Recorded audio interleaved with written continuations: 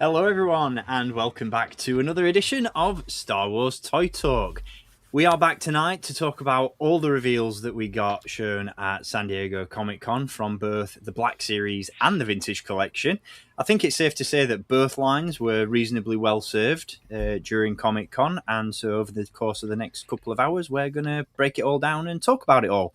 First and foremost, as you can see, we've got a couple of special guests joining us for tonight's live chat. We've got Mr. Stormtrooper Davis with us. How you doing, Alex? You all right, mate? Yeah. Just remember to unmute myself, but yeah, all good. Good stuff. And Tommy is with us once again from Blitz Transmissions. How you doing, mate? You all good? Good, man. You know me. I'm ready to just burn it all down and quit my collection. So let's talk some toys. If our last stream has shown anything, it's that Black Series is dead. True that.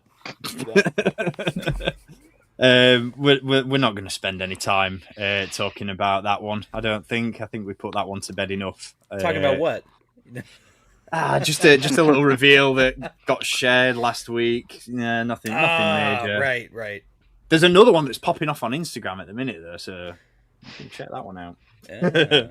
Unofficial, of course, but all the same. There we go. Like I said, yeah, I think I don't think I'm alone in thinking that San Diego Comic-Con was a pretty good showing for both TVC and Black Series. Oh, yeah. So to follow the order of Hasbro's own presentation at the event, we'll dive in. We'll shake things up a little bit on the stream because, as those who are watching probably already know, we are predominantly Black Series. We're all for the superior scale on this stream. We jest once again, for the most part. Or do we? But yeah, we'll shake the format up a little bit, I think, and we'll touch on TVC first because I think there's a fair bit to talk about with regards to what we saw at Comic-Con. Mm-hmm. So first and foremost, where shall we go? What direction do you fancy taking this one in, gents? Shall we go negative first or positive first? Because there's a little bit of both. I like to do negative first, personally. You know, yeah, let's get it out of the way. Yeah. Good stuff. I like your thinking. Buffering. It's all right. I'm dragging this one back from 1977. Just bear with me. Wait, I thought you were doing the bad one first. This is the best one. Oh, damn! What are you talking about? I'm just gonna get this one out of the way first and foremost. I think why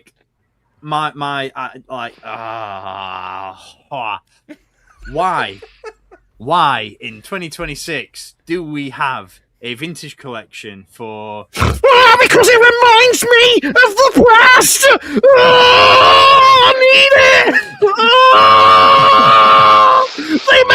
his hair yellow. Oh, it's the colours of vintage. Oh, but they couldn't paint the R2D2 right. Oh, give it me. Even though I can buy the X-Wing from Star Action Figures for £50, unless it's sold out by now. Oh! Thanks for joining us, everyone. Oh dear. Bloody hell. No, right. Talk me through this thought process, because why? There wasn't one. Why do we have a vintage collection and a retro collection running concurrently where the lines are getting blurred like this? What's the point? I don't understand what this is for. Because Steve Evans' mind of childish imagination knows no boundary. Correct. But, right, just hear me out on this one, right? So this might be a controversial take, and I know there's a lot of those floating around right now, but would this have not been better served as part of the retro collection? No, I agree. Yeah. I mean, I don't know all about mold degradation and all that sort of stuff, but would it have not made sense to have recast or remolded or whatever the process is, the old Kenner X-Wing, the smaller one, and release this in the retro line? They quadrupled the budget for next year for retro anyway. If they quadrupled the budget, I mean, they could have just redone it at that point, you know? I don't understand this. I'm sure Mr. Stevie could dig out his old X-Wing and he could have the bragging rights to say, oh, we used the mold from mine like we did with the Indiana Jones figures. Oh, look at me. Oh. Tell us how you really feel, Dan. I'm on one today. I'm sorry, everyone. It's been quite a day. No, mate, get it out of your system now, because this is quite honestly the biggest piece of dog shit I ever did see. You thought people thought that the reveal we made last week was mad? No. It's good to know the scales were balanced. I know people like that, don't they? Bloody hell. I'll tell you what, this almost makes me grateful for that Clone Trooper build-up set. Almost. Yeah. Almost, not quite, but almost. I just like I don't really want to spend a lot of time on this, guys, but just like, you know, I mean, Tommy, thoughts? Yeah, I've had an extensive conversation about this particular reveal. I think it's probably easily my least favorite of the entire SDCC week. The thing with this is it's like my buddy Scott Solo from Sarlacc Digest puts it perfectly. It's not quite retro and it's not quite TVC. It's like this weird gray area. And what really kills me about this particular one is, what does the TVC community, one of their biggest flags they wave around is, we want more new media. So I get like this is one of those releases, there is, to my knowledge, zero new tooling, new sculpting in this. It's a complete, the figures and the vehicle, to my knowledge, are a complete repaint. So you know what they could have done and people would have been excited for? Given it the New Republic X-Wing colors, and given us Carson Teva in the full X-Wing suit, because we have a brand new X-Wing pilot in the TVC line, and that ship and Carson Teva have shown up in the new movie, multiple seasons of The Mandalorian, the Ahsoka series, and people would have been ecstatic for a new outfit for Carson and an in-universe ship that people would be super hyped about. So beyond that, and it's also in the US, it's $140. I'm like, I just can't. My other thing is, I do understand there is a small audience that does want this.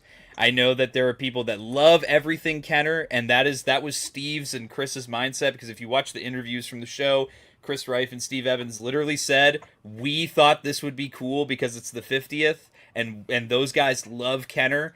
But this is just one of those that, like you said, I think ultimately it would have done much better in the retro line. Yeah, tell me you don't listen to your community by not telling me you don't listen to your community. It's just egregious, isn't it? I mean, I brought up the old. Well, it's not even old. What was it, last year when it was released? The cardboard cantina set with the retro coloured aliens in it. Oh God, yeah. That was offensive then, right? This is even worse. And I like I said, I just can't understand the logic in having. I mean, I get that. I know a lot of people have said already in the chat that it's budget and all that sort of thing, and I get that. That is what it is. But what is the point in doing releases like this when you have a line dedicated to stuff like this, where you don't need to muddy the waters? It just doesn't make sense. Does not make sense. And I'd not actually considered everything you just pitched there, Tommy, for the Carson Teva Republic X-Wing, but man, I'd have been excited for that. Yeah. New media, ticks a box, like new look for a character we already have all the tooling for. People would have been excited. Different outfit when you just do the X-Wing flight suit instead of the jacket. You know? Would have been perfect. Yeah. Yeah. It's rough. What about you, Alex? Any thoughts? So I saw this be announced, and then I've just not thought about it since. That's how you sell a toy. Yeah. That's it. Not in my moving swiftly on. Genuinely, until you brought this up, I'd forgotten about it.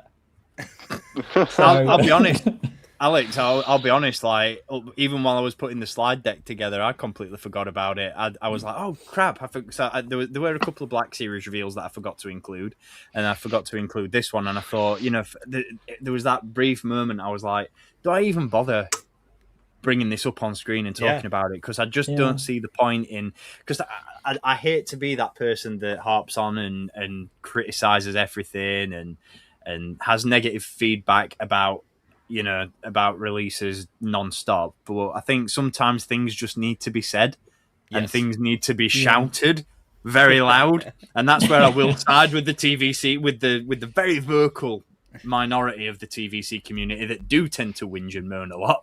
I will side with them on this one because this is utter, as James so eloquently put, complete dog shit.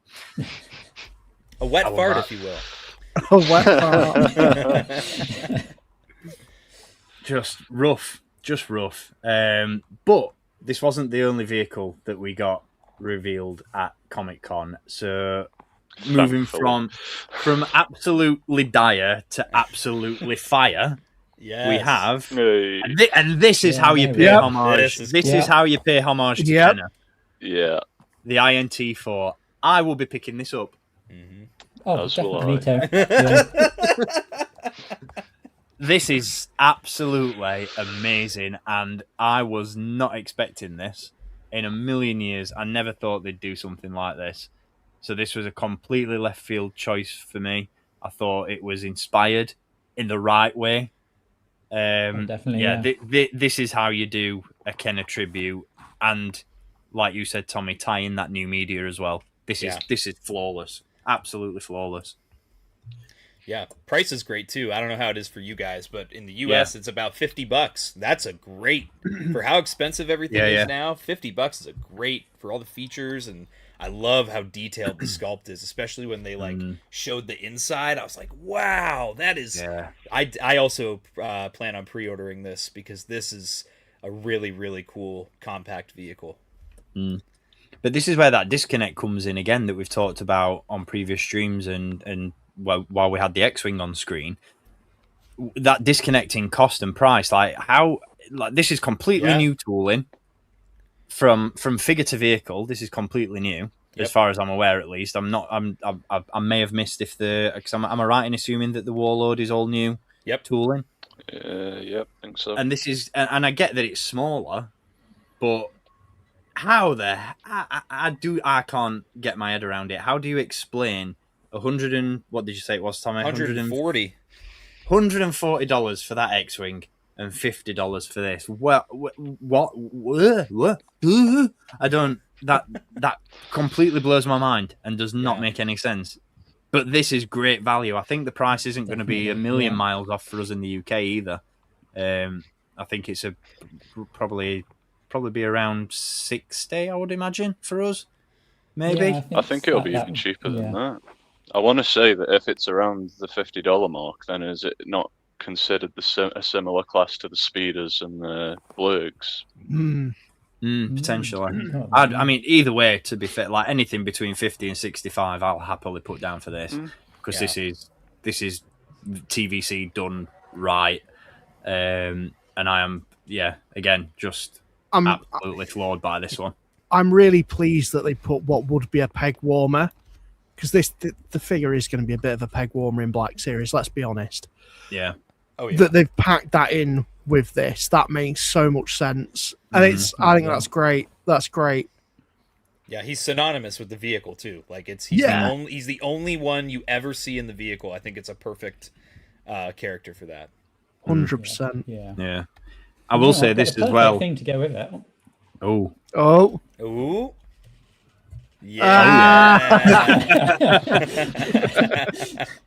It's funny you bring that up, actually, Alex, because the one thing that I did appreciate that Steve Evans put on his Instagram story a couple of days ago was showcasing the Legacy Collection AT-AT. Yes, obviously on that vehicle you can open the back, can't you? And the speeder bike can slot in there. I must admit, once again, my mind was a little bit blown that this wasn't something that they considered in the design process. It was something that he kind of just did on the fly and was like, "Oh, I wonder if that works." Okay, whatever. I'm not on that. I'm not in those meetings, but that's by the by. The fact that this actually it doesn't quite go all the way in, but it can be displayed to an extent with your original Legacy Collection AT-AT, which I think is great. Also translates to you're not having a new AT-AT. I mean, yes. But like Alex just showcased, we've got the popcorn buckets. What more do we need? They scale really nicely with 3 3/4 inch. Exactly. Yeah. I'm looking forward to this turning up so I can do loads of toy picks with my popcorn bucket. There we go. Awesome. I can't wait to see what you come up with this one. So yeah, this is what I'm talking about. Is this a resounding pre-order from all of us?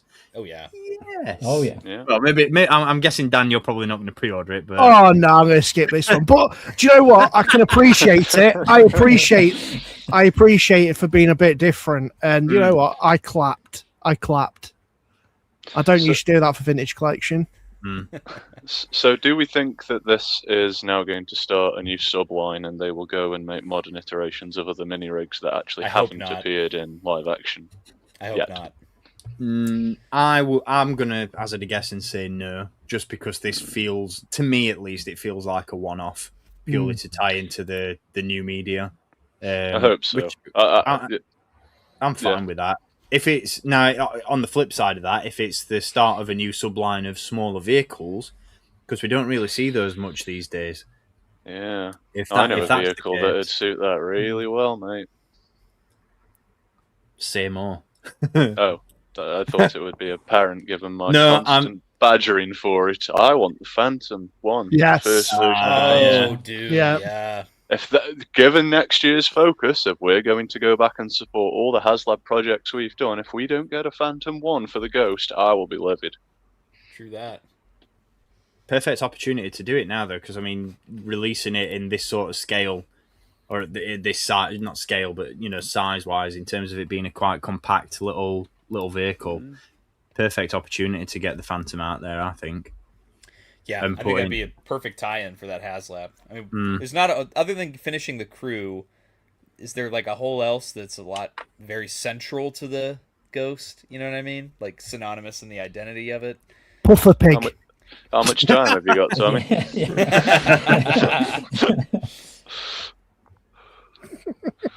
Yeah. No, I'm all for this. I like I said, I hope that it is the start of a subline of smaller vehicles. I think that'd be really cool. But as a one-off, I'm happy with it. I'll take it. Again, yeah, Alex, really looking forward to seeing what you come up with this one, mate. Yeah, that'll be cool. I feel like if I don't stick a pre-order in for this, I feel like seeing your images of it are just going to completely sell me. So, speaking of new media and keeping it on theme, again, probably not one for Dan, but I think in all scales we can appreciate this chungus, beefy, beautiful boy. Yes. Yes. Yeah, there we go.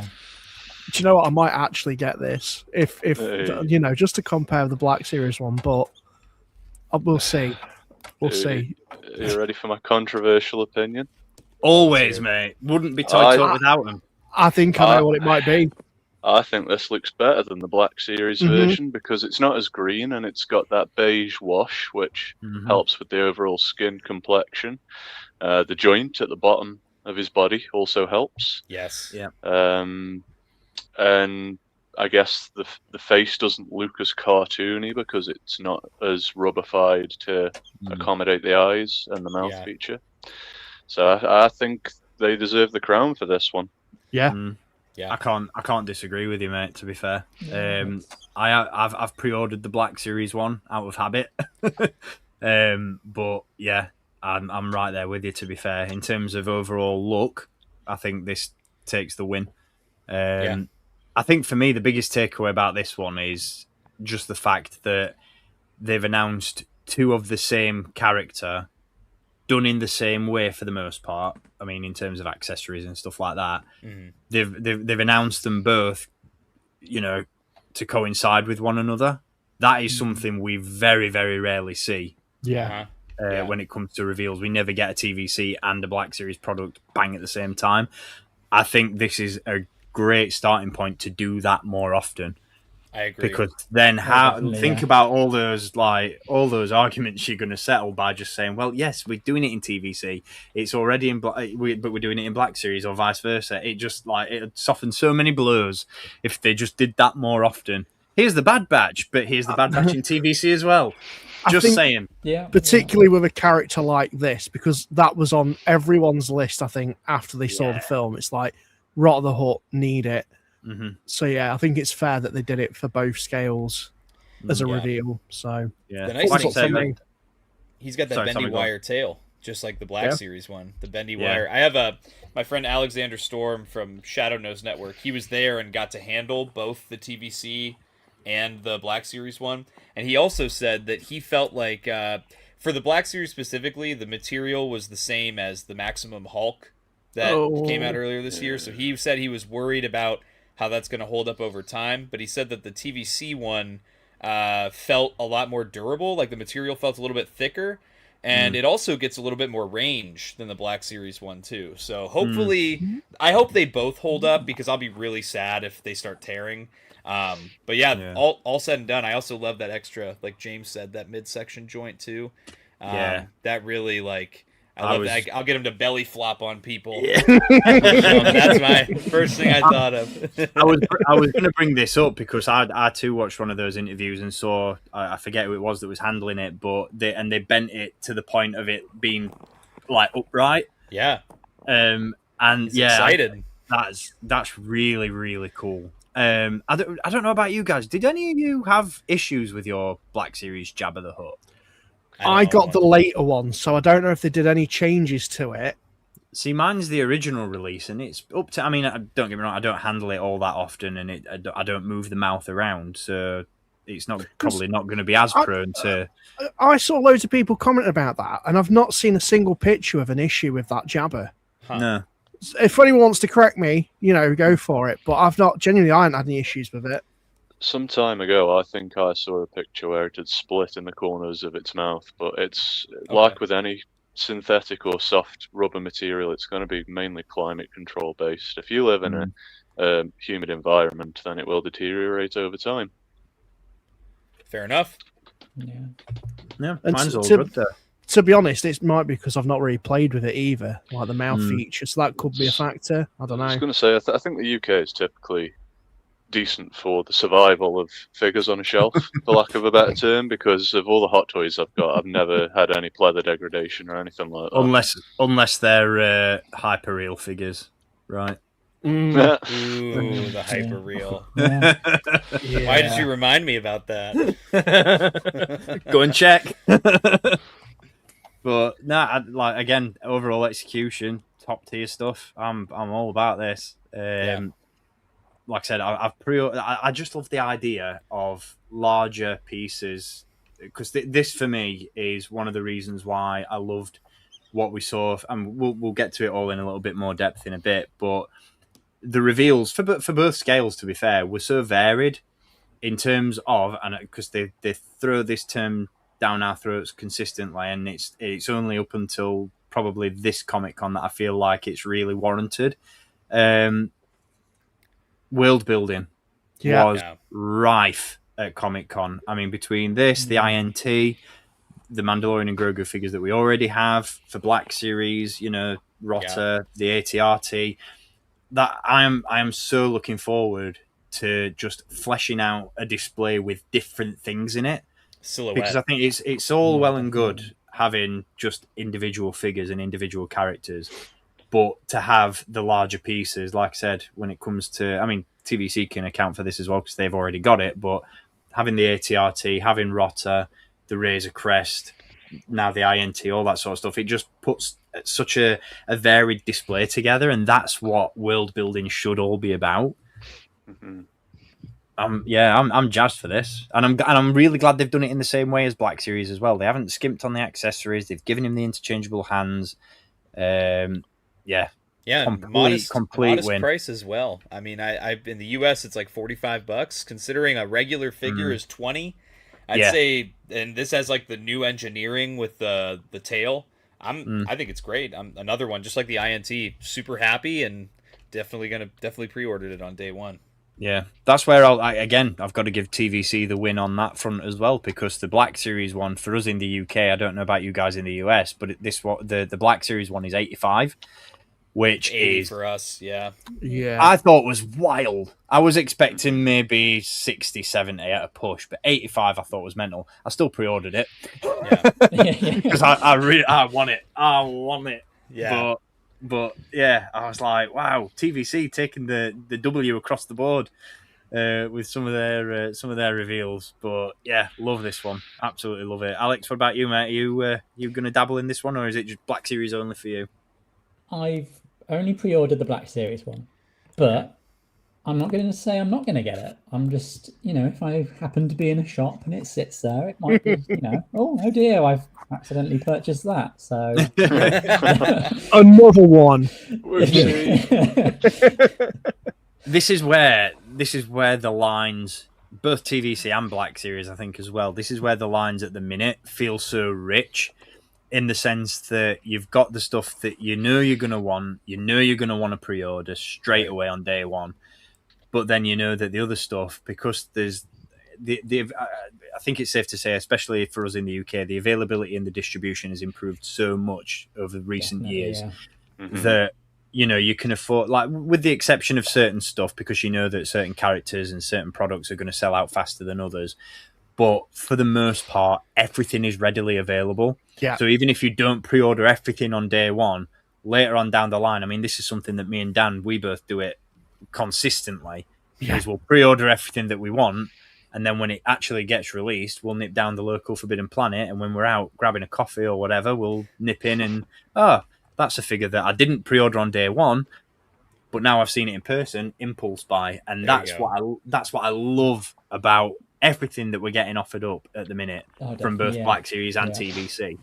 It feels like there's just so much. It's been a very, very long time since you've been able to pre-order stuff and then go, right, I'm done, I've got everything I want, and not walk into a store and be like, I need to pick that up as well. I need to cherry pick all this other stuff. Loving it. It's a great, for the most part, it's a great time to be a collector. And I think we're really back on the right track, I think, for the most part. So yeah, kudos to TVC on that one. Final TVC reveal, I believe, and I have encompassed these into just one slide because we will be here all night if not, because there's a lot of stuff to talk about. But just going back to what we touched on earlier about fleshing out the HasLabs and bulking out the world building aspect of TVC, very, very happy to see a full wave of Attack of the Clones figures to accompany the Republic gunship. So, Tommy, I'm going to let you take the floor with these because I know that how many gunships did you back? Was it 13, 14? Forget the exact number. I wasn't far off. 7. I think I'm in. Hey, that crypto and Bitcoin does you all right, doesn't it? Unfortunately, I don't have real money, so I don't know how I'm paying for them. But that's just the truth of not being an old fart. I don't have real money, and I never will. So yeah, this I was so happy, and I had a lot of conversations with people in the TVC community about this wave, because if you've been in the game for a really long time, I could see how maybe these didn't really appeal to you because you're thinking, I already have these characters. I have the older versions. I'm happy with those. But there are actually hundreds of collectors that are now either just casually or following along with TVC because of that gunship last year. Myself, my dad, tons of my friends, I've literally myself talked to hundreds of people that are now collecting TVC in some way, shape, or form because of that HasLab. So yeah, us getting into it, they chose to make the scene they were going to flesh out this year be the landing scene in the Geonosis Arena. And unfortunately, with the constrictions of the Vintage Collection, it doesn't sell as well as Black Series does. So I think people got a little too excited about what all was going to be included with the theme. And I think it's good that they made the 3 main characters of the movie characters included in this theme. I for one, I do like the battle droid as well, because earlier in the year we got that clone trooper commander, so now you have a corresponding battle droid commander to lead your battle droids into battle. And then I may or may not have pre-ordered about 18 of the super battle droids because I opened up that droid 4-pack, which includes the new super, and I don't know if any of you guys got that, but it is an amazing action figure. It doesn't have quite as much range as the Black Series does at the elbows, but in every other way, it's basically a shrunken down Black Series Super Battle Droid. So that's cool too, easily one of my favorites of the year. It was also on my 25 that I submitted for SWTVC's March Madness this year. He was number 3, I think. So I was ecstatic to get this guy. And I not to ramble on too long, but I absolutely love this. I pre-ordered a bunch of the supers and then a couple of the commanders, and obviously the 3 up here. I think my other point I want to make is that the Padme is such a slam dunk. I didn't when they revealed the other Padme at the beginning of the year, I bought that and thought they'll never do the battle damage Padme from the Geonosis Arena. And I know so many Black Series collectors that picked up this entire wave because it appeals to the younger generation that's broke and has no money. And so that's I'll leave it at that, because I could literally talk about this theme and this wave for hours and hours and hours, but that's my thoughts on that. I loved it. That's what it's all about. There Boom. we go. Luke in the chat. Haven't purchased a modern 3 3/4 inch scale Star Wars figure in 10 years. For the first time, I'm seriously considering overlook the current £15 price a piece and pick this lot up. I'm right there with you, Luke. I'm not going to go to the full extent of grabbing the whole wave, because hot take for me, Tom Ed, please don't crucify me, but I think that battle droid, if I'm right in thinking that battle droid is still the 2012. It's not. It's new. No. Is it new? It's My new. God. Yeah, Guess what? It has. Can I show you? Can I show you? Let me Absolutely, mate. Let's go for it. Because I thought it was just a repaint, because it came with all the aerials and stuff. Dude, so there's a couple new things on this. So the torso is actually new. He's got ball jointed shoulders. So those have some great range to help you reach across the torso, as you can see. And then the biggest thing is that the wrists have a swivel now. So you can make him hold the blaster in 2 hands. These ones also include the big backpack and the antenna. So you can choose. They have 2 different connectors on the back, so you could choose which accessory you want on your droids.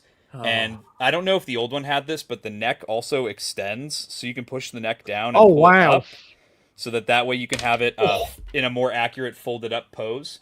And the hips also are on a ball joint, so they actually have more range than the Black Series does on the hips. So all in all, they also have the rockers, the forward-facing rockers, like Black Series does now on the ankles. So this figure is truly amazing. I already have a couple 4-packs opened of these, and I can't wait to get more. The new body, I have refused to buy any previous 3 3/4 battle droid, mainly because of the lack of swivel at the wrists, but the new one is just, I love it so much. You can do so much with them. Why did I ask? Why Yeah. did I ask? Like, look Yeah. how easy it is to get this classic pose, the Man. prequel trilogy two-handed pose. It's so easy to do. How's the lean on it? Because one of the main issues I had with the 2012 ones, because I've got, how many have I got? 3, 4. Oh, yeah, 3. I've got 3 on the shelf behind me, and they all just eventually just start leaning and doing the Michael Jackson tilt, and they all just eventually take a nosedive, and I'm constantly having to put them back on the shelf. How's the lean on them? Do they stand upright pretty well? Or I've had no problem with these. I've only had them for like a week or two, so over time it could change. But they actually, in my opinion, they stand way better than the Black Series ones, because Black Series just has a swivel at the hips. These have the ball joints, so you can like splay the legs out a little bit. And then also the ankles have the hinge and the rocker, whereas Black Series just has a hinge and a swivel. So because of all of that combined, you can really get them to plant their feet. And I've done them in running poses, kneeling poses. I have a bunch of like lined up on a shelf back here in all different kind of like very accurate to the movies battle droid poses. And I love these guys. Yeah, they're really cool. Just to build on your point, Tommy, I am a gnat's bollock away from ordering the entire wave. As somebody that's had no interest in the Geonosis campaign, to the point where I didn't order the gunship, there's just something so quintessentially iconic about this wave for Attack of the Clones. Yeah. The only complaint I have, and I wouldn't give a shit anyway, because the box goes in the bin.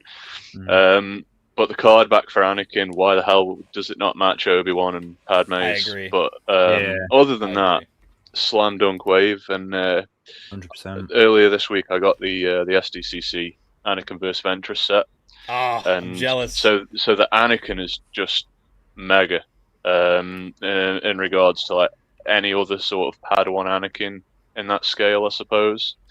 And I kind of think it looks cooler here in the darker colours. But for me, it's not necessarily Battle of Geonosis, but it's such a lead into the Tartakovsky Clone Wars that now I kind of feel like, do I get it? Mate, this is where I'm sat, because for me, the Anakin is a must-have.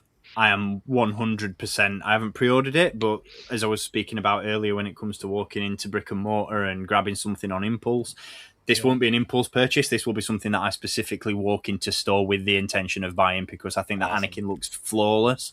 It's so good. Anakin, the Attack of the Clones Anakin for me is equally as cool as the Revenge of the Sith look. I'm hoping and praying that we get an updated version of that in Black Series eventually. Yeah, I think we will. Well, we will. Me too.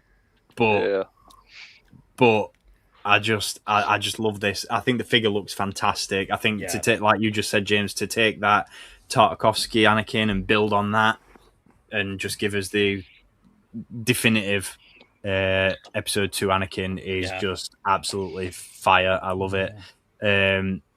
The Obi-Wan I'll probably pass on. I'm happy with the one I've got. The Battle Droid I have been swayed on. Thank you, Tommy. You just cleared my wallet out. I'll be getting the 4-pack though. I've got it. Sorry to babble so much. I just get man, it's good. Love it. Yeah, it's good. It's all good. I'm here for it. Just if you want to know, Steve, that 4-pack releases potentially tomorrow on Hasbro Pulse.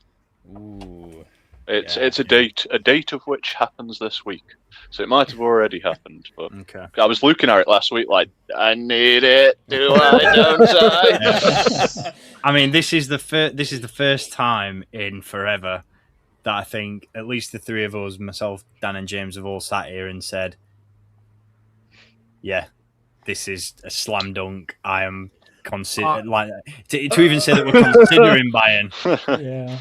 I've been heavily considering it, surprisingly, and I've got a big reason, because that, I mean, I'm kind of got a little bit of FOMO for not backing a gunship. I'm right there with you, buddy. Give me a dunce hat. Give me a dunce hat. I mean, to be honest, I'm glad I haven't, because I haven't got the fucking space for it. Yeah. But if I did, I would have a full Battle of Geonosis diorama and at the heart of it wouldn't really be the gunship. Mm. It would be the picador with the carriage. Oh yeah. Yeah, I love And that, have yeah. like Anakin and Padme on that. That'd be cool. I know it's a bit wussy. Shut up, chat, if you're coming at me. But No, man. come on, like it's Dan, aggressive I have a negotiation. very Like, similar thought, yeah, because Yeah. it's such an iconic piece of George Lucas dialogue. yeah, Well, then of I course, love it. You need loads of droids to be around that, so you That's can it. buy loads of them. Yeah. So this is the thing. If I'm not going to get the gunship, I may be swayed. I may be slightly swayed to get the picador, and because it's so weird. I've figured it out, Dan. Have you got a garden where you live? Because I don't know your housing situation, so I it seems do. like really crazy. It's mostly tune of jungle sometimes, but Get a fucking sandpit, mate. I actually think we've got one. Maybe I don't know. You don't need, to be fair, you don't need a sandpit with the heat wave that we've got at the minute. Like Well, the yeah. dead grass will suffice as a desert. Well, I could always go back home to the beach and seaside and take my toys with me, and then put them in storage. That'd be cool. There you go. Yeah. You fuckers. Well, I also one more thing on the droid too is that if you get the 4-pack, all 3 of the battle droids are individually weathered, so they have different weathering patterns on all 3 of the droid, which that's cool too. Yeah. Did we mention as well the fact that Anakin and Obi-Wan come with interchangeable hands? Yeah, That's I love cool that. too. Can we just give a bit of appreciation to Hasbro on that point? Because when I saw that, I was like, Can we give them a hand?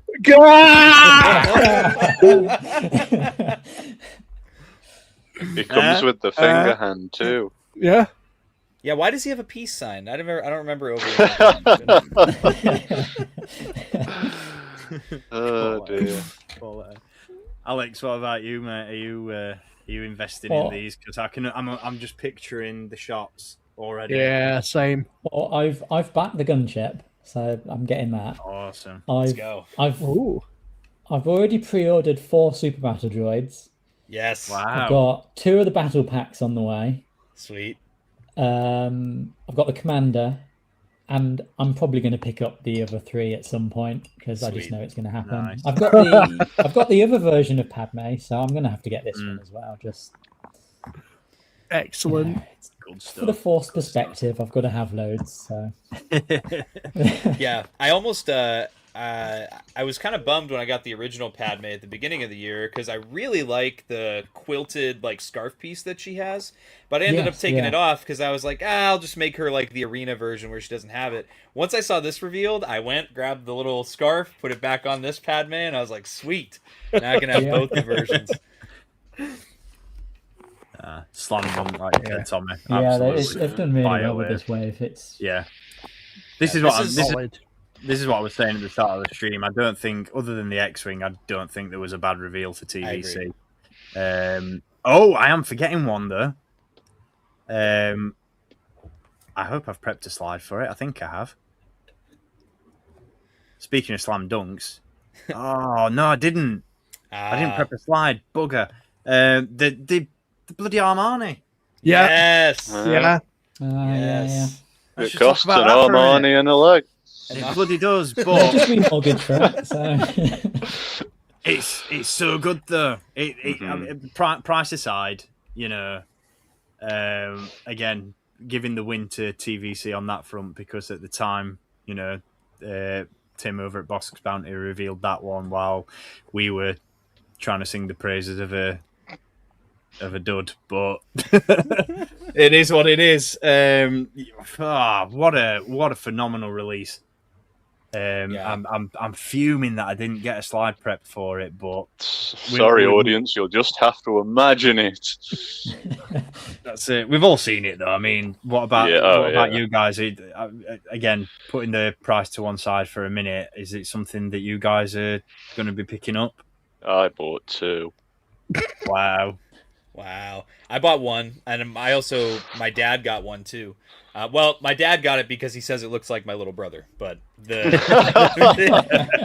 for me, it's so cool. Like, that's what I loved about the Clone Wars was it took, like, in my opinion, what are boring look like aliens that basically do nothing in the original films. I was never a fan of like the characters that just they look cool, but what do they do when I'm doing with my action figures? Like when I'm playing, like they just kind of stand around. So unless they were like, you know, leaned up against the wall in the background of my battle when I was a kid, I never really cared about like the patrons and everything. But like the Clone Wars, and this is the Dave Filoni brain, taking the things that were from the Kenner line and from the original movies and giving them like a little bit of a flair. That's what I loved about the Amani Warriors. So like you took a cool looking alien that just stands there, a man, and then you made them like in the movie when Din is in the ship and the wreckage and he's, you know, getting the weapons and the one like rolls at him like a droideka. I was like, that was where I was sold. Yeah. I was like, I need this as an action figure, and that's that Dave Filoni mind, man. I love that. So I had to get one of these.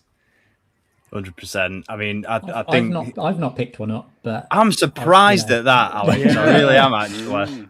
For me, it was genuinely the price point. I need to, you know, save funds for all the TK troopers I'll be buying. So we better get those, man, and you better get the reveal. Yeah, absolutely needs to happen. Yeah. But yeah, speaking of reveals, let's get back into it because there were some Black Series reveals as well at Comic-Con, naturally. So before we start breaking down each and every individual reveal, because there's quite a fair few to go through, I just want to get some overall thoughts, because like I said, coming out of that Clone Trooper build-up pack reveal stream we did, there was a lot of naysayers in the chat saying about, oh, this is a dud, Black Series is dead. But I think if Comic-Con showed us anything, it's that the Black Series is just going to continue going from strength to strength. The character selection continues to improve year on year. And if this is a sign of things to come towards the end of 2026, I can't wait to see what we're going to get in 2027. So just before we get into the individual reveals, were there any in particular that stood out to you guys that you're really excited to add to your collections? And James, we're going to start with you, mate, because I know you're the resident Clone Wars aficionado, and we saw a couple of Clone Wars reveals amongst that lineup that I think definitely spoke to you. Yeah. So, I mean, just talk us through them, mate. I think they look pretty fucking sick. No way! No way! Dude! That is awesome. Holy cow. Mandom's living in the future. Dude, those are awesome. Let's go. That's magic. That was so cool. Played to perfection. Dear. What a shot. You have no idea. Like, we've been talking about this all fucking day. Dude, I hope you realise I didn't open these after I finished work just so I could sell them in such a showmanny way. Dude, that was so awesome. But they look freaking incredible. Oh my god. Such a home run of a wave. Dude. That is awesome. That I had to like take a second to realize what he pulled up. I was like, what the hell's he got in his hand? You want to see them all close up, or? Too fucking right we do. Crack it open! Oh dude. my god, look at that. Oh, Crack it amazing. open. Amazing. So good. That's the one I'm psyched for. Same. Oh, mate. Same. Me too. Looks just crazy. This And one, that this one. one's for me. And that This one's for one. me. We manifested it. Toy Talk did it. So I did it. Dude. No, you can't see much of Marok because his cape's covering him. But He looks so much better than the original. see, I really like the original, but I'm very happy that I've got one for the mall shelf. Sweet. I need a couple of him. Yeah, Balin's I've skull. got Yeah. a few more. got a few more of these on order. Choice though.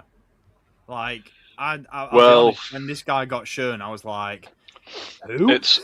We've only got one of these because of the other, because they Yep. share the same character models. As soon as they showed this one on the stream, I turned to Laura and I said, "That means we're going to get Gar Saxon eventually because the tooling's going to be shared." I didn't realize it was going to come in the same wave.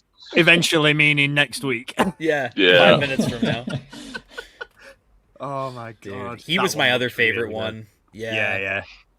Yeah, I can't wait to get this guy Dude. open. I'm so glad that they did that one because it would have felt so criminal to have gotten a Funko Pop of him, but not a Black Series figure. And that's a new rotary cannon sculpt, right? It is, yeah. Yeah. It is. Completely different to the That is awesome. Clone Trooper They one. did such a good job. Wow. Mate, just... Oh Is my the god! helmet on the Commando, is that a solid helmet, like a swappable one, or does it... On Gar Saxon and the Commando, they are both removable. Okay. I'll take that. I mean, Yeah. they don't look too oversized, so I'm... Oh man. Yeah, that doesn't look too yeah. bad. That sculpt No, it is doesn't really look bad at all, nice. Yeah. Yeah. I Thank need you. it. I need it. I'm just glad they didn't redo it on the that Jango Fett body again. Oh, Oh, God. yeah. I mean, Yeah. Horrible. Yeah. just use whatever is under these and like redo those other Yes. Mandalorians from the Clone Wars, Actually. please. The colours on that Gar Saxon look phenomenal. Oh yeah. Now I need them to put Root back out there and repaint it, Oh, because I don't Yeah. know about you guys, unless a digital render gets put out in a book or online from Maul Shadow Lord to show that the file originally had the jetpack, I feel like Hasbro were getting ready to drop her as a Clone Wars release I'm with you before that show, because the jetpack, no weathering. there. Yeah. Mm. The head sculpt as well for me on that one. It doesn't feel. It doesn't feel more like accurate to Maul. It resembles more of a younger looking Rook to me. The features on it are really soft for my. Yeah, I know what you're saying. Considering not the hair's dicking a separate piece, I think you could be right there. They could have just swapped out with a hairpiece and ran with what. I'm not out. dicking on it by any means, because I think it's still a phenomenal head sculpt. It looks really good. I mean, I've got a displayed helmetless on my shelf, but yeah, there's just something about it that she's quite a little bit more. I don't want to say haggard, but she's definitely looking a bit more like she's been through some stuff by the time Shadow Lord rolls around. Yeah. Oh Now, man, I gotta say, my overall thoughts are something that I personally have been wanting for both Black Series and TVC, which I think both lines did excellently for this. Ban that Darth Moocher guy. Get him out of here as soon as possible. better late than never, mate.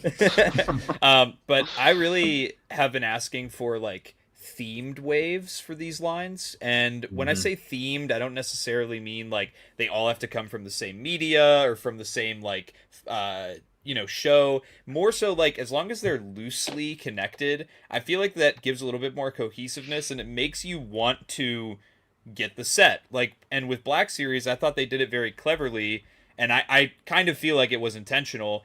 Every single character in this wave is connected to Maul in some way. Like, you have an adversary of Maul, you have people that are his teammates in the Clone Wars and in Maul Shadow Lord, and then Mother Talzin being the one who created Darth Maul. So, like, that to me, I think that is a direction they should keep going forward. Like, all of these characters loosely connect to this character or to this era or something like that. I think it would be that, I don't know, it just felt more interesting to me. It's the storytelling aspect that we've seen previously, because when the Jedi Temple Guard, and you had Barriss as well, and all that connection was just so smart. It's really subtle, but it works so well. I agree. So well.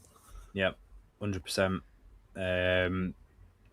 Again, we said it about the TVC wave. I'm going to say it about that wave of Black Series. I mean, we'll get into the images in a little bit and dive into some deeper thoughts, but bloody hell. Stunning wave. Absolutely. Although there's one character that we all know is missing. TK Trooper? Yeah. Bang the drum. Bang the drum. There we go. Come on. This is my 3D printed one, but he looks great. Yeah, just need this. This is my worry, Alex, because we know that this is actually the final wave for this year.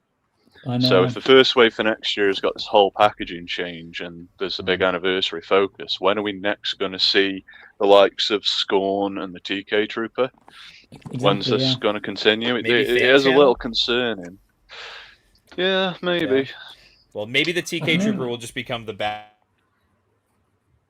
Apparently, I mute myself when I hit my enter key. I think the TK Trooper hopefully doesn't become the bad batch of the Black Series. You know, where like we just wait forever and ever and ever, and we don't get it because I want to stock. I want them in both lines. I want to stock my gunships with them, and I absolutely want. Yeah. I mean, they fight the Bad Batch, they fight Maul, they fight Ventress, they fight all kinds of characters. So I really My want only to get hope is that, like, with season 2 of Maul, when that releases, that they'll be like, oh, we've got to do it in that one. Yeah. Yeah. Well, the first season was such a success, like a commercial success too, that maybe they'll pump more energy into the subsequent season coming out. Yeah. Fingers crossed. And then I'll have to financially prepare to buy, like, boxes of them. For the amount of time you've been banging the drum, Alex, I'd like to think that you've already put aside sufficient funds for an absolute squad of TK troopers. I'd be disappointed. I like to think that Brandon will be like, you know what? I'm going to send you a box. Yes, for photography. let you do the figure photography for this list. Yeah. Hey, How about that? This, Now that this was is what needs to happen. Like when you get individuals in the community that are so passionate about a particular character. Yep. I don't think it's expecting too much for Hasbro to then partner with them for a reveal or for a first review. I've said this to you before, Steve, about Kyle Katarn. Who? Who? Who? Never heard of her. Cock or what? I just think that this is this is how you get a fan base engaging, I suppose. With the company, but what do I know? Hey, is don't the just TK trooper equivalent to a cloner? Like, what is the term for the TK trooper obsessed people? We'll have to figure that out. Ooh, yeah. Oh, yeah, I don't know. You got cloners, you know. Suggestions in the comments. TK doesn't have the ring to it, I don't think. So let's get some suggestions in the chat, and we'll come back to it. Yeah, let's get into Black Series, and let's talk in depth about those reveals that James very kindly gave us a little mini preview of. So, James, I noticed someone mentioned in the chat earlier saying, "Holy cow, can't believe you've got those this early." When are the reviews? I know you've said that reviews probably aren't going to be a thing, but we're going to get some tasty glam shots on Insta. Yeah. Just to cover it briefly, because I actually got a message this morning on the ATRT post that I put. I can't wait for your video review. I thought you're going to be waiting a long fucking time. I will be completely blunt about this, and this isn't to disrespect people that have come out and positively supported the reviews that I have done, but I'm just tired of putting a lot of effort into something that doesn't get a whole lot of engagement, because people have got all these artificial tools where they can create something in 2 minutes and not go viral within the next 5. So fuck it. On top of that, I'm just getting fucking safe. I'm sick of the retards coming out of the woodwork and asking stupid questions. Can you put this head on? It's a completely unrelated character. No, I fucking can't. You don't show the articulation enough.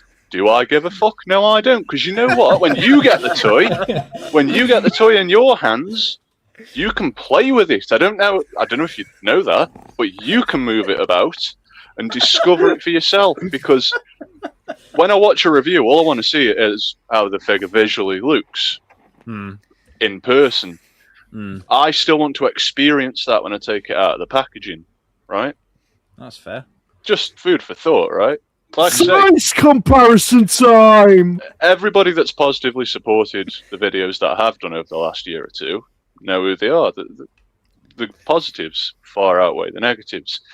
But for me, when I was getting waves, because I'm in a fortunate position to get them considerably early, I started to feel like there was an overwhelming weight on my shoulders to crank out the content because I've got them early, so I should. And I just felt like it was going down the wrong path. I want to enjoy the toys first, because I got Black Series figures like way back when Landspeeder Luke was doing early reviews. I was still getting waves early. I just didn't do much with them, because first and foremost for me, it's about collecting the toy. I'm an impatient son of a bitch. I want my toys, and I want to sit and play with them after I've been to work, because I've had to adult, right? So that's what ultimately I need to get back to. I will still post full shots, pictures, whatever the fuck you want to call it, they'll be on my Instagram. They'll always be on my Instagram because I enjoy taking the pictures that I do. Because it took me years to actually realise, you know what, I could actually be a little bit good at something like this. And I like to scroll down my Instagram now. I mentioned this years ago. And I don't pretend to be a fantastic photographer by any means, but the fact that it shows progress over the years, I'm happy with that. It's like my own little mini journey. So, and I mean, I've got if I've got them in hand, I may as well be one of the first people to post them, right? Because absolutely, I've got to be both self-gratuitous and fucking give everybody a good look at them. We've spoke to Brandon about this before. If I get some material and I want to give somebody a look at it, I want it to be a HD image. I don't want it to look like it's been taken on a potato, as we've seen many a time. So that's my TED talk. If you disagree with me, good for you. If you agree with me, thanks very much for coming. I think you've kind of like inadvertently, I think, but you've hit the nail on the head, James, to be fair, because I mean, yeah, I'm in exactly the same boat as you. And I don't think I've ever come out and said it on a stream, but one of the reasons why I've taken a massive step back from doing actual video reviews is not because of the lack of engagement, because first and foremost, I think if you're not making content for yourself before anyone else, there is no point in doing it. Unless you are enjoying doing what you do, there is ultimately no point in doing it, because the minute that you start doing it for others, I mean, don't get me wrong, it's nice to do it for others. But the minute that you purely, like you said earlier, you felt like there was a weight on you to be because you'd built a reputation around yourself as being the guy that gives the first look at stuff. You put unnecessary pressure on yourself, and it starts to feel like a job. Yeah. And I've always said about this hobby that I would never want this to be my job, because if collecting and doing the reviews and getting together with you guys and doing the live streams ever became a job that I was obligated to do, what would I do in my spare time? Yep. And that's what it boils down to. I think you've really got to, if you do it for a job and you get a kick out of it and it's still as fulfilling, more power to you. Like, I'm jealous, but it's that level of commitment and schedules, and I just can't. I mean, fair play to you, Dan, for cranking the content out as regularly as you do, and likewise, Tommy, for the videos that you keep putting out. But I've taken a massive step back from it, just because I would much rather just get together on one of these and just shoot the breeze, do it all off the cuff, and just get together and have a chat about stuff rather than having to sit down and script my thoughts and feelings about a figure. If I get to the point where something grabs me enough that, and I think this is where my mind and yours link up, James, is that if I get something that I think, holy crap, I need to talk about this on a video, then fair enough, I ultimately might do that. Just a case in point, going a little bit off topic, but this is something that I am seriously considering jumping in and doing a review of, because this is talking to me, right? And I'm feeling it, and I'm like, God, there's so much good stuff going here, and it's different. And it's not the same old, like, as great as Black Series is at the minute, I am a little bit fatigued by, there's only so many figures that you can put a review out of and, fire up the excitement engine a little bit. As excited as I am for all these figures, I mean, like I said, I'm passionate and I love the stuff, and it's getting me, my juices flowing, and I can't wait for this wave that we're about to talk about. But like I said, James, I just ultimately think you've got to do it for yourself first and foremost. Yeah, There's no mincing around it either. We've always been very loose-lipped on this show, I would like to say. We don't mince words. I'm just telling you the truth. I'm not trying to be arrogant. I'm just, I don't see any sense in beating around the bush with it. That's how it is. That's all I'll tell you. Absolutely. I just make my videos because I'm a massive narcissist and like editing the sound of my own voice. Well, we like listening to it, Dan, so don't worry. I'm glad someone does.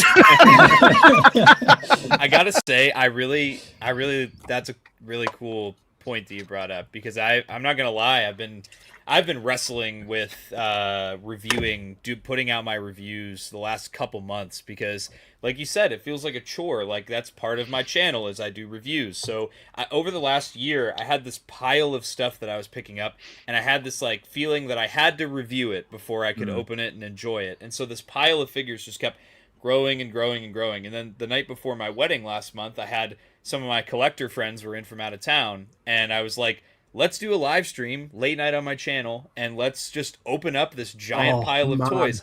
And it was the most fun I've had. Like, I wasn't even opening half the figures. Like, my friends were opening the figures, and we were all just sitting around, like, TVC, Black Series, Hot Toys, old Star Wars toys, and we were just like, I was having so much fun. And my dad brought up a good point to me on our last podcast, was like, it feels like, you know, you look at like Fig Talk, which is like the TikTok action figure community, and you look at like, a lot of people are treating this hobby like they're buying the figures for content, not for their passion for what it actually, the thing that they're buying. Like, they don't have a connection to it. Yeah. They're buying it because they know it's going to get views, or because they can make content on it.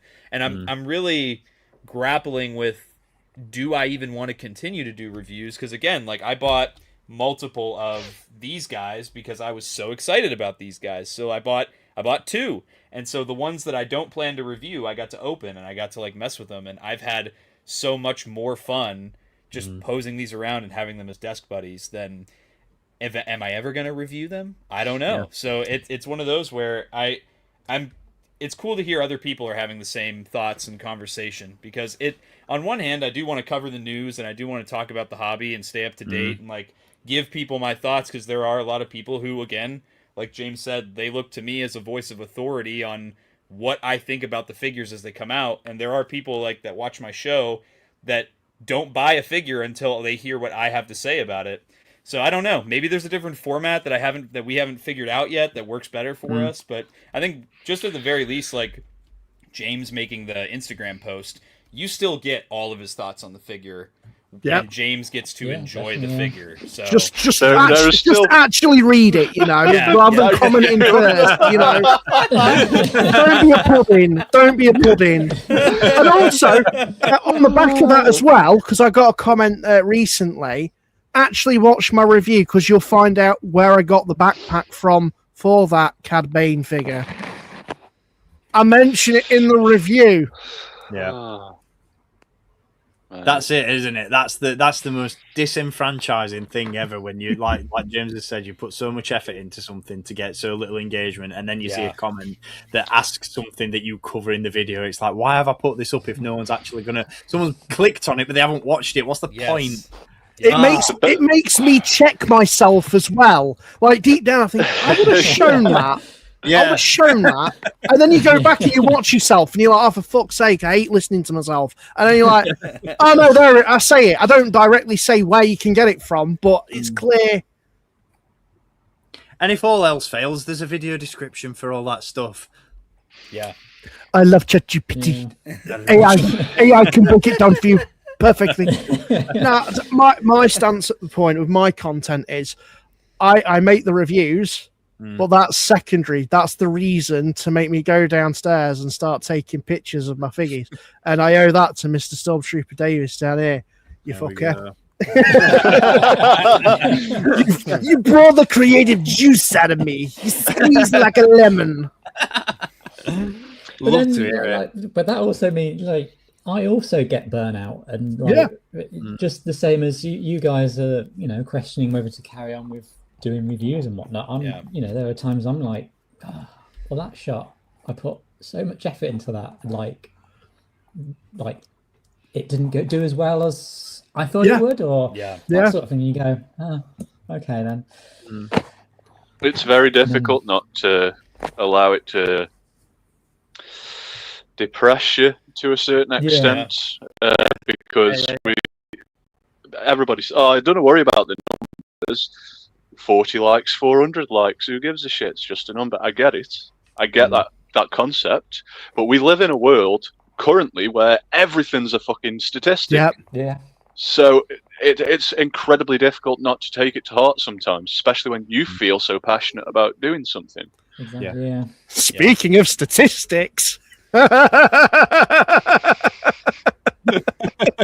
Shall we touch on that before we get into Let's do some market research in the weakest possible way possible.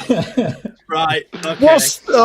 Fucking gloves are off now, lads. Here we go. Right. So yeah, again, we will get to Black Series in a little bit, but we did for those of you that may be joining a little bit later, we have just wrapped on TVC. Mm-hmm. So before we get into the Black Series reveals, there has been a lot of noise in the community over the past few days surrounding a certain packaging line and certain suggestions and certain changes that may or may not be implemented. And I think Dan has thoughts.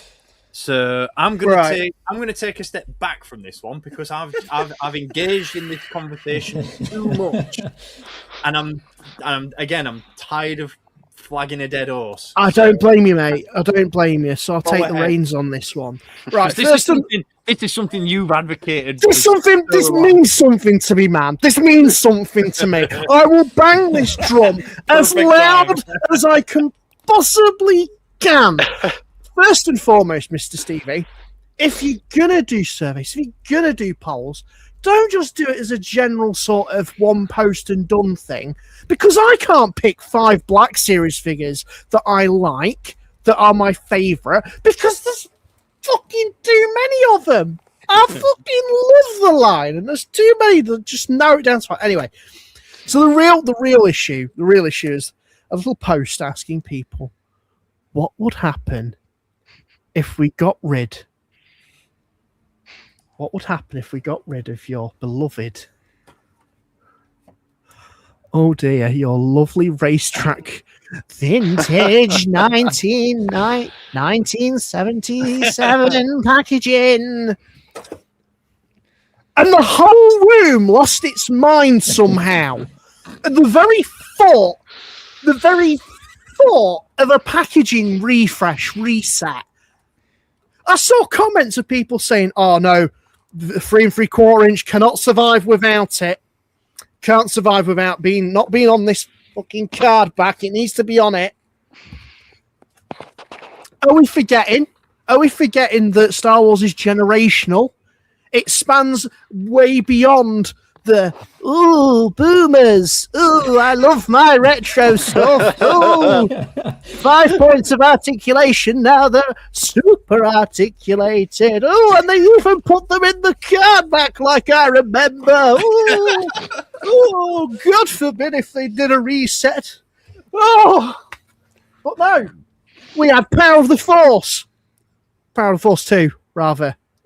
We had fucking the films, the packaging that they did for the films. Revenge of the Sith, absolute fire, quite literally. Clone Wars, 30th anniversary collection, Saga collection. There have been so many packagings, and yes, they were quite egregious and maybe a bit costly.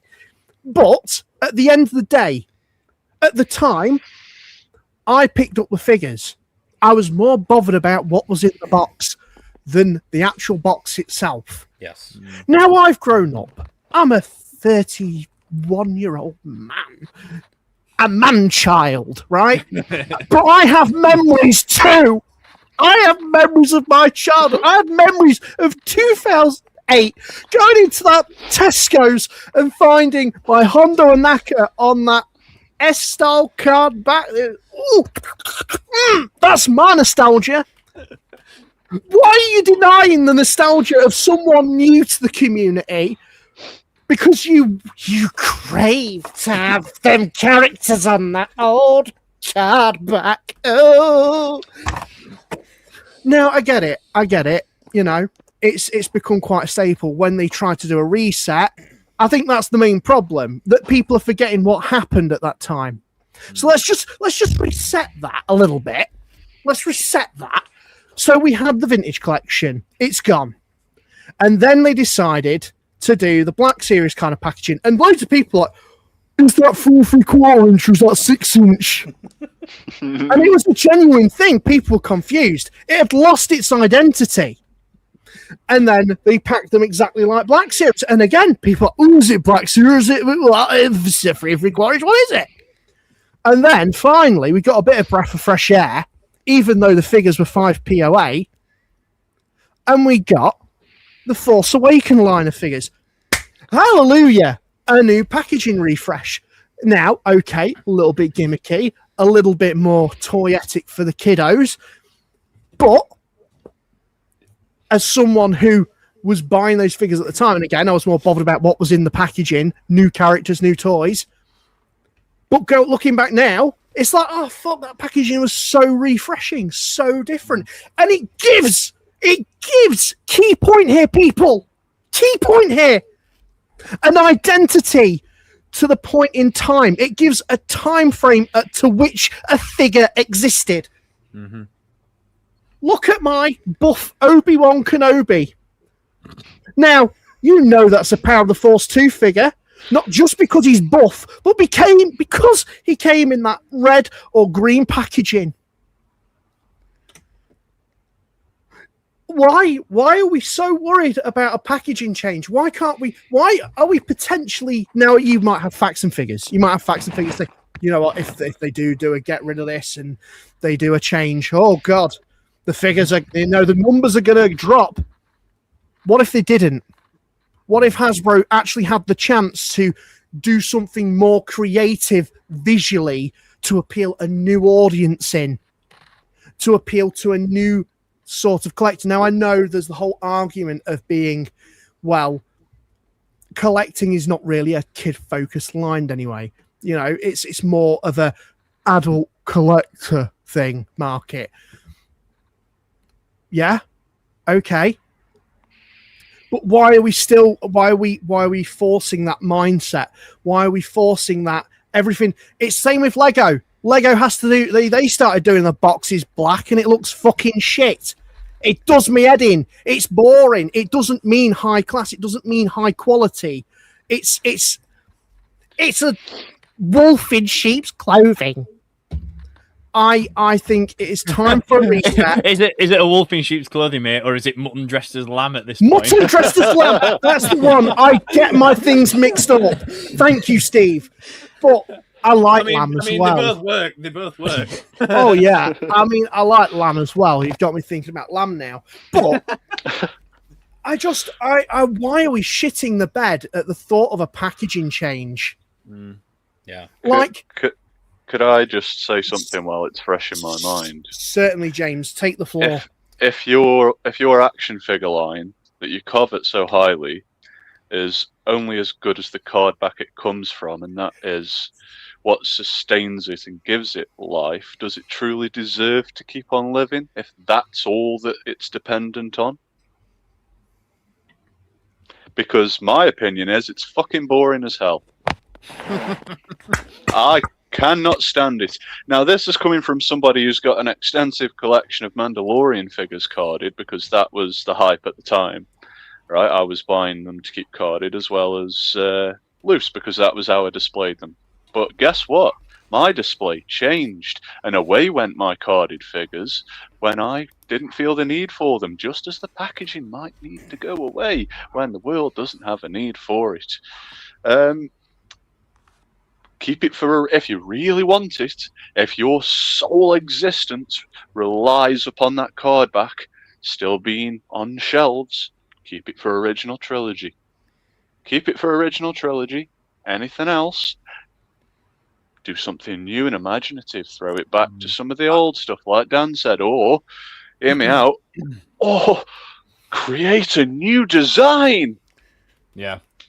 I think this is where. Sorry, Dan, just to interject. No, go for it. I think this is where some of those polls really, like a lot of people, kind of like had the right idea when it came to what to do with the line, because a lot of people were saying you can't carry on calling the line, the 3 3/4 inch line, the vintage collection, but change the cards. Correct, you can't. The vintage collection should always be that vintage card. And I'm not saying there's anything. I know Dan has, and James has, but there's no. I don't think there's anything wrong with it. I just feel like it's just at this point, it's just been oversaturated. Yeah. It's been overdone. and it's time for something new, by all means, keep the vintage collection, because that's what it is. If you change the card back to for argument's sake, a clone trooper helmet design akin to 2008, but still had the vintage collection logo on it, doesn't work. No point doing that. It's redundant to do that because that's not the vintage collection. But if you have the vintage collection running alongside either, and I've got no gripes with the vintage collection being the main 3 3/4 inch line. I think Hasbro have backed themselves into a corner at this point where that is the 3 3/4 inch line. Yes, and no one else will, nothing else will suffice, right? And that's fine because it is. I feel like in this day and age, you do have to have an identity. You have to have branding, and that is what the vintage collection has done. So I'm there on that front, but like Dan said, that instantly cancels out the nostalgia of other generations. And as Dan very eloquently put, Star Wars is generational. There are fans who entered this hobby in the 90s. There are fans who entered this hobby in the early 2000s, the 2010s. One of the biggest bits of feedback and the most amount of comments that I still get on some of my videos is, I was watching your stuff during peak 2008 Clone Wars. That I would go as far as to say that sort of packaging and those sorts of figures are equal to, if not, I'll not say more because we're not at that point yet. They've not started dying out yet, but we're at that point where that level of nostalgia is becoming equal to the nostalgia for the original stuff. Yep. Yeah. They're not gone, but they're getting close. They're not So you're essentially just you're keyholing the market, and that might, and I know Matt's mentioned it in the chat. That might be where the majority of the sales comes from. That's fine. It makes sense from a commercial standpoint. But just for the sake of doing something different, can we forget about statistics for a little bit? Forget about numbers. Forget about money and fake money as fake money. See, that's your biggest problem, Steve. Is right? The Clone Wars generation. We all just live in mom's basement and don't have real jobs. This is and real money, and we never will. Get rid of all that. Get rid of all that, and let's just speak in hypotheticals for a minute. And I know that's not how the world works. I appreciate that, but let's just say for a second, and this is what this before I started rambling. I apologize for the rant and the tangent, but this is where I was going with it before I started ranting. Was some of the people in those polls that Steve Evans posted on his Instagram had the right idea. Keep the vintage collection as the main line, as the main 3 3/4 inch line,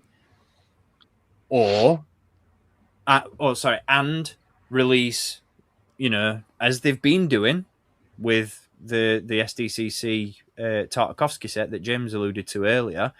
Release an exclusive or a set or a subline of figures like the droids, like the Ewok stuff.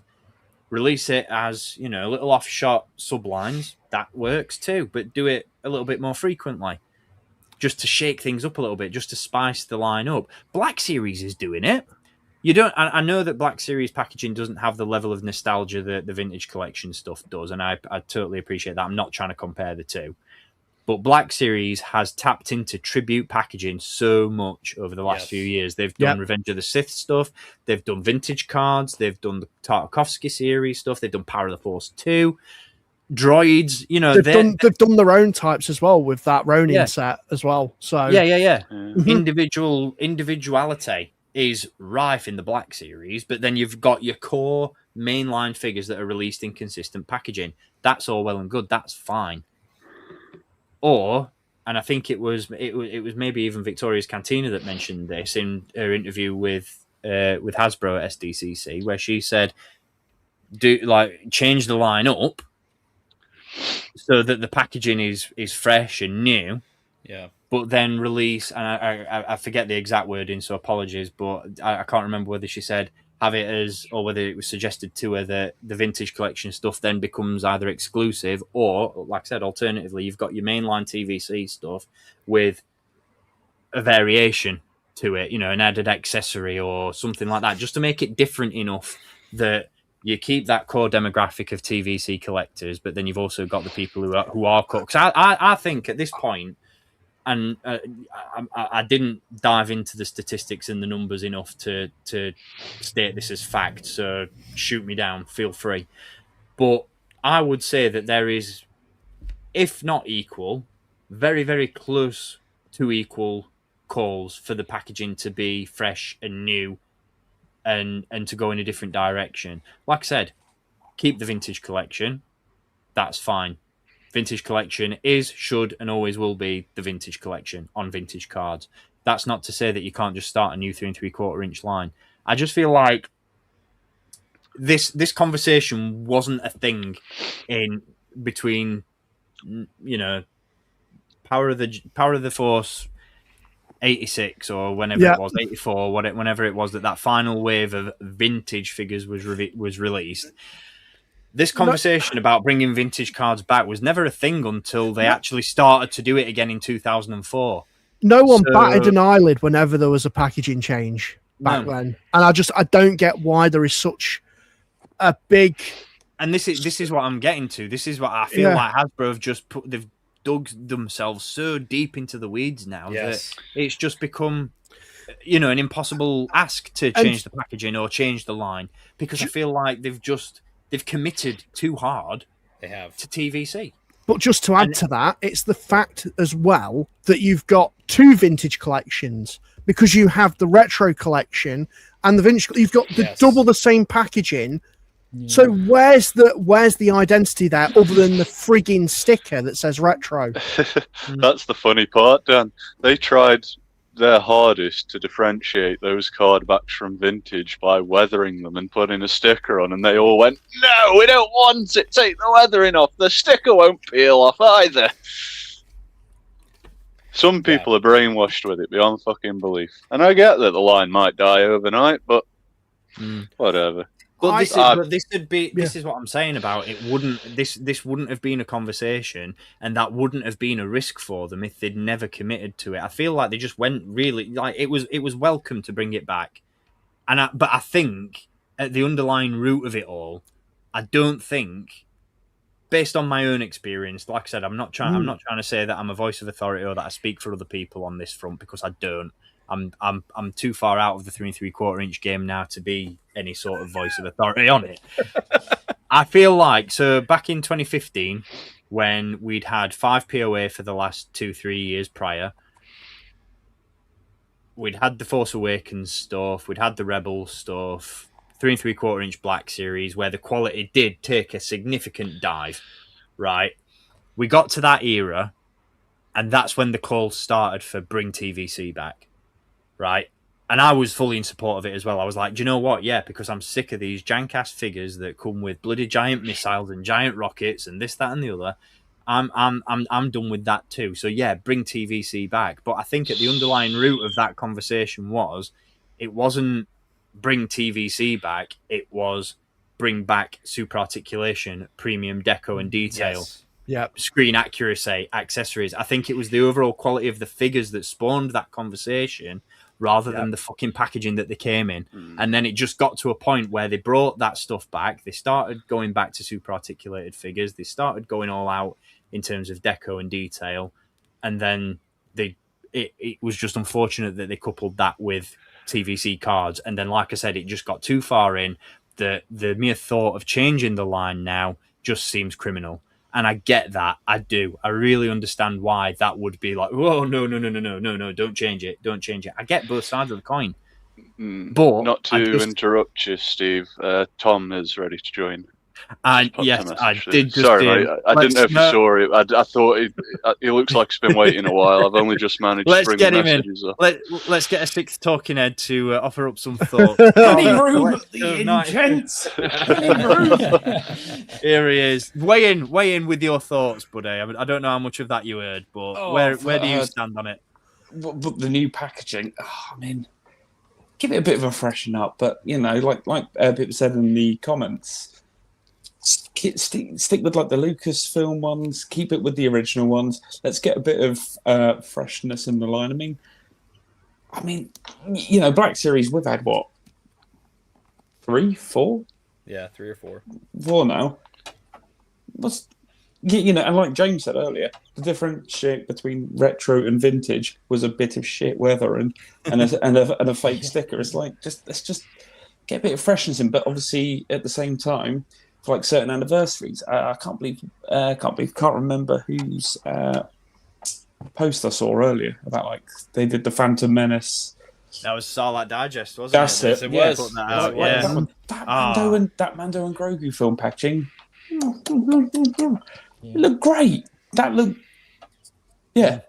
just a bit of freshness. But I don't think there needs to be such militant animosity towards it. Yes, like,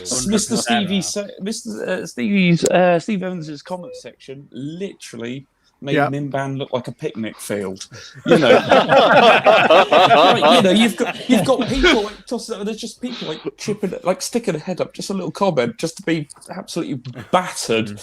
But it's just like this. Yeah, come on. It's a topic that doesn't need animosity. At the end of the day, it's a bit of cardboard. I mean, but if you collect it, I do understand because you know you've got a whole load of them to then all of a sudden, shit, that bright light. You've got a whole collection, and then all of a sudden it's changed halfway through, and I get that. But you know, if it's done well, and not just flip-flopping in between, like you know, vintage collection going to Black Series 375. Yeah. I worked at the Entertainer when we got all those £3 figures in, and then back to the vintage collection. If it's done properly, with you know, I can't see there being an issue, and you know, a bit of freshness in the line always goes amiss. How else are you gonna, you know, go to your Entertainer and single it out from the Reavers and the Lando and his snazzy little shirt number? You know, this is it. I've made an arse, right? This is ultimately it, though. I think everybody's just like everybody who sits on the negative side of the fence of this conversation. I feel like, and again, not trying to. This is just from my own experience. This is just from what I personally have seen. Everyone who sits on the negative side of the fence of this conversation, who is so anti-change, has purely lost sight of the fact that this is about the action figures and not the packaging. It's all like so. I'm struggling to see what the sort of like alternative side of this argument would look like. So what if Mr. Stevie had put a poll out there saying, if we were to sacrifice articulation and premium details and accessories for the sake of continuing TVC, because let's just say, again, hypothetical, I know it doesn't, but the TVC cards are just eating way too much into our budget, so we need to scale back in other areas. Would you people be happy if we scaled back on articulation and detail to keep the vintage cards? I genuinely think several years ago that conversation, that if that topic or that subject had been broached to the community, everyone would have said no, scrap the cards, keep the figures to the standard that they are. Now I'm not so sure. I genuinely think there are people out there that would be like, yeah, I'd sacrifice a bit of articulation if it meant keeping the cards, and that to me is mental. Especially if you look at how far the articulation has come from, you know, the Noel Edmonds looking Obi-Wan with his arm like that, you know, to now we've actually got something that does resemble Ewan McGregor and not a prime time quiz show. But the knees are wrong. The knees are wrong. Like I said, for the sake of consistency, I get the argument against changing it up. Because, like I said, we're at that point now where 3 3/4 inches is the vintage collection, with, you know, in all essence. But like Heavy's just mentioned in the chat, Power of the Force, Phantom Menace, Attack of the Clones, Revenge of the Sith, Clone Wars. Pretty much every year, at least every couple of years, we had a packaging change, and I don't remember anyone complaining about consistency then. All they cared about was that the figures were fantastic. I remember when the packaging changed over to the Clone Wars, and obviously all the Clone Wars figures were then released in that animated style. I was one of them in 2008. I don't like that. I didn't complain about the packaging. I complained about the figure. And then ultimately I fell down the rabbit hole of, these are pretty fucking sick. I like these. So, do you know what I mean? I just think if it was me, if I was in charge, I'd say to hell with the controversy. I'd throw it out the window. I'd change things up, but I'd keep the consistency and the quality of the figures themselves the same. And that is what it ultimately boils down to. I said this on, I don't know whether I put it in a comment. It might have been in a private chat. I don't remember. But I said, first and foremost, I'm an action figure collector. I'm not a cardboard collector. Yeah. And I get that there are people out there that are carded collectors. And again, I appreciate that. I've got multiple examples of carded figures in my collection. But that's what I like. I like that eclectic mix of, like Dan said, different eras, different packaging designs, being able to pinpoint a moment in time. So I've had a thought about this as to how they could do it. Right? Fuck the vintage collection packaging off. Okay. Bear with. No, bear with. Dan's going into witness protection as we speak. Bear with. I think we all are, mate. You get a packaging refresh. Same quality figures. Just, from whatever media. Maybe have a focus because we've got Starfighter coming out, for example. Make it a movie-specific tie-in line. But then, vintage collection exists as archive collection. Yes. For 3 3/4 inch. Okay, interesting, yeah. So you have the vintage cards. You probably have a couple of re-releases to bring new collectors up. You get your Darth Vaders, you get your Luke Skywalkers, you get your little Stormtroopers as well. But then you also include a few little spicy characters from EU, from what other media that maybe fans pitch or poll. Do them as fan polls, maybe. But do it as an archive line. Vintage collection, I'm not saying get rid of it entirely. No. I'm saying keep it as a subline. Evolve it into something like Archive was for the Black Series. Well, this is it. I mean, my favorite era of, and I use the quotation marks because I know it wasn't TVC, but my favorite era of TVC was the fucking Ultimate Galactic Hunt mail away stuff. Remember when you had the main line? So at the time you'd have, Saga Collection, 30th Anniversary Collection, whatever it was. And then you had the exclusive stuff where you'd send off for the assortment of vintage figures. And that's why vintage felt really, really special at one point in time, because you had a limited number of figures that came on that card back. And it was like, oh my God, I remember the excitement I felt in 2006. As someone that was born in 1991, I never got to experience the joy of seeing vintage cards on pegs. I fucking do now, and it's not joy. But it used to be special. It used to be special, didn't it?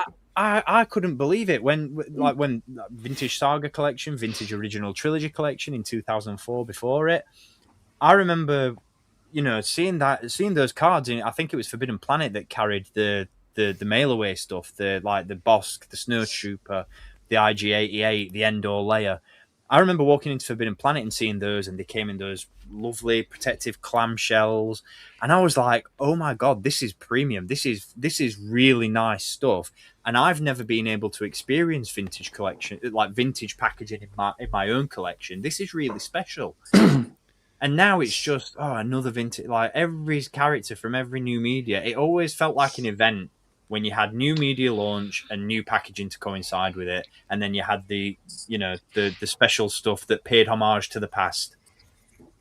That's what I always loved about it, and I feel like it's just completely lost sight of that. And that is why I will always say, not from a packaging perspective, but in terms of capturing a line of figures that caters to every generation. I'm not even going to say every fan, but to every generation. That is why Legacy Collection, in both name and execution, will always be the GOAT. Yep. There we go. I'm done. That's my 2 cents. Well, I mean, you hit it on the head there, like you say, like for a generation.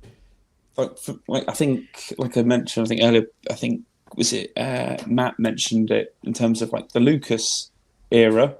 Keep that on the vintage card. Perhaps maybe move forward with the new generation from the Force Awakens going up forward. Maybe like you said, like was it? So, oh god, this is where I'm going to get absolutely roasted alive. Was it the legacy with the Stormtrooper helmet? Change that to the Mando helmet.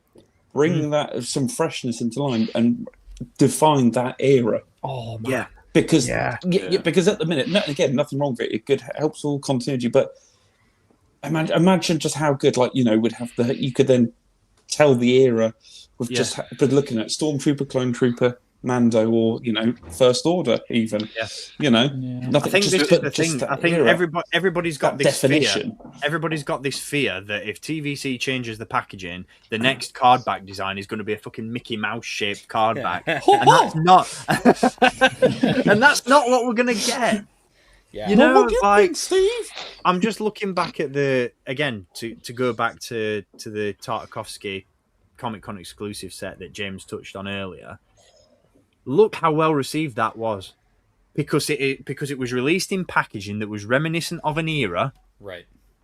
And it resonated with the people that grew up in that era. Yeah. And like Matt said in the comments, it makes so much sense to release newer media, characters and figures on packaging that is reminiscent of that era than it does. Like I think he mentioned, why have we got Cal Kestis in Imperial Guard, in Imperial officer disguise on a vintage card, but we don't have a vintage Zucker? How does that make sense? Tell me, make it make sense. And that's what it boils down to for me. I think you've just got to have stuff that speaks to every because there's a lot of us now.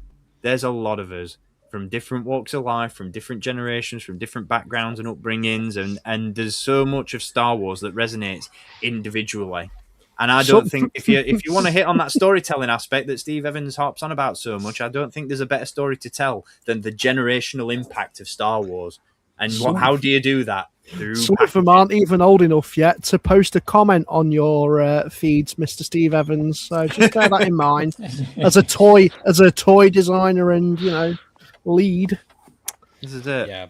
I think for me, and I hope I don't go on a Dan rant here because go for it, mate. And run away. Come on.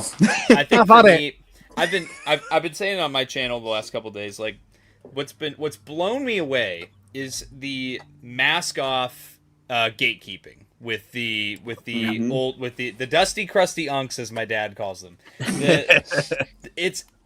I always knew that this was the attitude, but they've for years now, they've worked really hard to keep the mask on and be passive aggressive about it and not but what has really killed me with this whole packaging thing is I've had so many people message me trying to educate me on why I'm wrong and why the whole 3 3/4 collecting community will collapse, and they'll threaten that they'll quit collecting altogether. And I sit there, and we just got done talking about 30 minutes ago here on the stream why we think we collect for the passion and not collecting inventory, collecting content, right?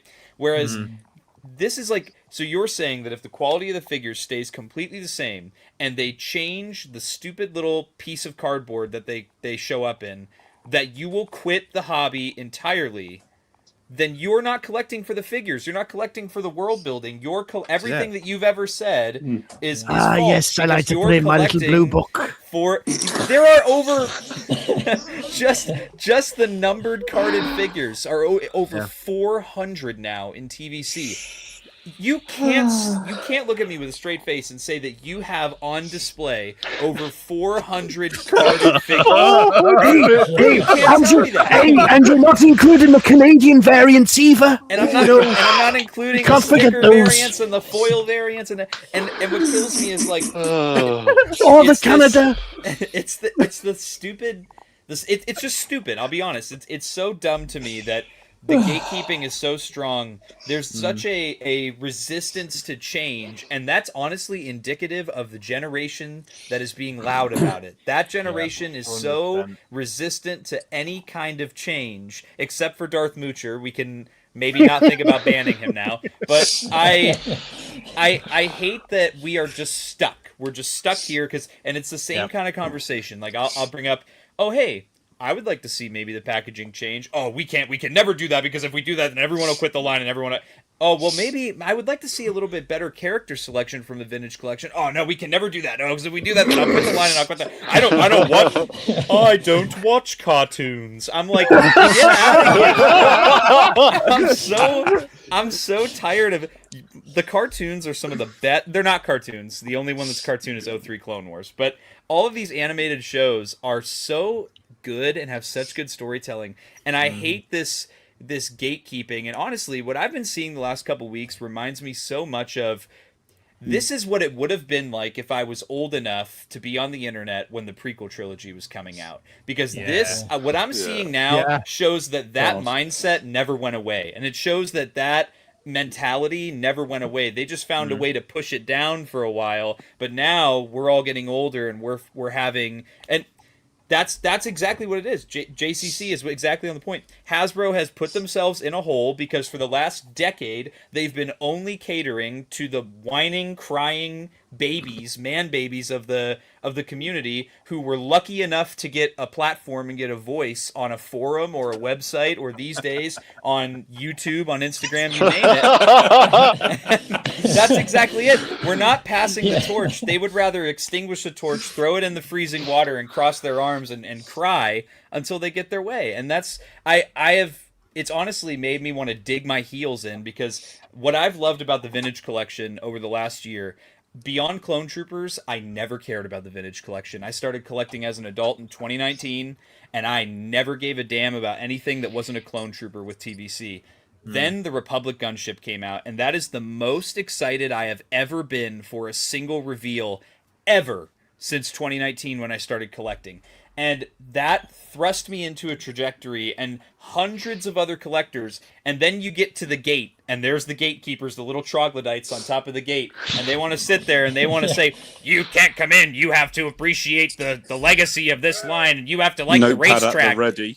And, you have to have a racetrack on the card, and you have to appreciate... I'm like, no, I'm going to collect what I collect, you collect what you collect. And when I talk about this stuff on my channel, it's not so much... I don't think they should ignore the original trilogy. There's plenty of stuff that I think is really cool from the original trilogy. It is what started it all. They're never going to get rid of it. But I think that Hasbro is going to doom themselves to fail if they continue to follow this washed up, boring rehashing of the last 49 years of Star Wars toys that we've been doing. It's just, give me this updated, give me that updated, give me this updated. There are hundreds and hundreds, if not thousands of characters. Black Series Most Wanted being a perfect example. Shout out to Courtney's Cantina, because we've been working behind the scenes on the master list. The master list has over 1,100 unique characters from the 500 submissions that we got. So when you think about that, that's just a sample size of 500 collectors gave you a list of over 1,100 unique characters, whether it's outfits or characters or looks, you name it. There's so much Star Wars to be had, and we're here. We're in this tiny little bubble, and we want remakes and remakes and remakes, and that's what kills me, is we literally have the retro collection. Why are we wasting time focusing on the era? If you like Kenner, go buy Kenner. Why are we trying to make everything Star Wars that original feel? Because, like, I love the way Dan said it, your nostalgia isn't the only nostalgia that matters. And honestly, I don't care if that's how you want to feel about it. If you want to send me a passive aggressive message, if you want to make a passive aggressive post, if you want to reference me and we're in the same message board and you want to talk about me in front of me, go ahead, because I'm correct in what I'm saying. So you know what? Let me educate you as the fan that now does in fact have real money, since you want to sit here and try and teach me a lesson all the time about how, well, the polls say this. Why don't we look at who they're polling? They're polling people who are eligible for AARP and Cologuard instead of polling the collectors that are in their prime right now. You know why the Clone Wars is becoming so popular? Do you want to know why the animated Clone Wars line is rising and rising in value? Because that's the other stupid argument that I see all the time, is that, oh, well, the Kenner line keeps its value and it retains its value, and I put it in a little acrylic box and put a little stupid rating number next to it, and suddenly it's worth $7,000. And I sit there and I'm like, Well, the Clone Wars line is actively skyrocketing in value. There are Clone Wars releases that are approaching that $1,000 mark, and I'm like, that is just crazy. Do you want to know what it is?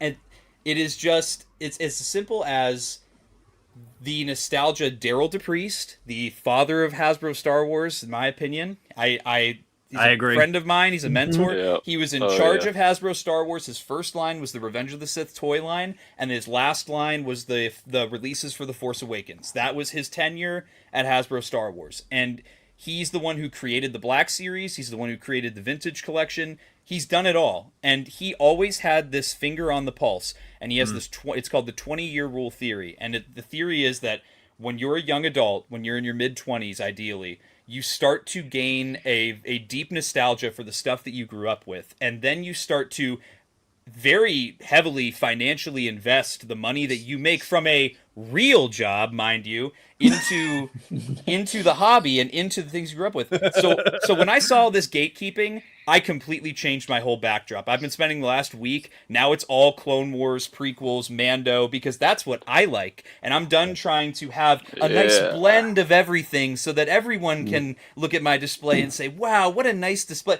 Nope, it's about what I like and about what I'm nostalgic about. And I'm so tired of this mindset that only the original fans matter.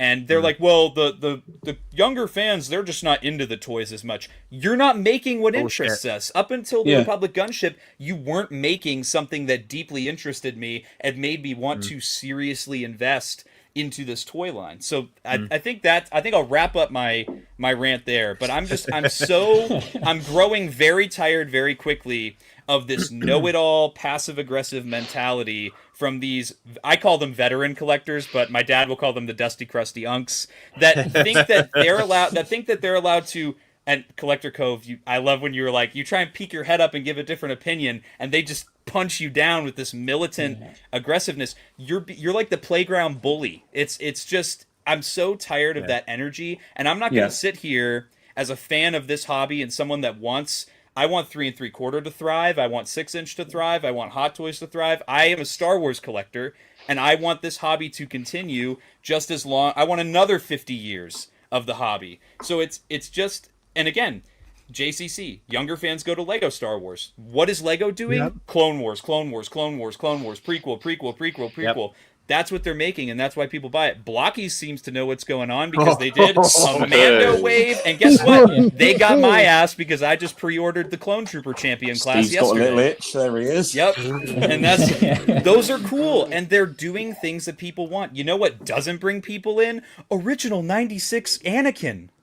Come on, bro. Let's be real. I'm not saying that stuff shouldn't exist, but when you put it at the forefront and people will actually tell you that is a cooler action figure than a clone trooper or a Jedi or a Sith or a battle droid, you've lost your marbles, and you're not the card thing. You're not collecting because you like toys. You're collecting for the inventory. You're collecting because you have an addiction to collecting. It's not the passion, it's an addiction. You can't imagine a life where you're not spending money on toys. And so that's where I'll leave it. I literally could go on forever, but I'm so tired of the gatekeeping, the passive aggressive, and the know-it-all attitude from collectors 100%. Who think that they can tell me and boss me around as to what I'm allowed to like and what I'm allowed to say on my YouTube channel and on social media and forums. You've articulated that so well, Tommy. I thought I honestly I didn't know where I was going at one point. So I was like, all right, let me.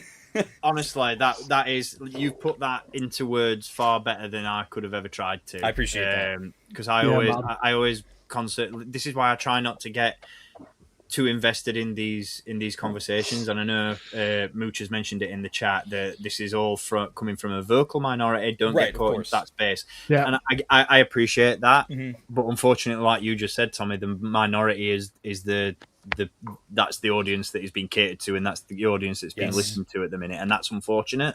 But I just try not to get into that. I purposely didn't. I've got thoughts. But I purposely didn't comment on any of the posts, any of the polls that Steve Evans put up about the vintage collection card back changes, because I knew I knew what I'd be walking into, and that's why I saved it for a safe space like this, because I knew that I'd be amongst like-minded people. But this is at the absolute forefront of it all, and this is what it all boils down to. No one is saying that vintage collection is bad.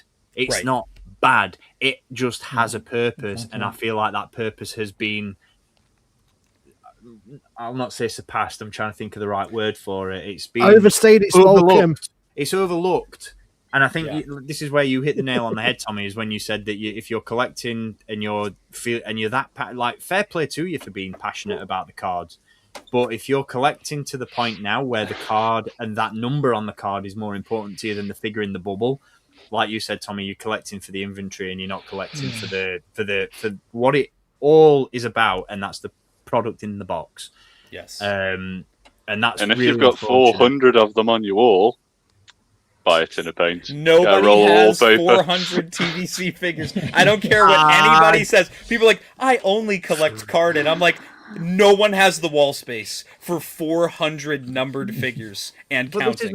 But this is what I'm saying. Like, I'm not opposed. I've got so many vintage collection carded figures in my collection. I have 50 of them right here, like on the wall. Because I do like the design. The design is nice. I'm not saying that it's bad. I'm not saying it needs to go away because it looks ugly. I agree. I'm saying we're just at a point now where it's all we've had for the last 10, 11 years.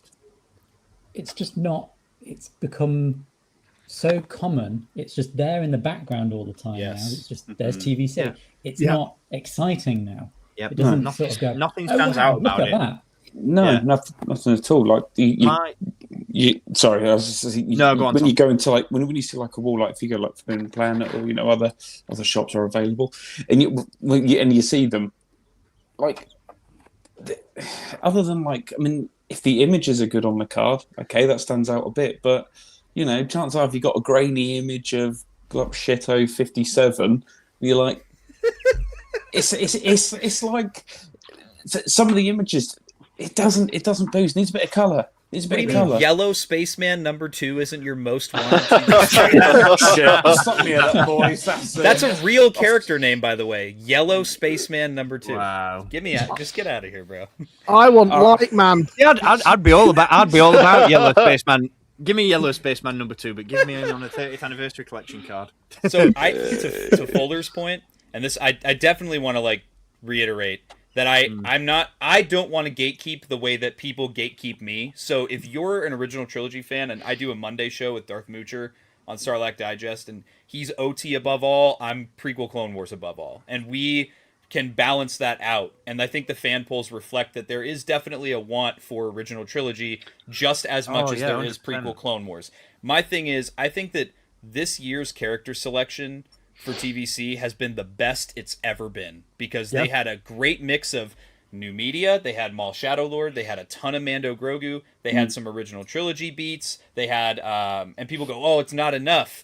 Because how many times can you redo it? And they did a ton of prequel Clone Wars this year, and I loved it. And so many newer collectors, younger collectors who will be here for the next 50 years are loving it. A lot of these guys are saying they're going to quit after 2027's over regardless, because this is it, I'm out. And I think for me, it's just to wrap up that point, that I think they should continue the way they did it this year. Give you one 4-pack with a few, Cantina aliens, Jabba denizens, you name it. Maybe give you one single carded figure throughout the year, getting you closer to the original 96. But I'm sorry, it is not the focus anymore. It is not what is going to grow the hobby and bring people in. So I think it should still be happening. I just don't think that it should be the focus and the priority above all. Yeah. Can you imagine how special that it would feel if it stopped at 1.0 and came back next year? This is it. Yeah. Yeah. Mm-hmm. Yeah. Yeah. But now next year they've got nothing. Like they might figure something great. What are you going to do? Bring foil card back? Oh. This is it. I genuinely think we're at a point now where if they don't, I'm not going to say again, articulating your thoughts perfectly. Tommy. So I'm just gonna go ahead and butcher my own. But I'm right there with you. I don't want to, and to Fuller's Figures comment as well. Like, I don't want to sit there and say that is what they should do. That's the right way, because it isn't the right way. Everybody's view on this subject is subjective, and I'm perfect, and I'm well appreciative of that. There isn't a right and a wrong way to do it. I agree. But there is a way to do it so that you make everyone happy. Do I know what that is? No, because I'm not a marketer. I'm not a toy designer. I don't work in the industry. I can give suggestions as to what I would like to see, but that is ultimately how you market your toys. That is ultimately how you design your toys. You pull those opinions in from different places, and then you do something that caters to everyone. And I feel like so many, as we've touched on earlier, so many toy lines over the years have done that. 30th anniversary collection was, I don't remember anybody kicking off that the card back was too modern or angular in 2007. In my opinion, it's the best Star Wars action figure line ever, other than the Clone Wars line. Likewise, right there with you. It is the best. And do you know why it's the best? Because no one gave a shit about the cardboard. Everyone gave a shit about the character selection. And the fact that assortment of figures captured every essence, every corner of the Star Wars saga. It tapped into the original trilogy, the prequel trilogy, the animated stuff that we had at the time, video games, comic books. Every single era was covered. To the point where if you wanted to keep your figures carded, the cards looked great, but no one cared. No one the bottom line of it all was no one cared about the packaging. The coin was nice, but everybody was opening the packaging to take the coin out and put it in the album because there was something there for everybody. If you're a coin collector, you're going to have a right load of fun with these figures. If you're a card back collector, you've got a lovely visual representation of that era. And if you're a fan of the characters from Star Wars, then boy, have we got a treat for you. That's how you do a toy line, in my opinion. For a franchise with a wealth of characters as vast as Star Wars, that is how you do a toy line. And I just feel like Vintage Collection has great character selection, like Matt mentioned in the chat earlier. We have Cal Kestis in Imperial Officer disguise. We also have, Chopper in his Imperial disguise that Dan always brings up on these streams when we talk about TVC, because I think it's the only carded figure he's got. Correction. Yeah, the others are somewhere. It just happens. I think. Do you know what? This one, just off topic.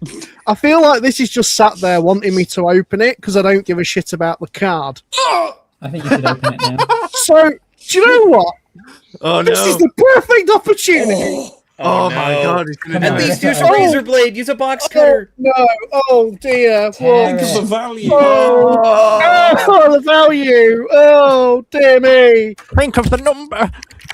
Join us on the next stream to reminisce about stories of Daniel. You know what? He has been sat there, and I've kind of eyed him up. And you know what? I do want to open. Oh, I love Chopper.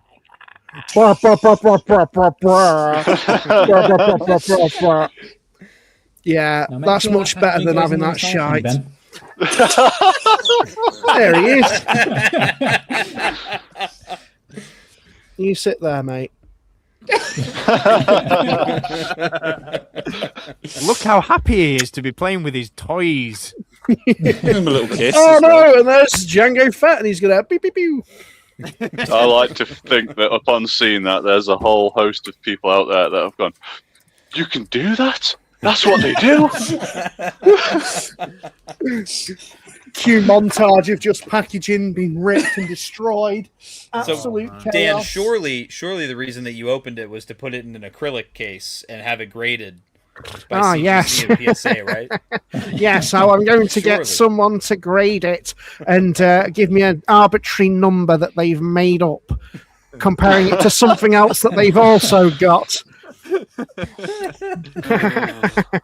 Now you will experience the true power of the Vintage Collector. He absolutely is. I think you'll find the card is quite open when you arrive. Mangled on the floor. Do you know what? It is like just just relieving yourself in a certain way. liberated, You know when you need to go for a wee and you just see it there and you're like, oh, that could come out the packaging. And it's like, there he is. He's out. The fumes.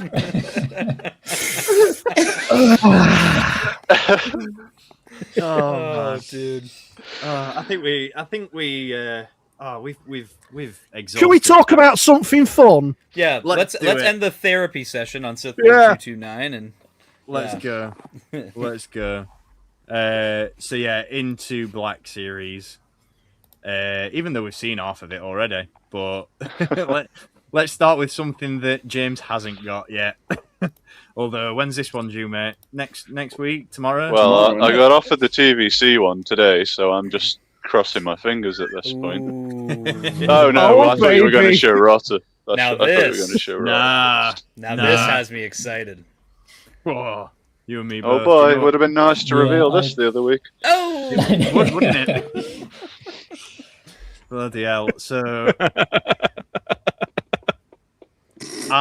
this goes back to what I was saying earlier with the vintage collection stuff. In that I cannot wait to get. I've pre-ordered Rotter. I can't wait for the opportunity to pre-order this, because to flesh out what is at the moment a very small Mandalorian and Grogu Black Series display, because I'm still a wave behind, because distribution in the I said it earlier, distribution in the UK is getting so much better, and then the majority of that Mando and Grogu Wave 2 has been pushed back till September, so yay.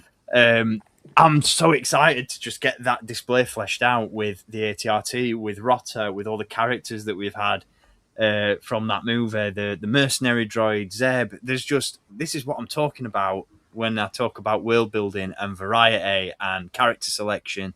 There's already, the movie's been out for like 2 months, and there's already a wealth of characters that are available to us, and it's just one of the reasons why. And I think the Forces with Jesse said this either on one of his live streams or in one of his videos. So shout out to Jesse. Part of my enjoyment of media comes from the toys that you get from it. yes. Yeah. So 100%. Yeah. I am so excited to flesh out my display with all this cool stuff that we're getting from Mando and Grogu, do that, and then go back and watch the movie again and be like, I've got that toy, I've got this toy, because it's just, that's one of the reasons why I love the movie so much, because it's just sucked me right back into that era of Star Wars where I'm like, I'm getting the toys from a movie that I love, and I'm having so much fun watching the movie, and then I can't wait to play with that character, and it's just peak Star Wars, peak era. And you know, if we're gonna go down that rabbit hole of packaging, the box will go in the bin. Because that's what it's all about. Yeah. I mean, I can't stress. I know we've already had the Clone Wars ATRT. James has already got the Clone Wars ATRT. Oh, mate. Oh. Just from your experience handling that, because we already know there are going to be shared parts between the two. What are your initial thoughts? And in terms of that Clone Wars ATRT, how much does that get you excited for this one? Just from an engineering standpoint and the way it moves and all that sort Mate, of stuff. I cannot wait to get my hands on this. Fucking Vale's Toy Store, who get in the bin. Like, my God. It's very hard to describe. I feel like I only just about managed to do it in my write-up on Instagram. It was a glowing review. It's got, so the main body of the vehicle, before it sits on the legs, it's on a ball joint, but because it's got the pistons that come off the back and attach to the legs, when you move the legs forward and back, the body rocks side to side in tandem with it. So it's perfectly fucking balanced. And you can get it. It's sat on my table at the minute, just in a running pose, like the picture I put up, with that rock base under its foot. I love that. Fucking sturdy as anything. I love it. It's so good. And it is genuinely a well-engineered piece of kit. I don't know if I'm more excited about it because initially I wasn't, because I dismissed it going, oh, well, I have already got an ATRT, whilst the official Hasbro one will no doubt be better and stand in the collection in place of the third-party one. It's not like I'm getting something brand new. Oh, mate, fucking great. Absolutely fantastic. I can't wait to get this one, but the Trooper's just going to get slung off it, and I'm going to have to buy another Mando to put on it, because when you can get it in such an action-oriented display, what does he do? He fucking parks it. That's not very fun, is it? You know what, though? So- Going back to that, James, just to touch on it briefly, I know it's not an exactly exciting scene. ATRT driver parks his ATRT, but I don't know about you, but seeing that in IMAX and seeing the Trooper get down off the vehicle and start scoping the joint and seeing the armor design up close and on a big screen, I was like, I'm pretty sure we said it when we talked about the initial ATRT driver being revealed. I was like, I'm not really that excited for this figure. Because it's just a kit bash, it's parts we've already seen, blah blah blah blah. But then seeing it on screen, it's a bloody good figure. But then again, to my point that I made earlier, seeing it on screen that close up and in that much detail, I was like, I love that figure even more now. And I'm pretty sure we called it when we talked about the first figure from the first wave being revealed. We said, this just seems like a weird one to chuck in a mainline box because it's a pilot, it's a driver, it needs a vehicle. And we all said it. Well, we know why they've done it, because they're releasing this one now so that they can release another one with a soft goods Kama later with an ATRT and make us buy it again.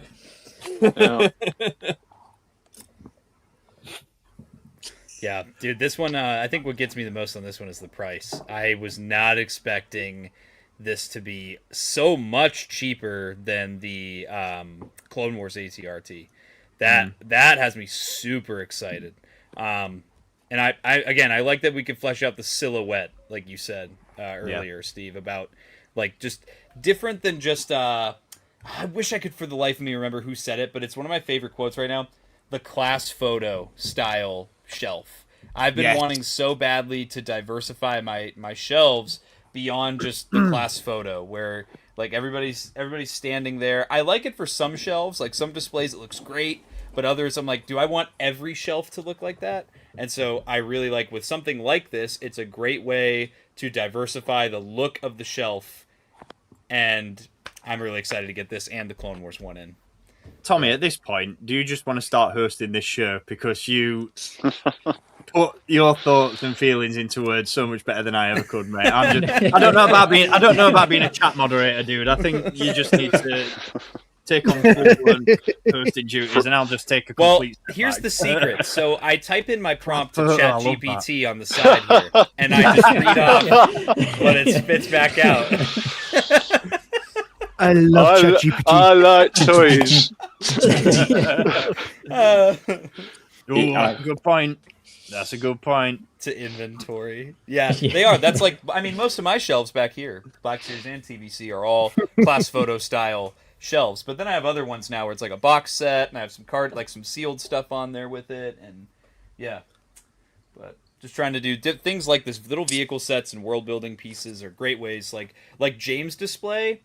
His is like taking the class photo like to a premium level. Like it's not just my figures are lined up on the shelf. It's every aspect of the display, the shelf that he chooses, the way they're on the risers, like everything about how he does it is specific to his collection. And it shows that this is James' collection. What I've been trying to get away from is like, I don't want my collection to look like everybody else's. I want it to look like Tommy's collection. So like that stuff like this is a great way to do it without having to think really, really hard about like how I organize my figures and stuff. 100%. Thank you, Tommy. Thank you. It's very, very nice. It's still. I wish, James, you had real money, but you know. Yeah, man. Look at all those Clone Wars figures next to him. That's all the money James needs. Well, those are actually. He told me he's sending me those in the mail for free. Oh, so he's a very nice, charitable man. Yeah. Very nice. I didn't specify when. When he gets One his day next wave and his recency bias kicks in and he's like, these are new toys, I don't want to play with you anymore. Oh, dude. One day I might actually have some shelves to put my collection on. So they currently live in cardboard boxes in the loft. So Oh, But man. do those cardboard boxes have a racetrack on them? Are they numbered? Please tell me. This was like not to take it back to that topic of conversation again, though, but just on that point, Tommy, what you said about your I love that idea of I don't want my collection to look like everyone else's. I want it to look like mine. Mhm. That's Yeah. one of the key. That's one of the key points I wanted to touch on when we were talking about the vintage collection cards, because that's one of the things that I really like to do in my own collection is make it eclectic Mhm. and make it so that it is just a mix of all sorts of different stuff that, as you touched on earlier, Tommy, means something to you Yes. Yeah. rather than just being a sea of black and silver. It's one of the reasons why I have a Galaxy's Edge shelf in the collection. It's one of the reasons why I have a Disney Parks shelf. It's one of the reasons why I've got a timeline of packaging over the years. I love having that. I think I'm right there with you, Tommy. In that I'm very jealous of James's collection and the way he's displayed his it's stuff, super cool. because I wish mine. There's parts of me that I wish my collection was as clean and as visually appealing as that. But at the same time, I'm like, yeah, but that's James's collection and that's how he displays his stuff. My collection is a hot mess, and I love having just a pile of stuff that's just mounted on top of one another. That I think. Tom, you'll be able to appreciate this. I like that my collection looks like a Cosmic Joe's cabinet. Yeah. That's where I'm I at. know, right? That's it. Well, Steve, when I was fortunate enough to have a wander around your room in person last year, I specifically remember saying to you at the time, I love it, but mine could never be like this. Yeah. And Yes. Yeah. And that's the thing. Like anybody else would have maybe took that as a, oh well, do you think it looks crap? But I didn't take that as a plan, because I love how you've got such an eclectic mix of stuff on a shelf, like your focus shelves, but it's done in such a way of you can appreciate everything. And there's some like batshit crazy mixed media, because you've got like little plushies, and then it goes up to high end. Yeah. But for me, my collection is very much step inside my soul a little bit. It's concise. It's professional. It's done to a museum standard in my way. It tells a story. You should, in my opinion, like this. Just again, I'm not ratting on anyone if they have done this. Just it's like you should never have a figure directly behind another figure, unless it's a taller figure. Stagger them. Like you've seen my videos, you've seen pictures of my shelves. I don't need to get into it. It's there's a whole thought process that goes into it, but like I genuinely appreciate the kind words from you guys. But let me just fucking tell you for a minute, like it's no easy feat. I have had backache for days from leaning over a shelf for about 4 hours just getting things set up. The KOTOR stuff quite recently. What a pain in the dick that was just to get all right, because I am running out of room. Like, I never thought I'd have to come up with so many creative ways to display figures in the actual way that I do. It's an ongoing problem, but it's fun. I love that. But that's where you've hit the nail on the head, in that it's like it's done to a standard. And I think the best way for me to describe your collection, James, is that it's a timeline. And I love that everything is chronological. Yeah. Everything flows from one point in the saga to another, and you can follow that timeline really easily. And I love that you've got that like structure going on with the the tiered displays, and you've got taller figures at the back, the shorter figures at the front, and that's how it all should flow. I'd love to do that if I had the space. I'd definitely do that with my Black Series, because God only knows my Black Series shelves are absolutely crammed full at the minute, and I want to appreciate those figures on a much better level. But just on that, I'm curious to know. So you've got the Clone Wars ATRT. I think it's a no-brainer that we're all going to be grabbing this one. How are you displaying these in your collection then? Whereabouts on top of a shelf. On top of one of my cabinets with the stap. To my shame, there's a stap, the Lego Star Wars sign, and the 4-pack is the Empire box, and then Yeah. My cabinets haven't got the room, and currently the GNO's looks like he's squashed like I've swatted the fly into the glass. And it's just sitting there. It literally looks like someone's just gone to look at an insect that they found 500 years ago under amber and think that'll look nice on display. But yeah, no, hopefully, just somewhere, sick, innit? just somewhere. Sick. It's so good. I think it's one of those releases as well where we all probably saw it coming at some point, but then to actually see it realised is just like... It didn't come with Mando, to be honest, but, those days are gone. I'd have been happy either way, to be fair. I don't think there was a right or wrong way to do this. If they'd have put Mando with it, I'd have still bought it. If they'd have put the driver with it, I'd have still bought it. Either way, it's going on the shelf and it's going to look friggin' sick. Absolutely. I'm here for it. I'm absolutely here for it. I'm really hoping that the custom ATRT 3D print resin thing that I've got on my shelf is roughly the same size as this. Because, trying to fit this. I need it. I'm going to get it, I think.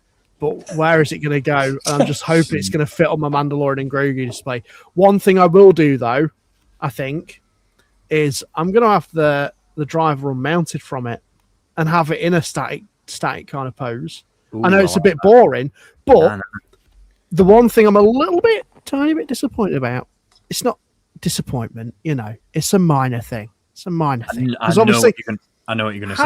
Hasbro, probably gets the pictures and they don't have everything of knowledge that happens in the scene. I want his little tracker thing. Yeah. Little tracker thing. Because that would have it displayed with it. That's what I'm thinking. Yeah. So I'm hoping someone 3D prints it. GI Trooper kits, please. Yes. Pretty please. Not yet. Pretty please. Pretty please. I better go, gentlemen. Apologies. No worries. On, boys. No worries, mate. No, pleasure to have you, mate. Likewise. It's been a good chat. To catch up. Thank you for putting on with the ramblings of a madman on holiday. But no worries. Cheers, boys. Enjoy the rest No of the worries, Tom. We'll catch you later. See you later, bud. Well, as one leaves, one enters. So please welcome to the stage, Mr. Courtney's Cantina. Courtney, there he is. I better get out of here now. How are we doing? Oh mate, how's it going? Great stream so far. Been loving. Yeah, I'm having a blast. I think this is probably one of the best ones we've done so far. I'm loving the party vibe, like the. I'm genuinely like getting FOMO from like not having a display behind me. Well, maybe it's your sign. Maybe it's your sign. That wall does look a bit empty, mate. Just a couple of figures out. Get a couple of figures out. Yeah. Do what Dan started to do and just migrate. I thought he was going to do. I thought he was going to say, do what Dan did when he was in that relationship, and you're only allowed a certain few out. This is your designated space that you can't even use. Just start migrating. Start making your way. Like have a space, and then just start migrating into other areas of the house. The thing is, I am actually currently building a space for it. I'm converting. We've got this old garage that I'm fully converting, kitting it out. It's going to be a dedicated photography space. Awesome. It's going to have shelves. Awesome. Can I come round to play? You can teach me a thing or two. You and James teach me a thing or two about posing and taking pickies. Absolutely. Always here for a play day. Yeah. But nah, stellar reveal. I'm buzzing for this. I think out of everything that we got, this was potentially my favourite reveal. Just because it like I said, it was expected, but to see it this soon and see it realised was just a treat, and to see it done this well is so good. Please don't stop here with Walker's Hasbro. Yeah. Let's give everybody what they've been asking for and do the Revenge of the Sith version, but then let's just get crazy and do some of the other Clone Wars ones. I mean, a basic Lightning Squadron one would be fucking great. Yeah. What about for the 20th Clone Wars anniversary? We get that Geonosis camo one that never actually showed up. Yes. Yes. That I would take. That would be tasty. Do it in the throwback packaging as well. Do you think Sorry, the Kenner fans would get upset about that? What a fucking shame that would be. I mean, just on that note, was it either you'll correct me, James? Is it either Waxer or Boyle who rides one of them? It's what's packed in with the vehicle, yeah. Oh, I can actually see it show up on Boyle screen. and then Waxer's in the 2-pack, right? Yes, I believe so. Okay, yeah. Do that as a little throwback. I'd eat that. Yeah, well, and the difference is between Kenner repaints and Clone Wars repaints is that every unique design from the Clone Wars line is technically canon by proxy because of according to Lucasfilm. So, because Lucasfilm had to approve it. So, yeah, just a thought, just food for thought. Well, I think he's recovered from his technical difficulties, so we'll try and add Courtney back into the stream. Courtney, are you with us? This is London calling. I can actually hear everyone. That was so weird. So as soon as I joined the stream, all the sound went off. Couldn't hear anyone. Left the stream. I could only hear Dan's audio. Oh, that's a shame. It was so confusing. That was like, what's happened? I think it's probably something to do with this peasant plan that I'm on with StreamYard. I haven't. StreamYard is so finicky sometimes. I don't have real money, you see, so I can't afford it. It is what it is. I'm afraid it's just one of those things. You can't be held to as high a standards as other shows online. I'm afraid. But come on now. Get your blue book out. Check those figgy numbers. Get them sold. Absolutely. Come on. Egregious prices. Well, Dan, funny you should mention that, because speaking of egregious, and I know this reveal has its fans, and I know on this panel as well there are a few people who have purchased this one. But oh shit! Here we go. You can't say it's not egregious purely down to the timing. And God bless Mike Case for bringing this one up in the interview, because all right, I'll see you.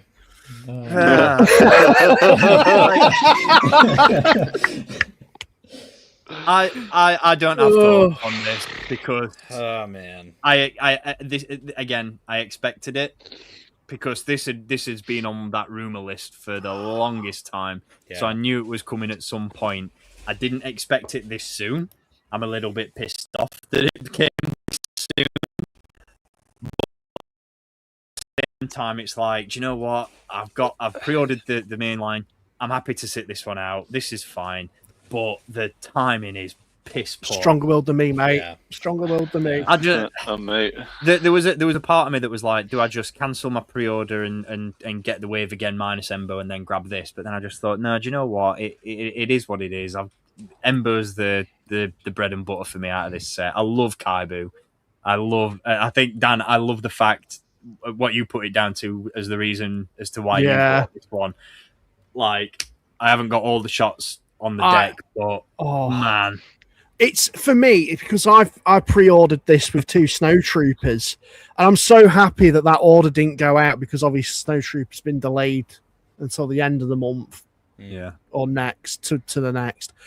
So I was like, I really don't want it. I don't want it. And I was like, shit, that picture makes me want it.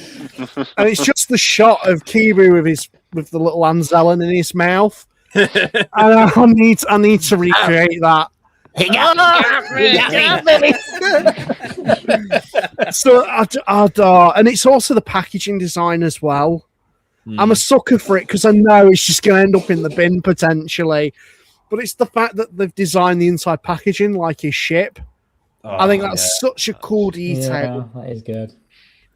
And again, soft goods on his. I mean, that's just a minor difference from. They should have done that the first time around with the soft goods. I think that's honestly probably my biggest peeve, other than the price on this, is the fact that like you said, Steve, we knew it was coming. I just wasn't expecting so soon or so expensive. And the soft goods, in my opinion, it's like, if a character can't use the articulation with the sculpted plastic, I get that it can look more detailed than the soft goods, But man, you really had to give the soft goods to the better release too. Like just salt in the wound, man. Yeah. I just got my Embo like a week before this got revealed, and I was so gutted when I saw it.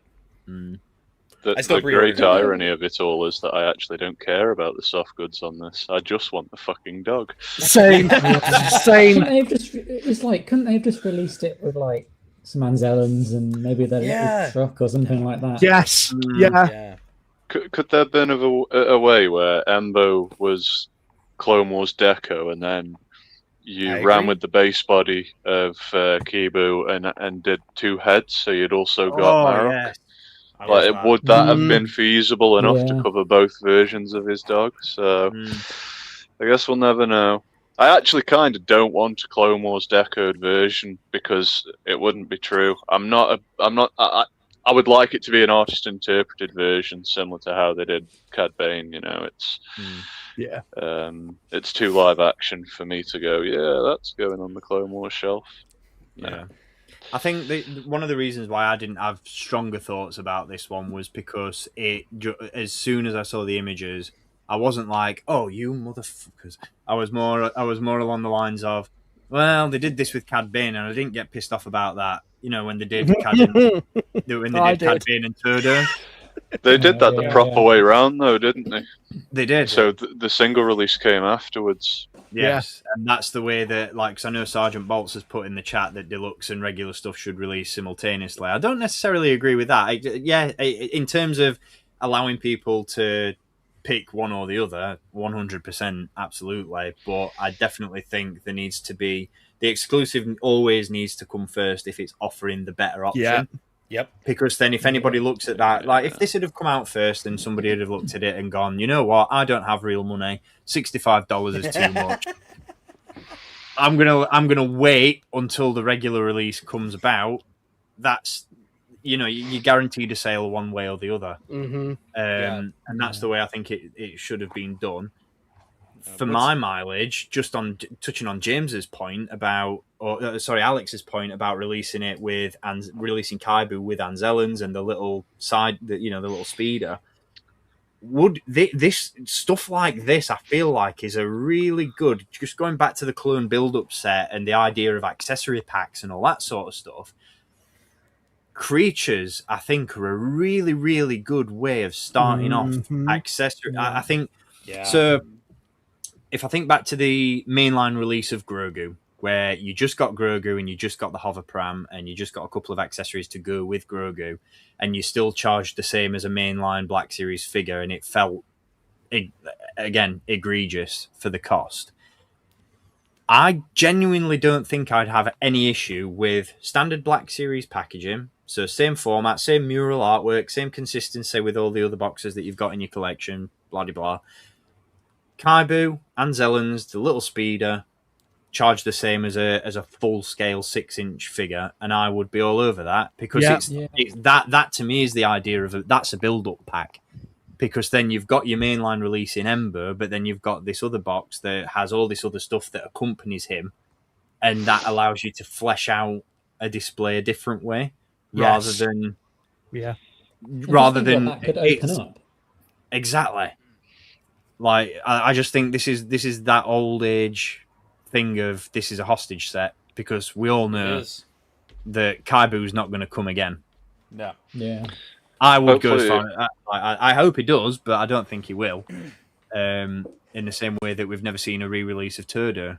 So, you know, I think this is if you want Kaibu, then you're going to have to fork out. But there are better options to make this more accessible to everybody than, you know, keyholing it behind an exclusive. What I will say about this is that, again, to Dan's point, I really like the packaging, and I feel like this was the perfect event to showcase the new Black Series packaging that we're going to get, because all the reveals now leading up to that rebrand are going to feel like a celebration of the old style packaging. And I know that some people aren't fans of it. I know, James, you're not a massive fan of the Galaxy stuff.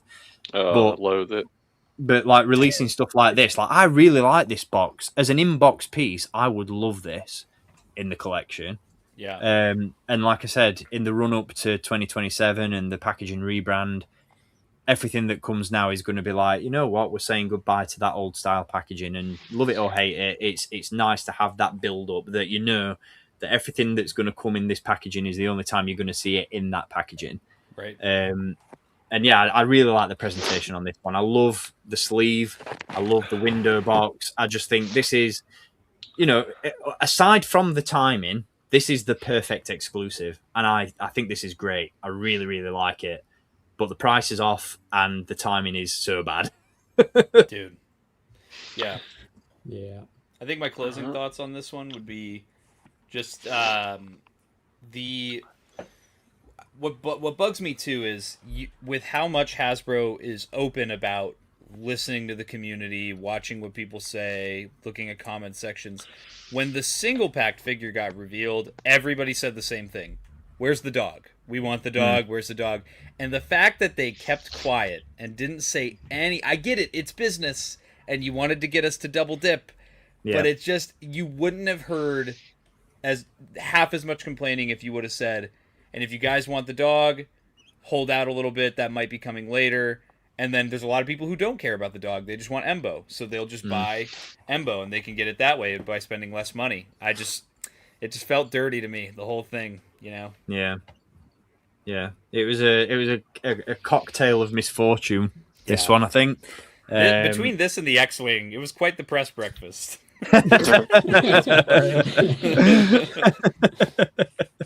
What about you, Courtney? Is this one for you, or have you? Where do you stand on the mainline release? Are you bothered by the differences, or?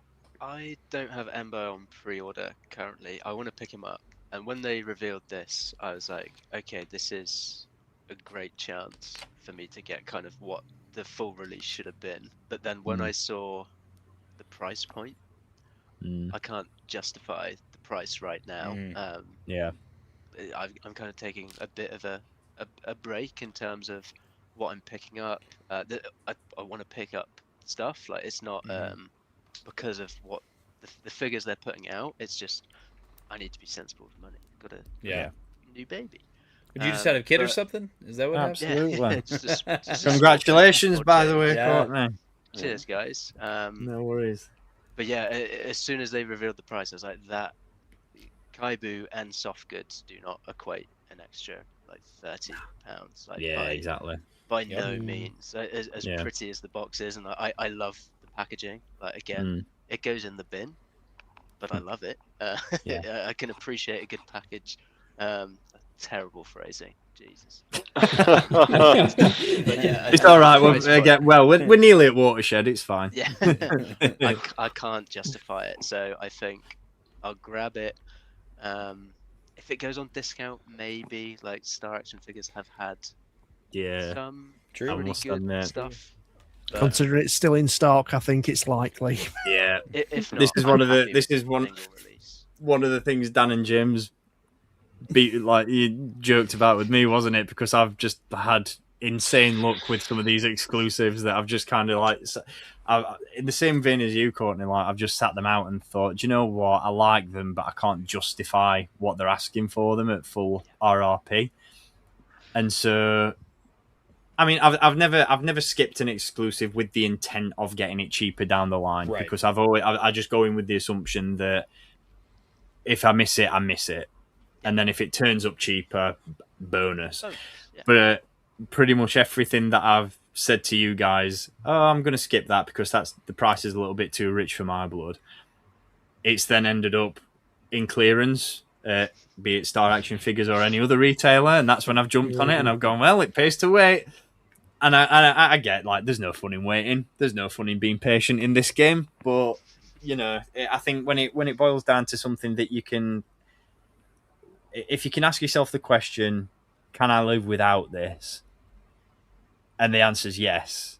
Then that's where the price and the cost and the value, I think, it's not even the price on this one. It's the value. It's the perceived value. I think that's one of the main issues that many people had with the clone build-up set, is that they were struggling to see the value in that box. Yeah. I'm exactly the same. Like JC said it in the chat earlier. $32 doggy, woof woof. Like, it's a lot of money to ask for not a whole lot more in terms of different. Right. Yeah. If this had have come with Kaibu and a few more Anzellans to round out the group, maybe some other little accessories. Yeah. No, let's start the accessory build-up set with this and give us the fisherman. Really cool. Yes, The little 100%. electro net that he grabs Mando. That would be cool. Yeah, that would have been mint. Or an explosive effect. I think that's something that Black Series figures are always kind of missing when they get a chance like this, is to do like effect pieces. Yes. So like a little explosion, little blaster bolt. I don't know. Yeah.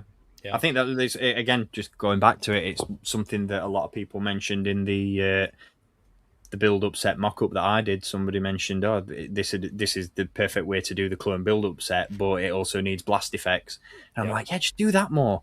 Yeah, we've started with like flame effects for the jetpacks and swoosh effects for the lightsaber blades. Like, let's start tapping into other effect pieces as well. Like I said, if you're wanting to diversify and vary up that display, you know, the larger pieces are all well and good, and they're amazing. But yeah, just little subtleties like that would go such a long way. But yeah, like I said, I'm pissed. I'm sad, but I'm not sad enough to sit here and rant away about this one, because I'm happy with the main line. I'm just glad that we've got Black Series Ember. That's all I'm puffed about. Yeah. So moving on to our next reveal from the Black Series. This isn't one that I was actually going to touch on originally, but I didn't realise that there was as much new going on with this set as there is. And I feel like James is probably the leading expert to talk us through this one.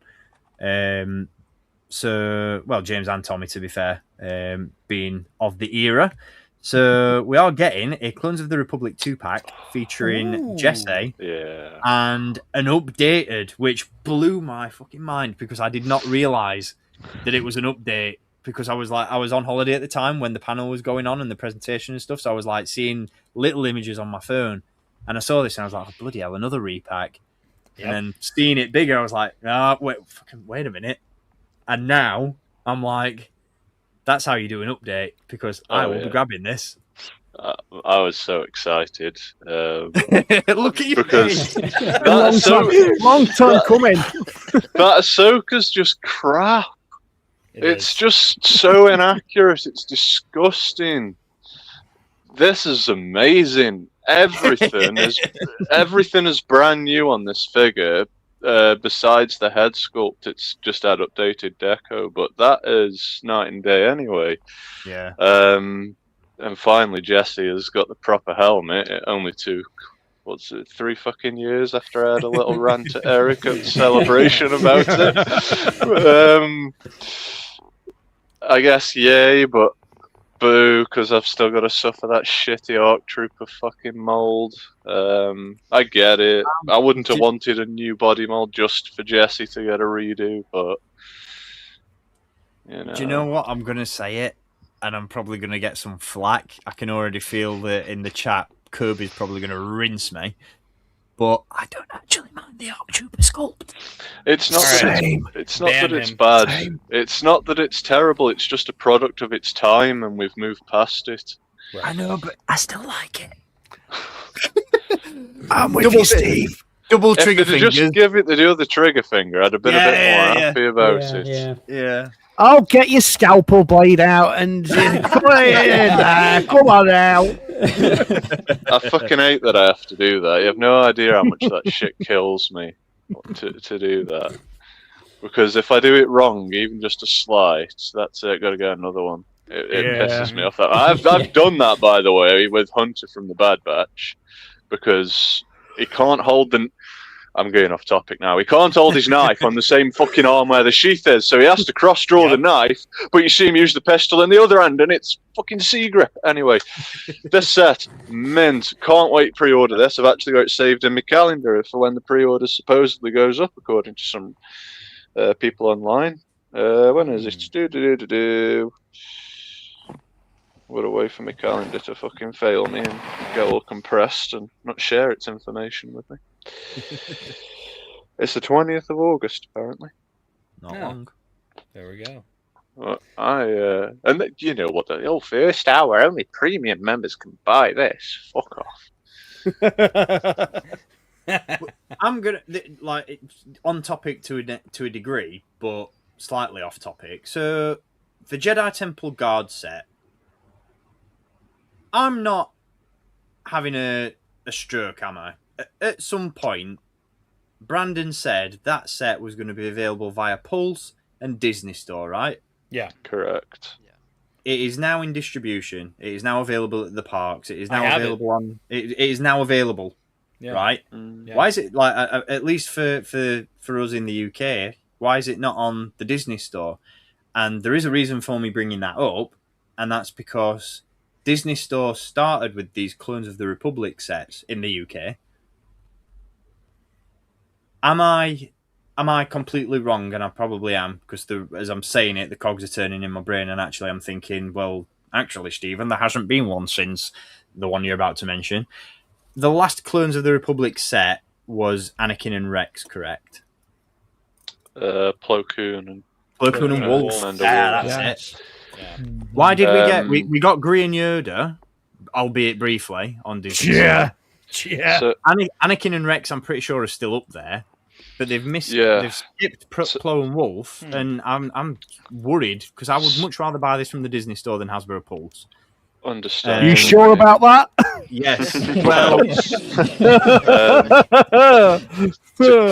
it's not got Star Speeder in its name, mate, so it's fine. Oh, that's fine for you. Topical. To try and clear it up for you a little bit, from the start they were always shared exclusives between Disney and Pulse. Typically Pulse got them before Disney, and as time's gone on, the gap between one getting them and the other getting them has grown exponentially. So the Anakin and Rex set went up considerably later than when it was made available on Pulse. The Plo Koon and Wolf set hasn't gone up yet, so I would use that as your guide. If you see that come on Disney Store UK, use that as a benchmark. But for this particular set, I wouldn't take the risk of waiting. To touch on the comment that you've just brought up, I've been told by Wayne at Star Action Figures that it's going up in September, and I've also been told by Nick from In-Demand Toys that it's going up in September for pre-order. Fuck knows why. I'd love to know why the UK was given all the other Walmart Collecticon stuff on the same day as the US, but the two Star Wars items, didn't get a sniff. Wild. This is bollocks. And then I get flack for fucking importing stuff early off people. There's your answer why.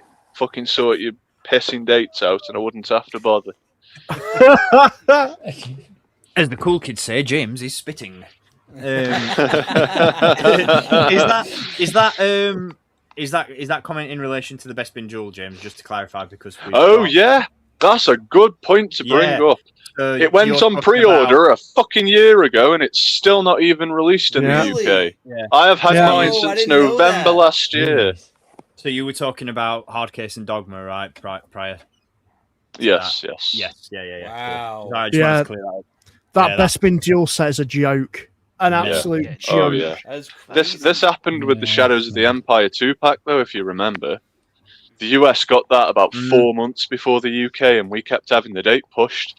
It went from being end of April, May the 4th, and all the way fucking to the 28th of September it was last year. I got pissed off and got one off AliExpress. I can't be doing with it. What's the excuse? I can't. Just fuck off. I'm not playing that game. Wow. It's wild, isn't it? It's a That is wild crazy. game they're playing at the minute. But I've ordered one of the fucking Hardcase and Dogma sets from eBay in America because I refused it early because I don't actually know where I'm going to put it yet, because I've got all the AliExpress squad, and I feel like until Hasbro complete the Umbara group, I don't want to be swapping figures out on the shelves due to inconsistency. what were you saying?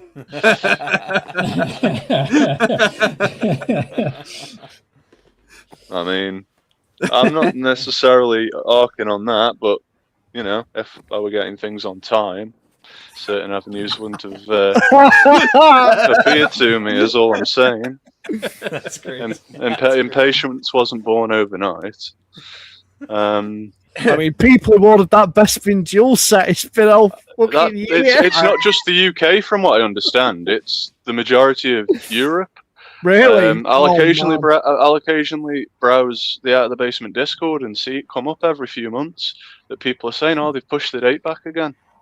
Wow. I don't understand That's it. nuts. There's actually no reasoning. There's been no. Pulse UK is just fucking backwards because half the time you won't actually get an email to say that it's been delayed, or even if something's brought forward, you won't get an email to tell you. You'll just get your card charged. So if you hadn't got the money, sucks to be you. Pulse in the US is not much better, to be fair. Pulse in the US is not much better. I just find it egregious. Tell people why it's been delayed, and there'll be a certain level of understanding, right? Yeah. After my experience with Pulse this week, ha ha ha ha ha ha. How can you not have a region like they don't have South Yorkshire on the drop-down menu for it don't matter because they ship it anyway, but You're forgetting, mate. The North doesn't exist. We don't exist, apparently. The epicenter of the UK is the South, and the South alone. And London. Not only that, using fucking is it Yodel? Who is it? Impost. They're Impost now, aren't they? And they decide, you know what? I'm going to send your package. Send your package to the locker, not where you actually live, even though you pull out your main address. You know? That's a whole rant for later, maybe, if we can get to it. We probably will. We're at nearly 3 hours. We might as well just drag this one out. Bugger it. I think the energy levels are still high. No one's falling asleep yet. I mean, I'm ready to take a nap. I don't know about you, but yeah, I will say this one. I much like you, Steve. I straight up was like, oh, great, 2 repacks, and then I looked a little closer, and I was like, oh, nice. They finally gave Jesse the new helmet, and then I completely overlooked Ahsoka.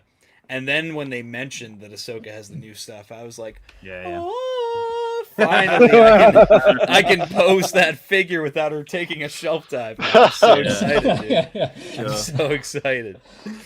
And little subtle detail as well, like we talked about the helmet now being accurate. I don't think we touched on the fact that it's the Lieutenant Gale helmet sculpt.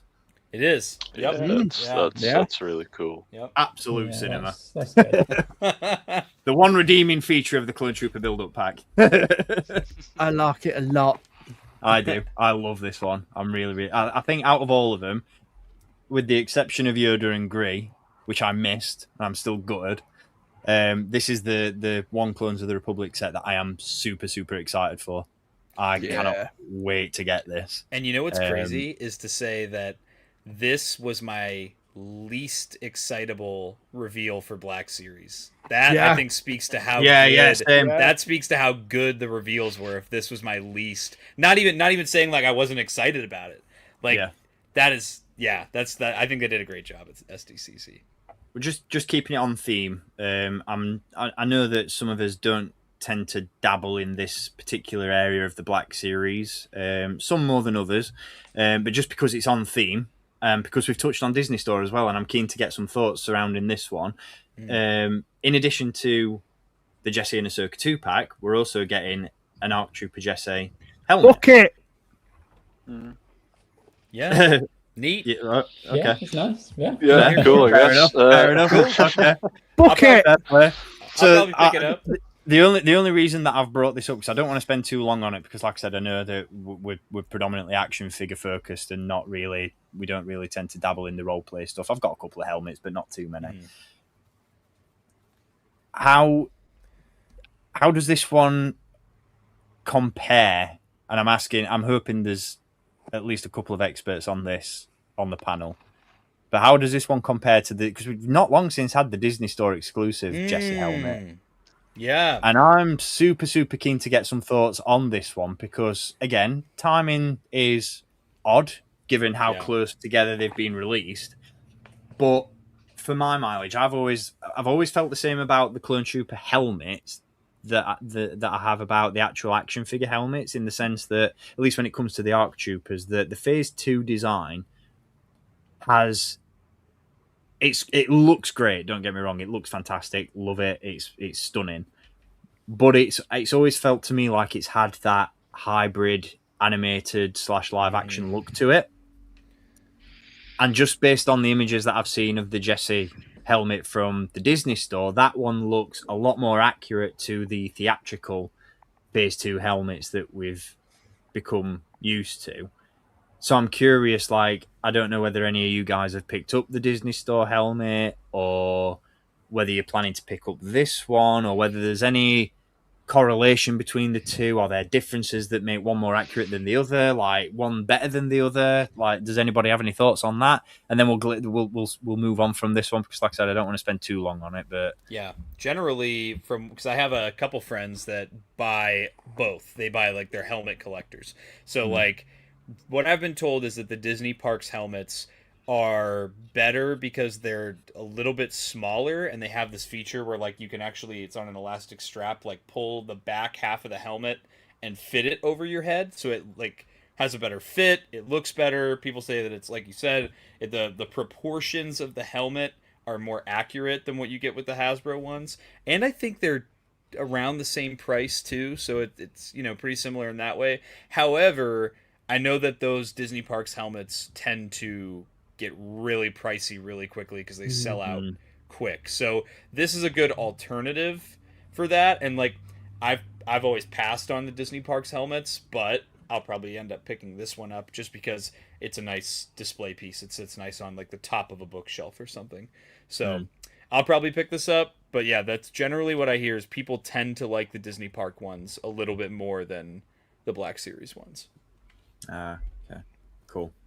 A big shout out as well to the Forces with Jesse, who unfortunately couldn't make it to the stream tonight due to the time difference. But I know the amount of Jesse love that was shown at San Diego Comic Con, I know he's going to be happy about it all. So yeah, shout out to him if he's watching.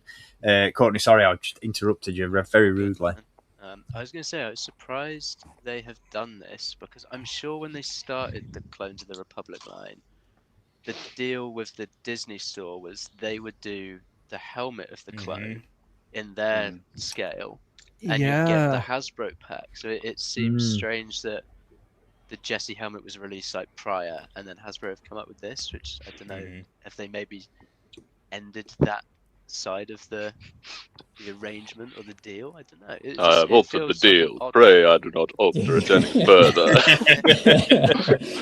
That's interesting though, because I'd completely forgotten about that correlation.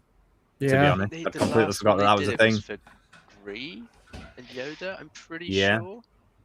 They did was the 212 pack before or after Gree? Oh no, I think that was after. So I think that was the last one. You're right. It was after it. You're right. Was Mace? What about Mace? Was that Mace before? Was the first one. Was the first one?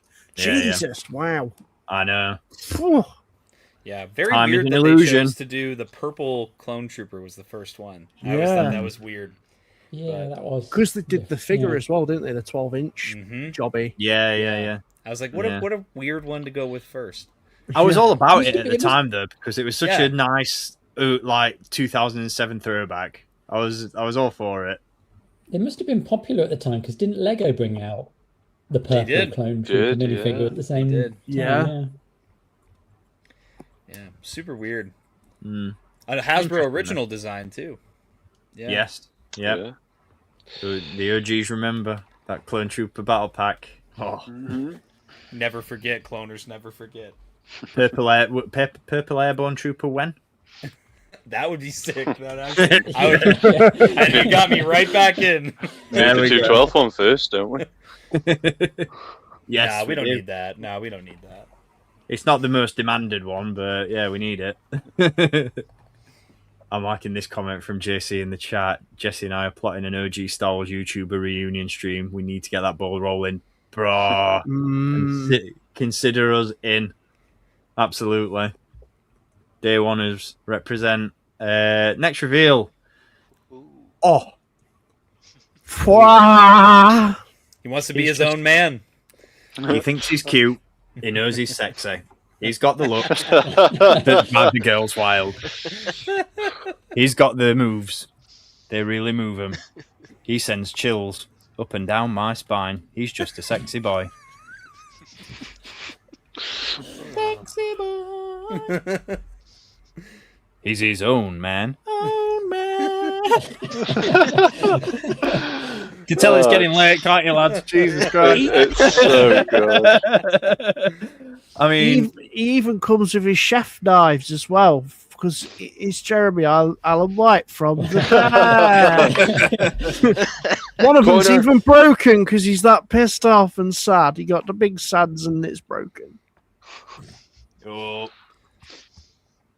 Are you listening, Dan? Ooh. How dare me! How dare me! You rude boy! Don't let temptation get the better of you, mate. Come on now. I feed him a chicken burger. Chicken burger.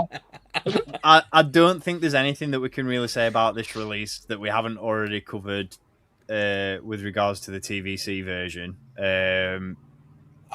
Other than that, it's bigger and better. No, I'm obviously not better. I'm a little bit nervous and I'm a little bit shaky about this one personally, just because if it is anything like that Maximum Hulk, I don't own it. But from what I've seen, Yeah, there were some horror stories for sure. So I'm going to be very careful when I pose this, and I will probably just do the mouth opening if I do a review on it. Let's be honest, I'm going to do a review on it because I want to take pickies of it, so I'm going to have to do it, aren't I? So, yeah. Only do it if you want to, Dan. Don't let anyone tell you have to do it. Oh, I want to, because I'll be like, I want to talk about this thing because he's a sexy boy. I like him, and I can make him do the and fight Mando, and I need it. I need it now, Ashley. Is everybody like happy with how the tail looks when you bend it?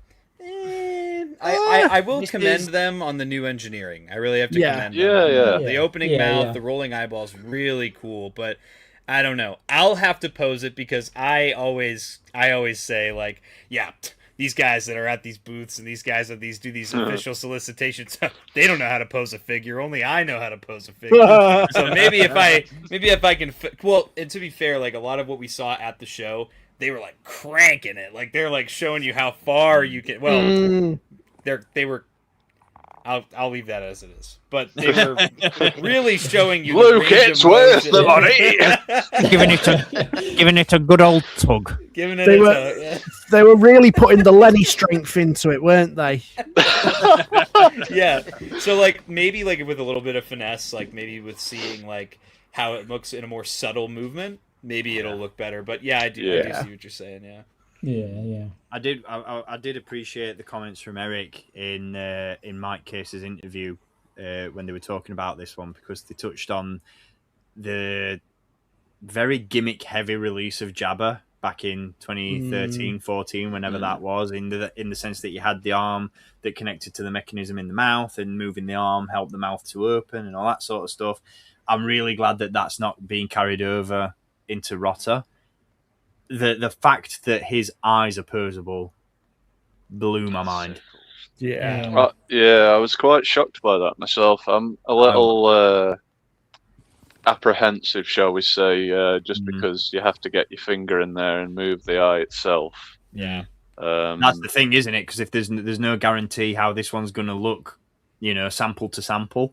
Yeah. So if you order this one online and he turns up and one eye's looking that way and one eye's looking the other, and you've got to fiddle around with the eyes to get him looking in one direction, it's going to be a bit of a. Right.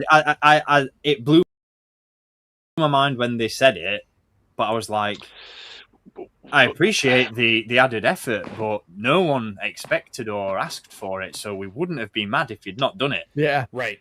Yeah. I think having the eyes as an internal piece to get that glass effect is much better than painting them on, 100%. especially given how Jabba looked. Yeah. Because you can tell that that's just painted rubber. Right. I still think the vintage one's just a little bit better. Like, Yeah. I'm excited to get this, don't get me wrong. I Yeah. think I'm just buying like almost every version of him from the film. I want to get the hot Same. toy, I want to get this, I want to get the Yep. TVC one. I've even Yeah. contemplated that bloody Action Verse one just because I haven't got one in my hands yet.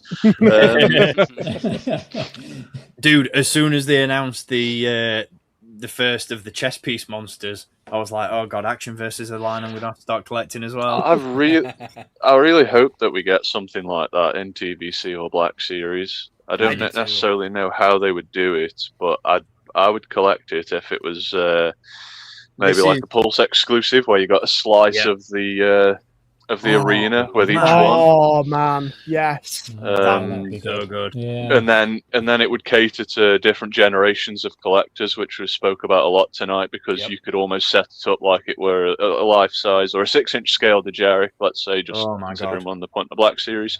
Or you get your Mando figure in, and maybe you add the fences, the little electric fences at the back, and Yep. I there you think go. Put Rotter in the middle, done. Nice Made little to Mando order. display. Do a made to order job like they did with the Ghostbusters Ecto one, because they did one. Didn't they do one where it was like a version from the first film and the second film?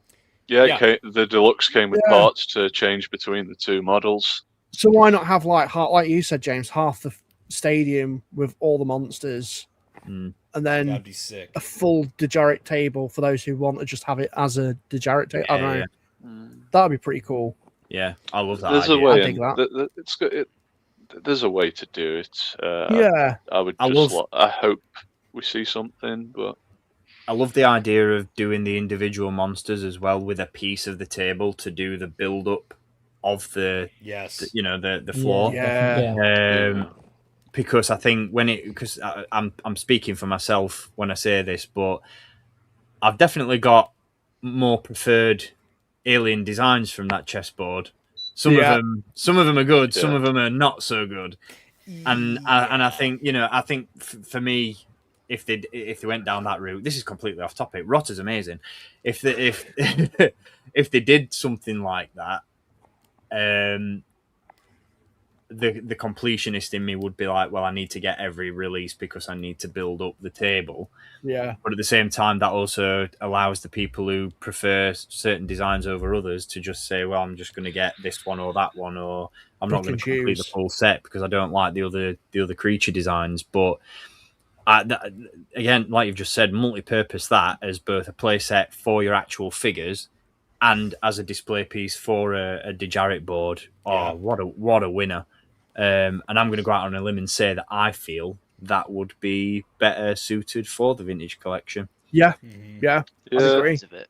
Because I think, yeah, exactly. Like Courtney said, the size of that thing, if you do it in Black Series, by the time you've got the board as well, like, very true. who mentioned it? I think somebody mentioned it during one of the Hasbro interviews when they were talking about HasLabs. Not everybody's got that many coffee tables. Or Yeah. guitar stands. Well, yeah. I know Well- somebody with that many coffee tables, but we'll table that discussion for a later time. If you know, you know. But no, I'm solid. Again, just going back to what we said about the TVC release, I'm thrilled that they've done this in exactly the same format as TVC. This is how you satisfy both collectors, and this is how you definitely. balance the scales.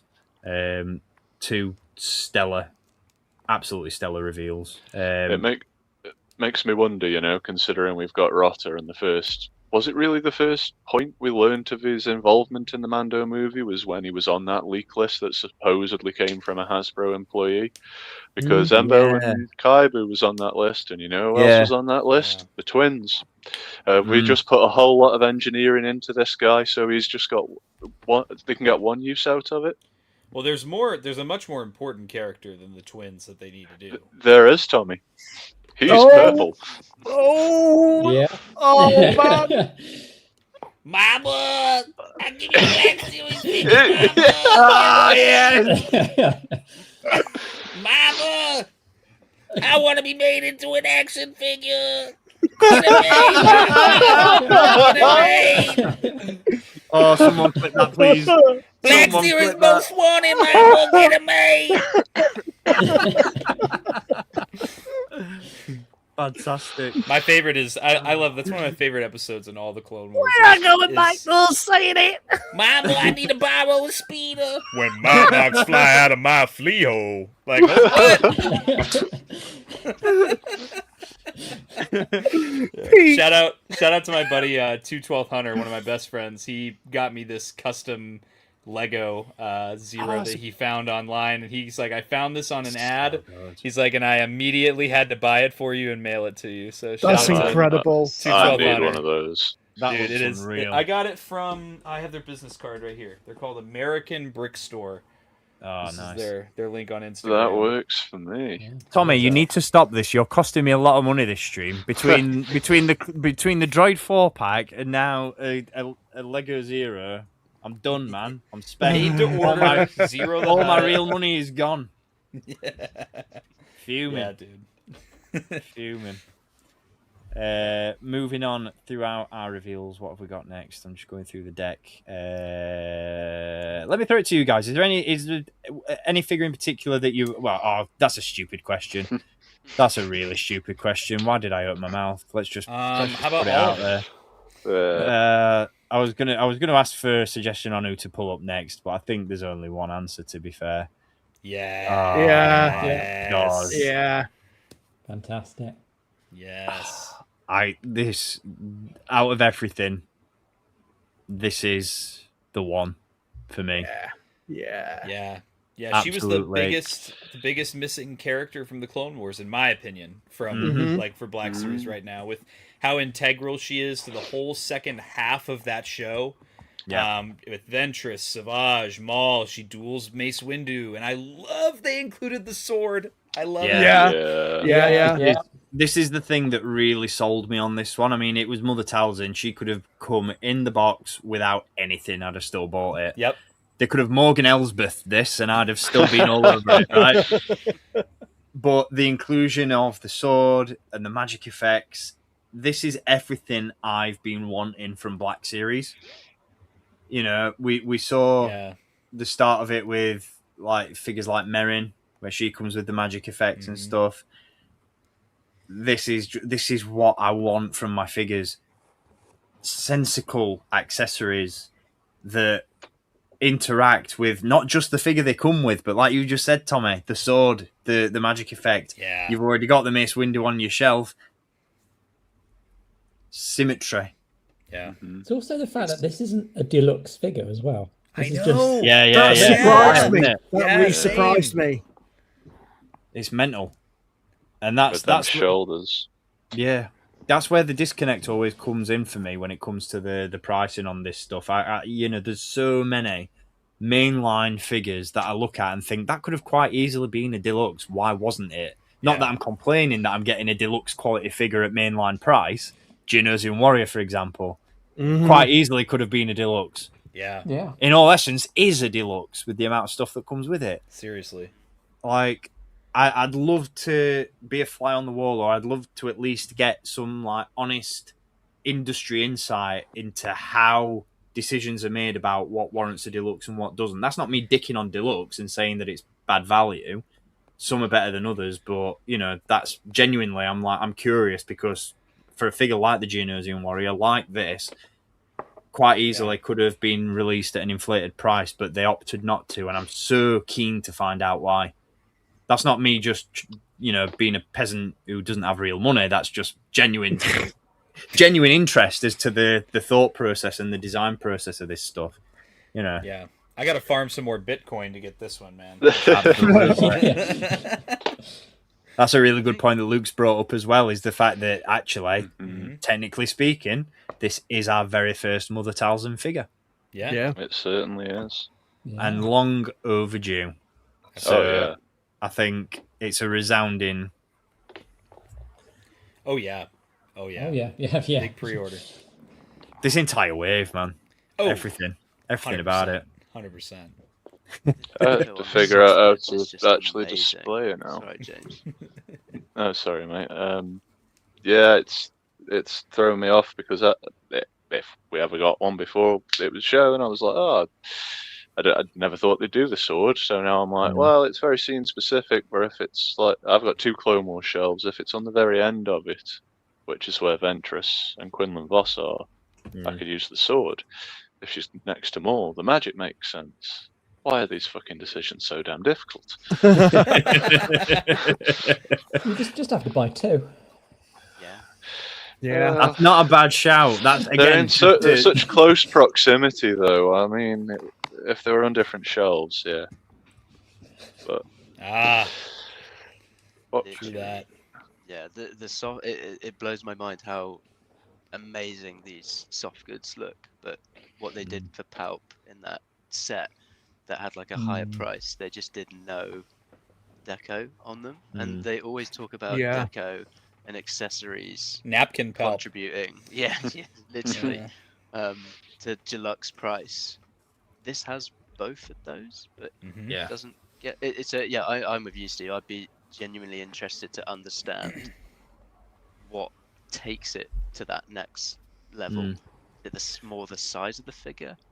Yeah, I don't know, because it seems to be all over the place at the moment. Again, not complaining because you get more for less, which is great. But yeah, some of the decisions seem a bit off on that. Well, I know one of the. Sorry, Dan. I know. No, it's all right. One of the comments that was made about. I'm pretty sure it was. Oh no, it wasn't. It wasn't Talzin.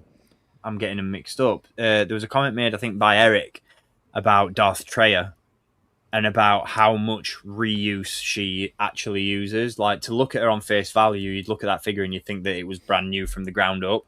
Yeah. But actually, there is a hell of a lot of reuse there that you wouldn't initially notice. Not that that's a bad thing. Reuse done correctly and where it makes sense, I am 100% all for. As long as they use the right parts. I'm not entirely sure. Is this brand new from the ground up, or have we got a little bit of reuse going on with this one? There's pinned legs, right? That's what I'm thinking. Yeah, they're the Orising legs. Right. So I'm guessing maybe, just to your point, Courtney, maybe the budget comes into it out. Yeah, exactly. Yeah, that would make sense. Yeah. But again, how does that conversation go when it comes to a figure like the Geonosian, which is all brand new and comes with a ton of stuff? Yeah, great point. You know. Yeah. So, I mean, what I was going to say is the fact that is it because it doesn't have like wired soft goods? Because that's what we saw with like Starkiller, and that bumped him up, I'd assume, to be a deluxe. Yeah. I know with this one as well, interesting that they mentioned in the stream was the wash that they put on it. So they mentioned about putting the detailing, like the sculpted detailing, then having a recessed wash. I'm going to be curious to see how that looks in hand. Well, James, you have it in hand, so if you cat's out the bag now for the second half of the stream. If you weren't watching before, Brandon, close your eyes. Is it a bit blotchy, or is it like quite? No, nice it sits in the recesses rather well. All right, it's almost like you see customizers apply a wash where they brush it on and then use kitchen paper to wipe off the surface. Show the nice people at home, James. Sorry, I was being rather selfish then. I'm really struggling to get them in without my ugly mug and the it's just reflecting the phone screen. But that's all good, man. Oh, look at the sculpt on that, man. Look at the face. That's so good. Wow, that's crazy. That's stunning. Wow. Your brother. Oh my god. Darth you Maul. can just about see the legs there. I always know, right? And one of the main contributing factors to why this is my favorite reveal, should I say, from San Diego Comic-Con, is that I know it's a good release when not only do I get excited about it, but my wife gets excited about it as well. Yeah. Because for the she's one of those people as well. She, for the longest time, like, when are they going to make this? When are they going to make? Oh. I show her stuff that gets revealed, and she's like, "Oh yeah, that's cool." And then she'll sit on it, and then she'll sit on it for a bit. And go, when are they going to make that thing from Clone Wars that I love? And when I showed her this, she was like, "That is cool. Are you getting that?" I went, "No, I don't think I'm going to bother." She went, "Are you joking?" I said, "I'm getting it. Instant pre-order. Come on." Does a deer shit in the woods? James works for the James TVA. Loki. He pruned these figures. The action figure variants authority. I'll take that. We're on to you, mate.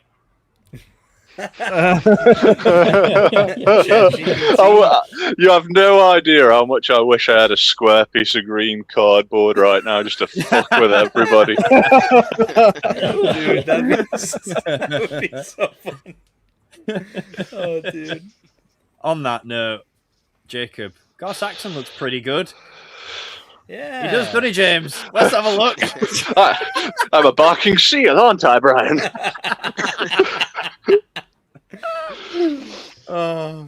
Dude, one thing with this guy, where is his rifle? Yeah. Other than that, he's amazing. I spoke to GI Trooper Kits, and they have listed it individually on their Etsy store, so you can grab one from there. Awesome. I've got it. It's over the other side of the room, or I'd show it, but I just need to get that painted, and because he's got to have his helmet off, like holding it, and I don't like having him with just one little blaster and holding his helmet. So he needs to hold the big rifle. Yeah. So. Yeah. Sweet. Oh, he looks so good. This and Talzin were pre-orders for me. Yeah. Because obviously we've got Rotter in the same month. I'm trying to be very, very, very careful. You got to get some of that real money. You tell I need that real money. Mate, you this tell that month, careful to your X-Men's 97 Sentinel, Dan.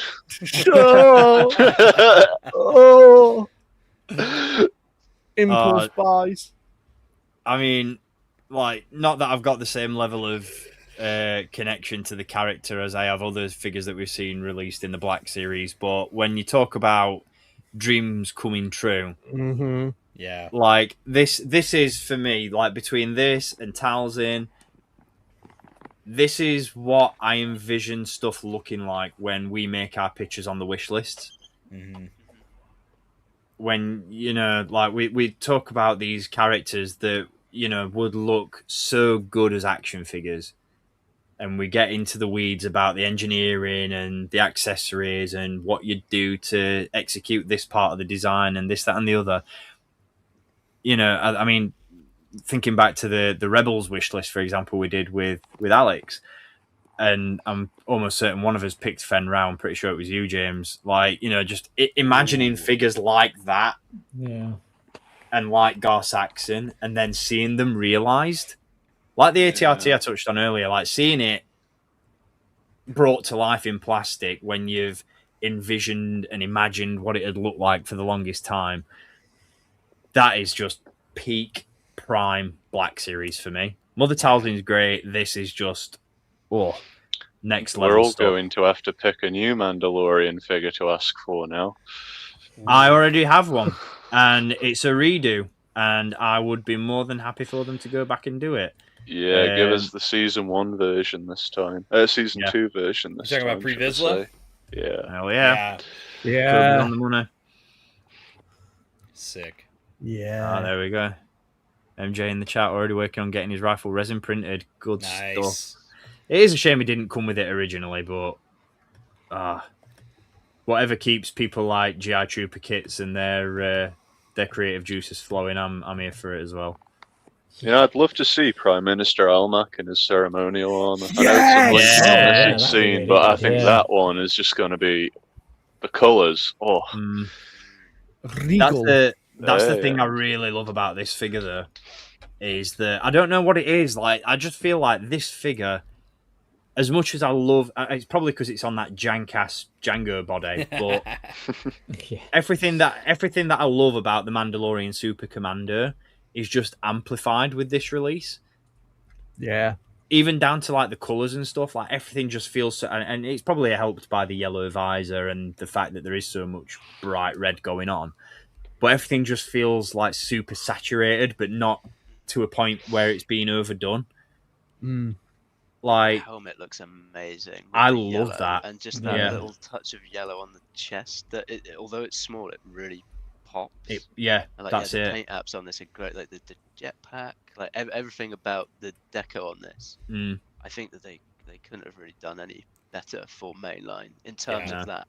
Sniper would have been great, but like the actual look and paint apps of the figure and the detail. Yeah. When James, you had the helmet up close. Wow. Yeah, it looks super good. Yeah. So good. I would love to see Obi-Wan pieced together. Yeah. Because with the armor-specific details on this, 2 Gar Saxon being overlays as a majority, if the base body underneath can just be reused with new overlays, maybe the gauntlets from Django, they're pretty basic when you look at the Mandalorian armor. That new Obi-Wan head from Revenge of the Sith would work. Maybe put out the little the fringy one, the disheveled one from the Comic-Con set, because he gets pretty beat up when he's in the throne room with Maul. Yeah. That'd be such and then a you good... do Satine, and then you fucking That'd be such a good release though, because then you can just have it as a standard Mandalorian trooper, like Maul trooper, and then you've got it's similar to the one that they've just done as well, isn't it? Like, yeah, I need it. That'd look amazing. But again, that just going back to like the cost and the budget for these figures, like you've just said, James, if this base body allows for different overlays and stuff, that Obi-Wan figure is such an easy win.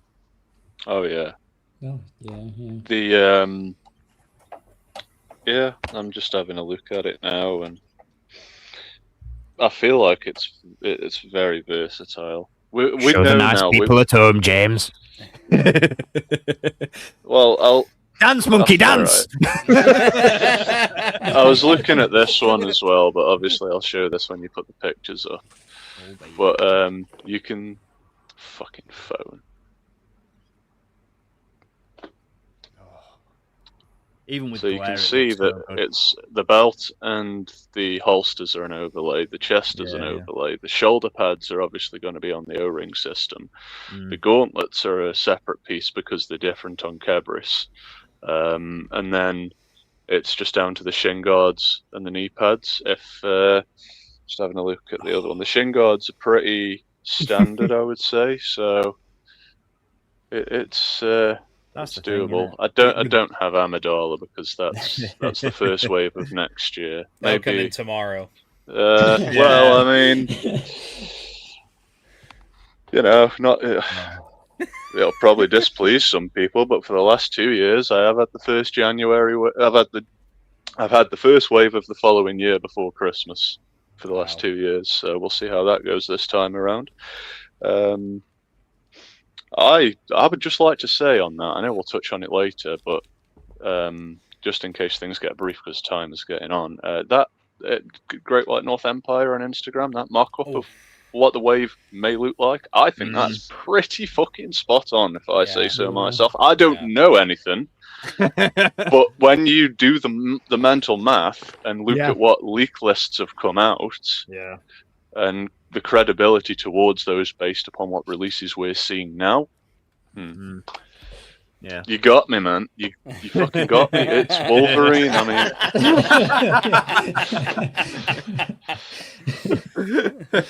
oh, dude, brilliant.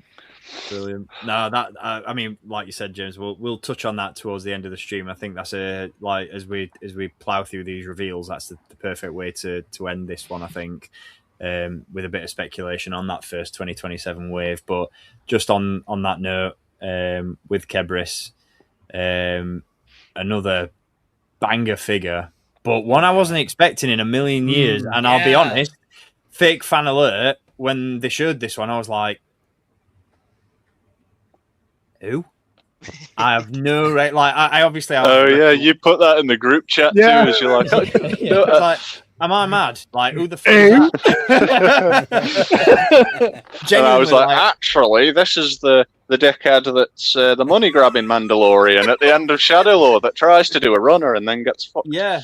See, I remember that. I just don't have any recollection of him taking his helmet off. Same. I think it is just towards the end of the season. Yeah. And he gets on the Hex, and then as soon as it flies up, it gets shot down by the gunships. Ah, there we go then. That's why I don't remember it. To my count, there are 5 of these in Maul Shadow Lord. Oh shit! Why are you telling me that? Well, I rewatched it last week because I'd only seen it the once through in its weekly segment. So I thought I'm going to sit, do nothing all day, and watch more Shadow Lord. So I did. And obviously, because figs have been shown, I was like, "Oh, there's this pose there. There's that pose there. 1, 2, 3, and I'm like, oh, there's 4 of them. I don't want 4, but I'm like, oh shit, no, there's 5 because Kebris and 2 of them get on the hex, and then there's still 2 of them running away from the Inquisitors that ultimately die before they cross the river. So that's 5. I think I'd be happy with 2 or 3. It depends on what other Maul figures we get, but it's looking like I'm going to have to dedicate an entire shelf to the series now. TK Trooper needs to come before any of the rest. Yeah. I agree with you, mate. I agree with you wholeheartedly. So you already covered it a little bit earlier, James, with regards to like the construction of this figure. So the base body you're saying is identical to Gar Saxon, and it's just the overlays that are different? The base body is identical. The shin guards are different. So that touches on what we were just running through in terms of interchangeable parts, and the gauntlets are different as well. And the shoulder pads different. The shoulder pads are the same. Everything else is the same. The helmet, you see on the screen, it's better on the screen. Pull him up. There's no reflection. No. Show us the AI. This is what my wanted poster's going to look like at Hasbro HQ. Have you seen this man? No, I haven't actually, because I can't remember who he is.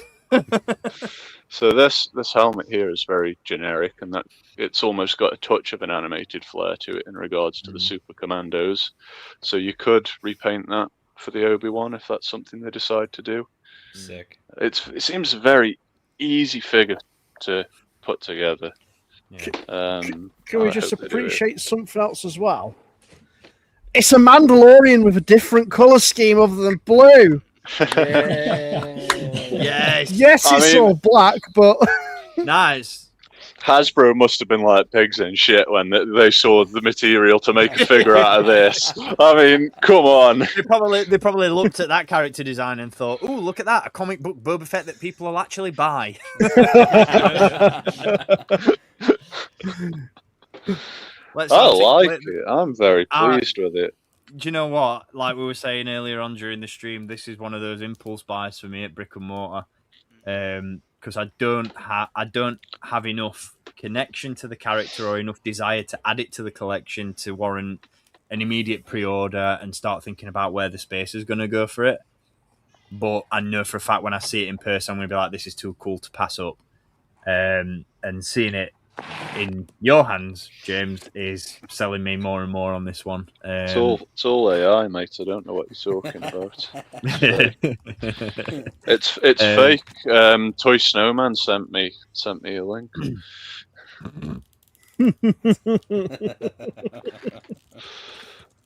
Again, if you know, you know. Alex, Courtney, what about you guys? Like, we didn't get your thoughts on Gar Saxon, or much of your thoughts on Gar Saxon. Where are you standing on this guy? Really surprised me. I think the character selection, and I think the figure looks really cool. But again, it's not a pre-order for me. If I see it in the future in a store, I'll probably pick it up. But again, I think it's really cool, and to me it indicates we're probably gonna get the full team from More Shadow Lord if they're doing this before like Daki, yeah, and other characters. So I'm hopeful that they really flesh that out with future waves. But yeah, I'm not picking it up straight away. I don't really have any plans to add it immediately, but it's not bad. I think it looks really good. It's just not for me right now. Yeah. About you, Alex? I'm the same as Courtney, really. It's I was genuinely surprised this guy came out before the TK Trooper. Yeah, it's a wild choice on that front when you put it like that. Yeah, just in regards to the TK Trooper, that thing has been rumoured long before it appeared in the long before it appeared in Maul Shadow Lord, it was originally rumored as a Bad Batch release. And it's almost like it got delayed because maybe Hasbro knew, oh, well, we could release this in a Maul wave because it's now more time-fitting than doing a Bad Batch figure. And now, potentially, I don't know, it's obviously not in this wave. I don't know when it's going to pop up, if it's going to pop up. We're not daft. We know by now these rumor lists have got a lot of credibility to them. So well, I hope it comes out in the next 12 months. I really do. That's what I mean when I touched on the Embo and Kaibu set. I mean, how long ago was it that Kaibu was rumored on that? I think we like for the first and only time we've ever done one. I think that's when we did our first rumor list live stream because we touched on all the stuff that was coming because the character selection felt so much like a fever dream that it was like this almost sounds too impossible to be real. We need to talk about it. And then look at what's blossomed from it. I mean, there are still things that we haven't seen that was on that list that dates back a good 18 months or so ago at least since we did that stream, and that had stuff on it like Lieutenant Gale or at the time the 327th Clone Trooper. So that just shows you how long ago that list came out. Wolf as well. Yeah. Right. We know that some figures get moved around as well, though. Like, how long have we been holding out hope for Blind Kanan to find a wave spot? Right. Yeah, he needs to come. And Crate Luke, where's Tom when you need him? I mean, yeah. Do you have Icarus? We're just using you. We're just using you at this point, aren't we? We'll get onto this one. He does, doesn't he? This is the one, like I said. Big gun. So again, just for people who may have joined in a little bit late to the stream, that is a new rotary cannon, isn't it? I should have just opened the bloody things after. Yeah, that's completely different to the Clone Trooper one. I like the point you made in the chat the other week, Dan, saying they could use this or build on it to do Canderous Ordo from Tour. I'd be well up for that. I know it's not quite similar to Canderous', but it's. I think we could. I wouldn't be adverse to it. He has a big old gun, a big old cannon. So I like the look of this figure. It's so generic, but it's still so visually interesting at the same time. I just hope that it doesn't suffer the treatment of the Knights of Ren. And I worry about that because Scorn is a particularly larger build than Icarus in the show. Do you think that'd warrant a deluxe release then if they were to do it? I don't think so. He's not as big as Savage. He's just more muscly, I would say. He's not here, isn't he? Yeah. Yeah, I'm just trying to think. He's probably the equivalent in size as I don't know, maybe Zeb from Mando and Grogu because he's quite smaller than the Rebels one. I don't know. It's a difficult one to judge in action figures. But I don't think there's much on Icarus that you can just recycle for the other one, which I think might be a common misconception within the community. But I'm hopeful we'll get the other one at some point. If we don't get anything else from Season 1 for the next 12 months, when Season 2 comes along, maybe they'll be feathered into the first wave, because, as we know, they don't get a lot of material, hence Maul doesn't have his boots. Yeah. At least in the superior scale, Hasbro do seem a little bit more inclined to complete teams. So, there's always the chance. You never know. I am hopeful that in Season 2 we'll see a costume progression for Maul, because from a standpoint in the industry, considering that they redesigned the character model to get severely damaged as the series progressed and his legs are fucking up, I won't be surprised if they tie in the Solo Luke in some way. Maybe that's how we'll finally get a figure of that. Who knows?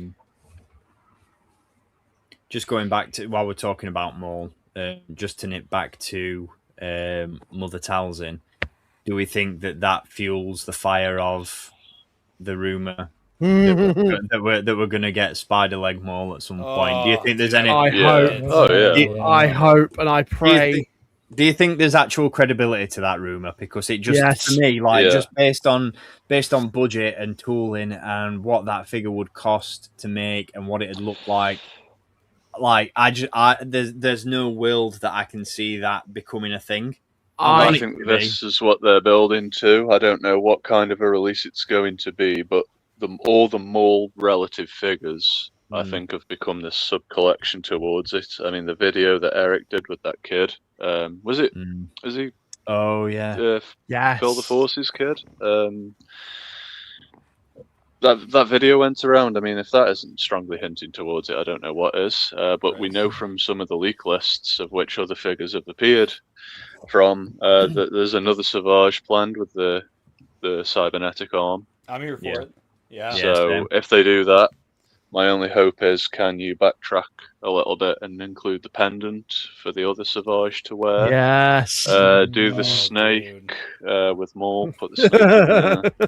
That would be sick. But yeah, I think it's coming. Maybe it'll be the first made to order. Maybe it'll just be a high priced item. I don't know. I'm here for it though. That's what I get a sense of. It'll either be made to order, or could it be potentially a con exclusive like we've seen with well, very well be, yeah. You say that, Dan, and I think the big thing that you could really add some essence of truth to that with is normally at the press breakfast at San Diego Comic-Con, they show the New York Comic-Con exclusive, but they don't actively say that that's what it will be. This year we didn't see that, because I initially said to you guys, I bet that Embo will be the New York Comic-Con set, and nope. It's not, yeah. So there's a chance. There's a chance. Could you imagine? Oh, I'm going to need the biggest. I need a bigger shelf. I physically can't. I actually can't imagine. This is the thing. Like I said, I just think from. I mean, I can, and I can imagine it being ridiculously expensive, but I can't. Like I can, and I can't. I can't realistically imagine it. I can picture it in my mind, but I can't realistically put it. You know, in terms of plastic mass, I think it would cover a similar surface area to the AT-RT. Just not standing straight up. And on Yak Face's master list, there is a 90 pounds item that isn't a vehicle, and Maul with spider legs is also on his list. So, I'll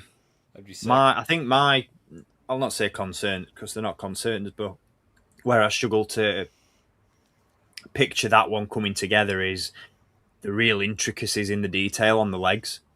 Yeah, like I know what you're saying. How fine some of those wires and some of those metal pieces are going to have to be. Like, I know there's a way of doing it, you know, in a cost-effective manner, to the point where, because again, in my ideal scenario, you know, I'm picturing like some of the wires being.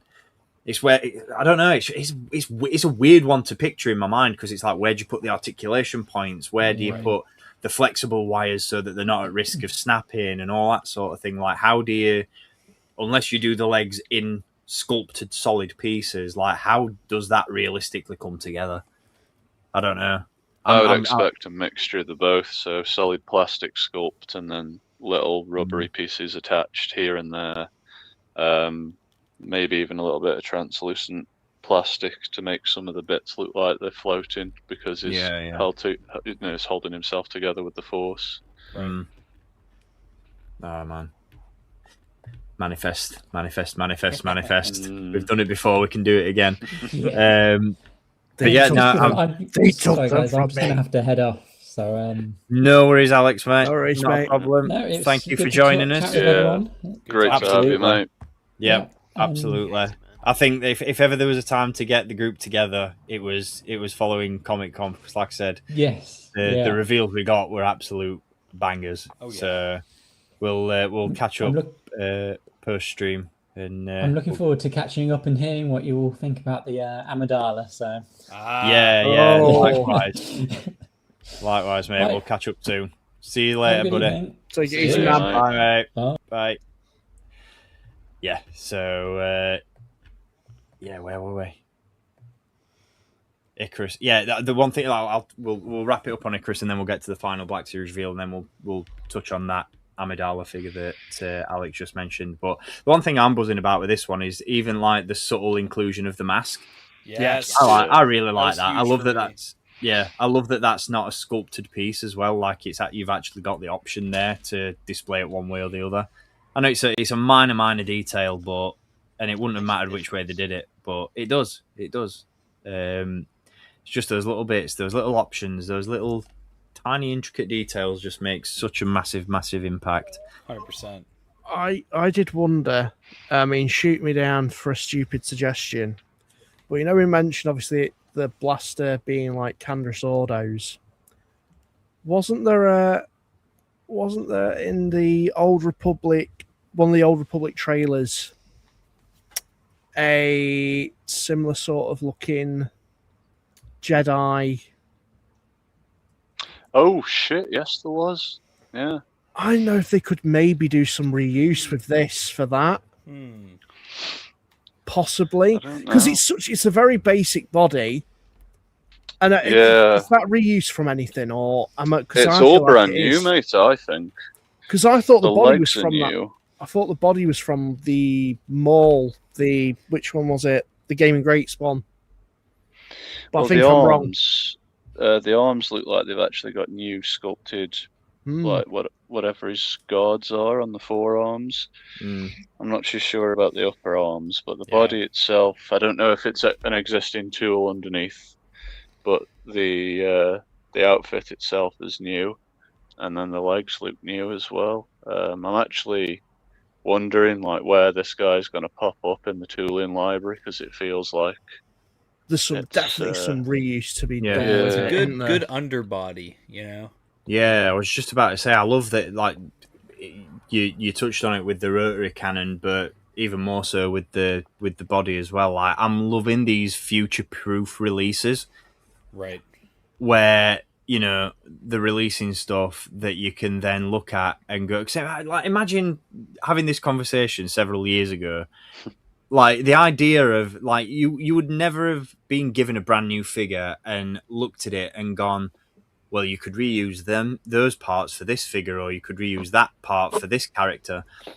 Like the idea of kit bashing and retooling just seemed so lazy several years ago, and now it's like, you get the juices are flowing just from and it's one of the things I always get a bit worried that when we talk about a reveal, we end up spending more time talking about what it could mean going forward than we do about the actual product.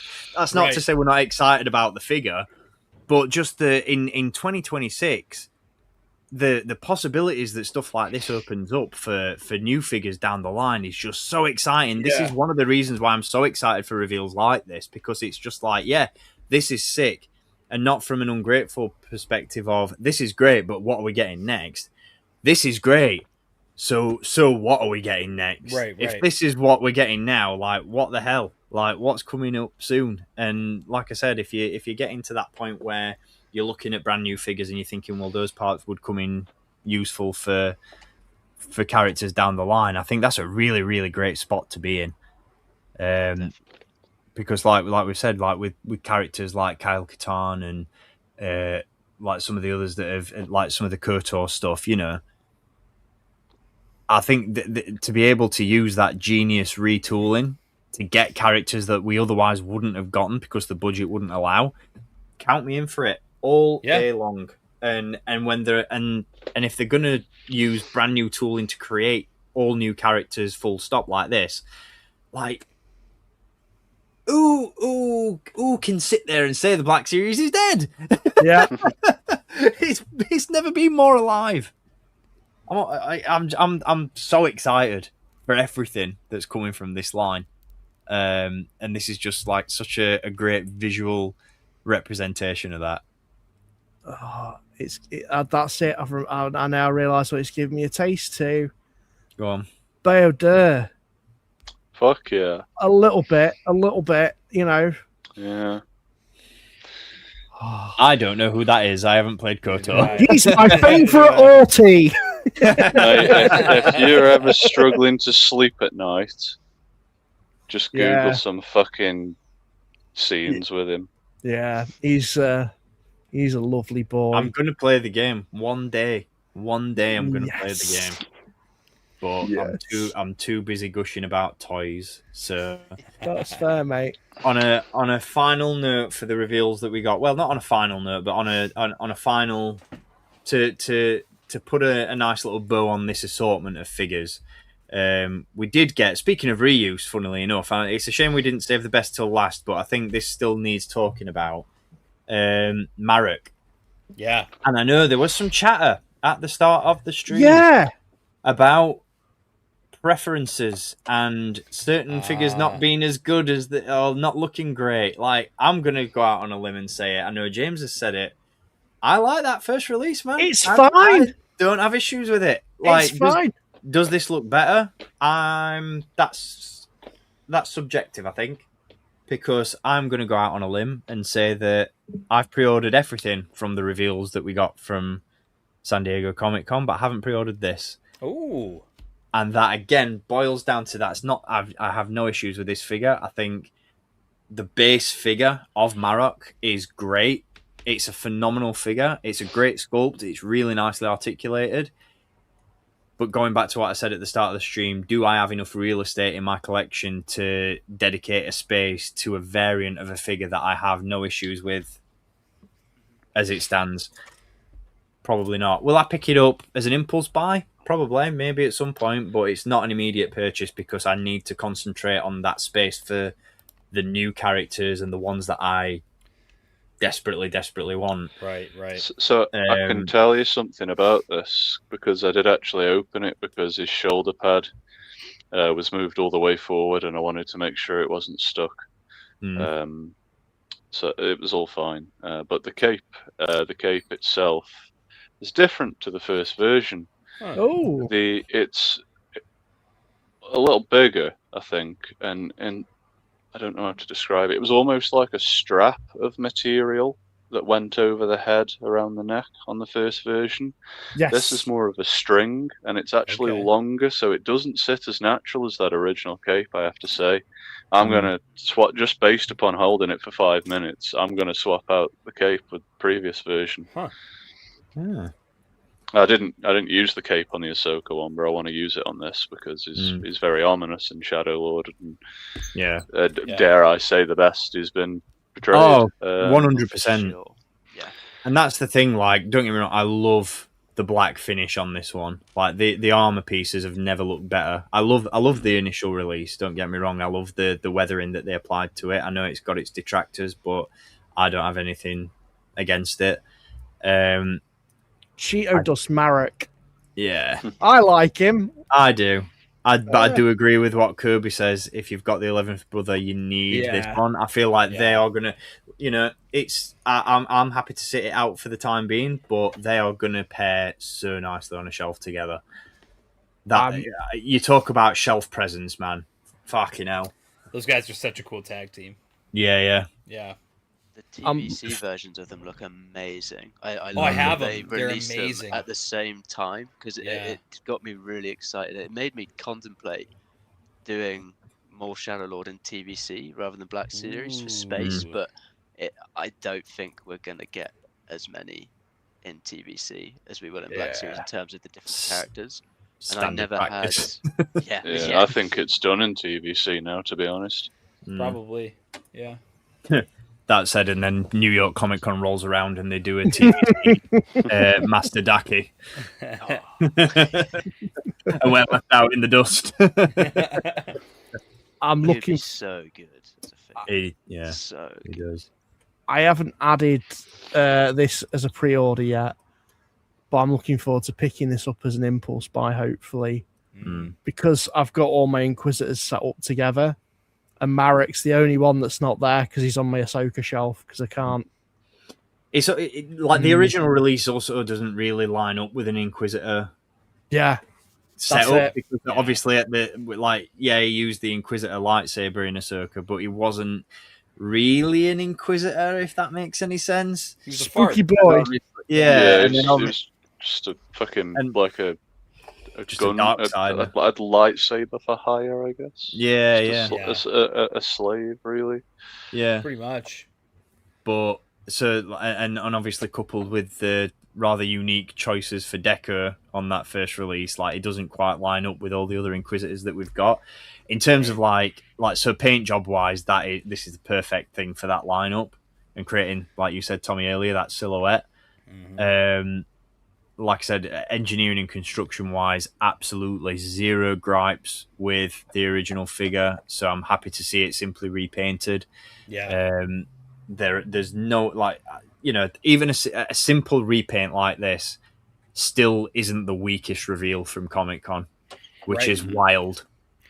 I will say the unfortunate part is the missing paint applications on the shoulders. It should have the Imperial cog insignia. Bummer. That's a shame. It's a shame, but it's one of them. Decals are easily accessible, though, right? Yeah, I don't actually know if the Ahsoka one's got it or not. I know it's weathered on that version of the character, but it's fine, I guess. Does the TVC one have it, Tommy? No, he doesn't. Okay. You're talking about on the cape or on the shoulders themselves?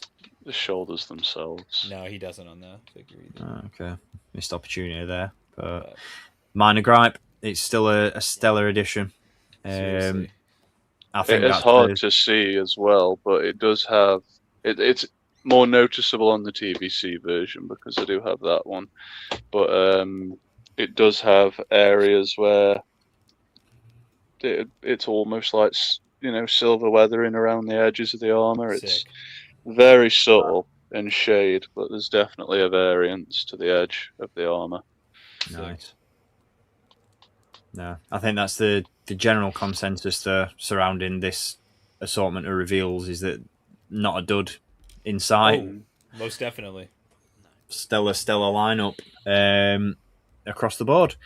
So that brings us just about to the end of the stream, but I am keen for a bit of speculation before we completely wrap things up. More. There is. There's always more. There's always a bigger fish. So the very kind folks over at Hasbro did in fact send over the promo video showcasing a new era in Black Series kicking off in 2027. So for those who haven't seen it, roll VT. Apologies if this pops up spontaneously because I haven't played a video midstream for quite some time. But this is just for those who haven't seen it, just a bit of a glimpse at what to expect from Black Series in 2027. Yeah.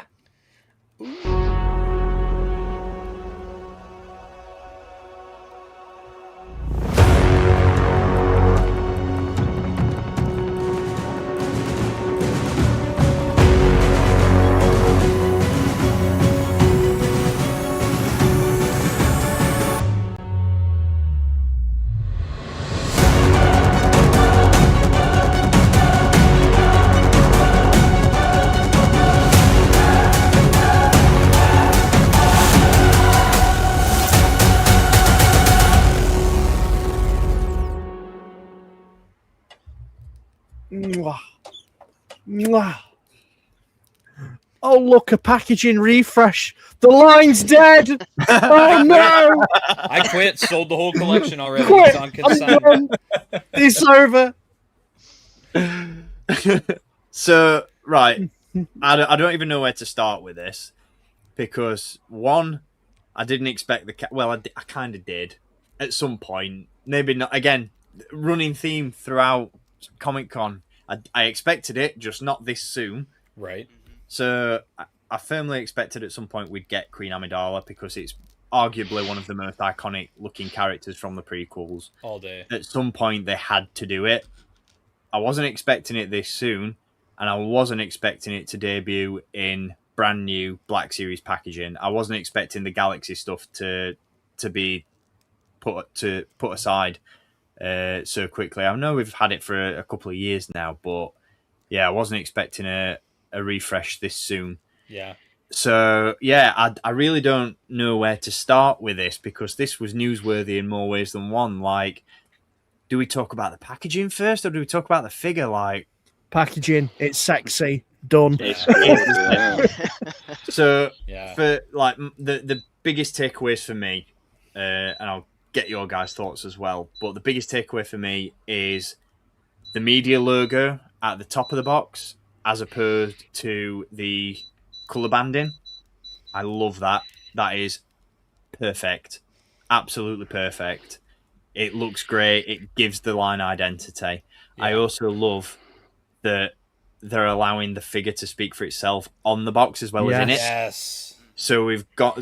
I love the artistic renditions. Don't get me wrong. I love the mural artwork. I love having a stylized image of the character on the box. It's something that's been a staple of Star Wars collecting for years and years and years. Some of my favorite artwork, for example, is the stuff that we saw on those 30th anniversary cards. Just to go back to that and drill that one home, that I like the 30th anniversary collection. But allowing the figure to speak for itself on the box is such an inspired choice. I love how it looks. It's so clean. It's so crisp. It's not overly fussy, but it's not boring. Mm-hmm. It's just so sleek. And I love the backdrop as well behind the figure, Yes. the hyperspace. I don't know. I don't know whether anything was said about whether the color had changed on that or whether it's going to remain consistent throughout. I heard it was just going to be blue across the board. That's fine. That is absolutely fine because, like I said, the whole thing, the whole package just looks fantastic. Oh yeah. I think the only thing you really need to differentiate it is that logo at the top. Yeah. For each media. I'm really looking forward to seeing all the different media logos on there. Yeah. It's not strange because obviously we know that Disney have a certain amount of control in terms of style guide. But it's the new type logo, like it's what you would see on Disney Plus on the poster, opposed to the traditional poster art from the prequels. Yep. Yeah. Which I'm fine with. I just thought it was a. I really like those logos though. Choice. Yeah. I think they're really good. And I think it's going to add so much consistency. Yeah. Because one of my, like, I'll not say pet peeves because I don't actively do it, but with the mural stuff, like, I get that, like, not all the different media releases don't correlate and don't blend into the next. You know, you don't have an assortment of Episode 1 figures that then blends into Attack of the Clones, right? Unless you're Watto. Who's 2 boxes in one. But like, I don't know, like the color banding just itches my OCD a little bit. The choice of color, it's just I fucking hate Galaxy packaging. It's so inconsistent. The artwork as well. There's got to be AI involved because if you look at the Clone Wars Padawan Ahsoka, it looks fucking nothing like Ahsoka for a start. It's so jank. And then you've got a clone trooper that's using an E11. Those are the only ones I can think of. Season 1 Mando, the new version that recently came out. Like, what the hell is with the visor on the helmet artwork? It's wide as anything. It seems like there's just not enough care put into it. I really love the red and black packaging with Gregory Titus's artwork. I think it felt premium. Yeah. It only became boring because stores overstocked particular waves, and then it was associated with that. Yeah. But I think that felt, when you didn't take a box off the shelf that had been there for months and it was battered and dog-eared, it just felt very high-end to me. See, as a controversial take on that, I'd go as far as to say that I prefer Galaxy packaging over the black and red. Okay. But that's not due to visual because I love the Gregory Titus artwork. I absolutely love it. It's, in my opinion, it's synonymous with Black Series. When I think Black Series, I think of Gregory Titus's work to the point of where I've got only 1 or 2 figures in the collection, but a couple of the black and red boxes that I have decided to keep packaged. I've thought many a time I want to either meet Gregory Titus at a convention or I want to send this stuff off to him to get this signed Not by the actor who portrayed the character that's in the box, but by the guy who did the artwork on the box, because I love it that much. Yeah. I do like the Galaxy packaging, however, because I like the... and this is so ironic, given that we spent a massive portion of this stream talking about cardboard, but the quality of the cardboard is better on the Galaxy packaging. I think the red and black stuff is a little flimsier, a little thinner, feels a little cheaper. I would agree with you. It looks better visually, but I think just to have it in hand... That's why it's so easily damaged. I mean, scratched. Yeah. The white would show through if it was scraped up against something. That's it. I think the Galaxy stuff is like... I'd argue the Galaxy stuff does feel premium. I'm just not massively in love with the design choices that we used on it. I think, like you said, James, the biggest issue for me was the colour, because I think when you've got that much media to dive into, you've got a very limited colour palette. Yeah. And it blows my mind that there are so many different shades of blue on Galaxy packaging, but no one ever thought, I know, we'll use white. Yeah. Blue, red. They didn't know anything else other than blue and red. This is it. Blue, red, or mustard. Do you want brown sauce or do you want ketchup? Because that's the only thing you're getting. But I like it. I do like it. I have liked it for the time that we've had it, but it was time for a change, and what we're getting looks phenomenal. I'm really, really excited about it. How do we feel about the dropping of the for Black Series? Good. Couldn't care less. Yep. Yeah, it's neither here nor there for me. People are still going to refer to it as the Black Series, and nobody's going to abbreviate it to BS on posts, are they? I'll still use the hashtag the Black Series, because I always use both varieties anyway. See, I get why they've done it. It's cleaner. It does look nice. But yeah, that's what I thought about it. To be fair, I thought, it's going to make my hashtags easier, because I always use the Black Series and just Black Series in my hashtags. I think once this new packaging comes into effect, I'm just going to drop using those hashtags, especially since Instagram decided that a great idea for hashtags would be to limit them to 5. Dude, that's the most frustrating thing they've done. Yeah. Yeah. So yeah, it'll make the hashtag thing a lot easier, and it'll actually allow me to put the character name in my hashtags as well now. But other than that, yeah, I think it cleans up the box. I think it cleans up the logo. It means I'm going to have to find a new logo to put on my thumbnails when I get around to it, which is lovely. I always love it when I've got to put more work in, but that's fine. I'm happy across the board. I'm happy. I just think it's stellar. It's such a good look. My main takeaway from the packaging is actually having a list of characters rather than picture and text.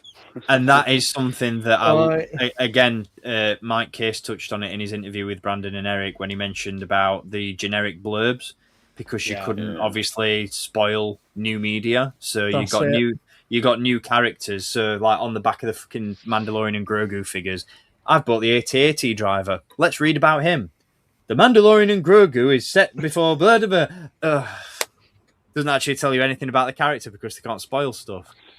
And it's like we'll touch on that point in just a sec, Dan, because it's something that I really want to get some speculation going on. But that, again, going back to the previous lines we've touched on throughout this stream, talking about all those previous collections, that was part of the excitement of picking up an action figure. Yep. Like, before I was fully immersed in the internet and, rebelscum.com and forums and message boards and what was coming next and reveals and all that sort of stuff, my only way of finding out what was coming next in an assortment of figures was by looking at the back of the box. Yep. And that got me just as excited about stuff as seeing reveals at events like this, And so to bring that back, it's such a small thing, but it's massively exciting. I think it's what I associate with when I collected 3.75, like as a kid growing up, and you build that excitement of seeing. If they didn't have it on the peg, you look at the back and you go, "Oh, I missed that figure," but I'm gonna hunt that one down now, and it builds. You're like, I want to finish this wave. This is really strong, and it's way better use of space on the back of the box than the blurbs. Like the blurbs have been really disappointing recently. Yeah. And so to get that cross sell, and it's actually of the figure. I love that they're using the figure artwork, because that is why we're buying it. The figure is selling it, and so like you just incorporate it more, and it gets you excited to take pictures of the figure as well after seeing it already being photographed on the side of that box. The Amidala looks amazing. I've actually thought, in response to what you've just said there, Courtney, when this packaging rolls out, I typically don't take a picture of the figures in the box unless it's for my story post, but in the same setup as I take pictures of them loose, I am now thinking of taking a shot of the figure in the box, because it looks very nice. They've presented it amazing. It really shows off the figure. You've got all of that space, like having the character name at the side, and I think the hyperspace background makes it. Your eyes are drawn to it. Yeah. It looks really sleek. I think it could potentially appeal to maybe some younger collectors. It has some. I don't know what it is about it, but there's something about it that makes me think. Maybe not the price point is the only thing, but it could bring in newer fans. I know what you mean. I think it's the splash of colour. Yeah, but it stands out a bit more. It's subtle enough though that it's not like it pops on the shelf, but it's not in. Yeah, exactly. It's not in your face. I can't remember, but have they used like a foil kind of packaging, or is that just how the sheen looks in the video? I don't know. I hope it is. I hope it is a foil kind of. It does look a little reflective. Yeah, but that to me is like, this is quality. This is premium. Yeah, I think for me, like if the packaging is of as higher quality as the figure inside it, then the incentive is there for both boxed and loose collectors to pick stuff up that they wouldn't necessarily have picked up otherwise. Like I said, when Vintage Collection first started, I was all about it. A clone trooper on a vintage card, fucking sign me up. But then it got done to death, and the novelty wore off. Whereas having this packaging change and having the packaging be as good as it is, it's nothing. Like in a lot of ways, it's not like you look at it. It's not even groundbreaking. It's very, very simple in its aesthetic. Yeah. It's not. There's no fuss. There's no overcomplicated designs. It's not. I'd go as far as to say it's not even like quintessentially Star Wars. Like, there's nothing about it that, other than the hyperspace background and the logos of the media, there's nothing about it to me that screams Star Wars. It's just a really nice use of shape and color and space, and that's all it needed to be. Because you need, for a figure of that, and this is what I've always said about Black Series providing a bigger canvas. It's a figure that size on a store shelf speaks for itself. Against a background like that, and in a box that's as simple but as nice as it is, that figure is doing the selling. Yeah, especially 100%. With Amidala. Like, you see that on a shelf, and you've got this really bright, vibrant blue background, but then you've got this equally vibrant red figure in the box. You're going to see that a mile off.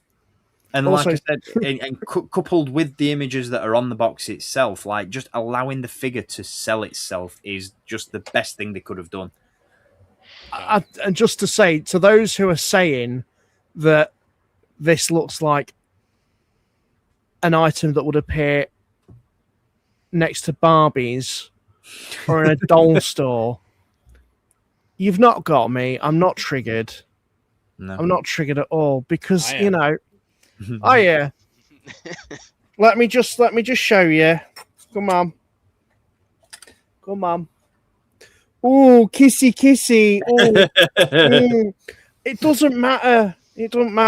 It's the figure that they chose is a female. It's more cloth, soft goods. Yeah. But I think that was the perfect figure to choose, because Amidala is regal. She's class. It would have sophistication and the packaging matches. It would have almost been a disservice, like just to focus on the figure itself for a second.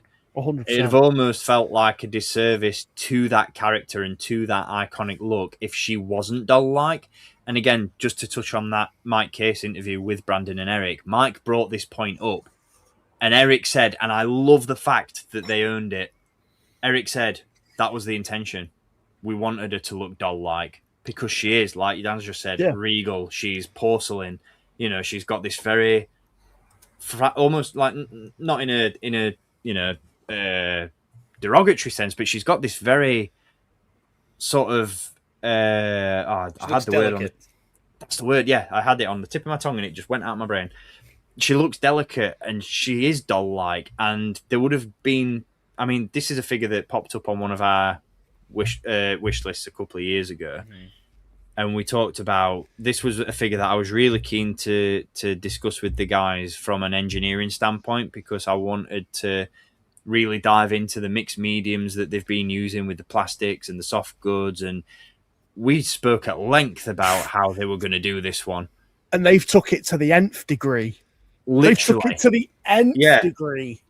They've taken those, like, again, not to blow smoke up our asses or claim that we manifested and that they listened to us and went, yeah, that's how we should do it, because we know about the design process. But again, like we touched on in previous streams, to know that you're on that same level of thinking, that same wavelength as Hasbro is like really gratifying. And to see them, like you said, Dan, take what we mentioned and how we would have liked to have seen it, and then just amplify it and knock it out of the park. Because let's be honest, they have. Everything about that figure is absolutely flawless. I just can't get over the fact that they've put lighting in it. The orbs, yeah. Yeah. Amazing. That's just... Yeah, I think my favorite thing about both the figure and the packaging is like doing away with the illustrated art and doing the actual solicitations of the figure speaks to their confidence in the consistency of the quality. I think if they would have done that style like even 5 years ago, it wouldn't have worked. It would have been some rough ones on there. Somebody mentioned it in the chat. Imagine if they'd released Shin Hate with the questionable likeness and plastered that on the side of the box. With a ramen noodle hair, dude. But that's such a great point that just shows the level of confidence that they've got in the product. Yeah. Mm-hmm. I'm so excited for what's coming, man. Yeah, and if that's what they're going to do going forward, then they must be more mindful of cutting corners and being, more cost effective with figures in the future, because then it's like, ooh, well, if we do it this way, then the profile of the figure is going to show up on the photos on the box. So they have to make sure they don't cut those corners like they've been doing. So it's also a level of accountability having the packaging like that. 100%. But even on that, I mean, like, again, just bringing it back to the figure itself, I've probably missed a lot of the chatter around it, but do we know what's going on with the engineering itself, other than the soft goods and the plastics that have been used on the costume? What's going on with the body of the figure? Like, if I'm not mistaken, they've got a ring system around the skirt of the outfit, so you can maintain the sort of the roundness of it. As Ship is in the film. There was an interview where I don't know whose interview it was. I watched quite a few, but Eric said that it's the Phantom Menace Padme body, so that they have the hide match. Yeah, awesome. That was it. Awesome. Perfect. Again, like, just on that note about cutting corners, that's reuse, but that's smart reuse. Yeah. That makes absolutely so much sense. Like, the level of consideration to think we've done a Black Series Padme to get that consistency in the height and to make her as accurate as we can. Yeah. Same movie. You're not going to see the body because it's underneath the robes. Yeah. Genius. Absolutely genius. If that is how they're kicking off 2027, then holy hell, we're in for a year. Crazy year next year. So excited. Yeah. But on that note, to wrap the stream up, because we have been going for 4 hours, a lengthy 4 hours, and we're keeping James well past his bedtime. Sorry, mate. I do apologise. It's all right. speculation on that first wave. What do we think's coming? What do we think we're getting? I think they need to, not need to. I think what I want to see most is some long-awaited heavy hitters. I think that, like, Queen Amidala being one. I got to give a shout out to, she was on the Community Black Series Most Wanted, so that's another one for the fans that the fans have been demanding. Boom, so we got Watto, got the Queen. I think another one for that wave, I know Great White North Empire did his, like, thoughts, and I believe he had the Galactic Marine on there, if I remember right. That is one that I agree. That is one. He has won 2 Black Series fan polls now, and that's one that I think is obvious. I mean, it completes the scene with Bakara and Kiadi Mundi. That's a no-brainer. It's a good troop builder to get in there. I think for original trilogy, I think Nine Numb is, like, probably one of the biggest no-brainers left for original trilogy that wouldn't be like a deluxe. So What, with a Lobot? That bald bitch. But yeah, Lobot maybe too. I could see him being in that wave, and then I could also see them doing a couple, like, from animation, like some newer characters that are, again, long-awaited, highly requested characters, like maybe even a Zam Wessel. I think Zam Wessel would be cool. Yeah, that'd be good. Ooh, yeah. Yeah, it's got to be heavy hitters all around, I think. Yeah, 100% agreed. I think the logical part of my brain says if the first figure that they've released or revealed, from this assortment is Queen Amidala, the next figure's got to be an Attack of the Clones character. Yeah. So I'm going to say, like, you know, not that I'm copying Great White North Empire's graphic, but Episode 2 Anakin, please and thank you. Yeah. Needs to be in there. And again, it talks to what we were mentioning earlier about the whole flow of a wave in terms of characters interacting with one another. Amidala, Anakin.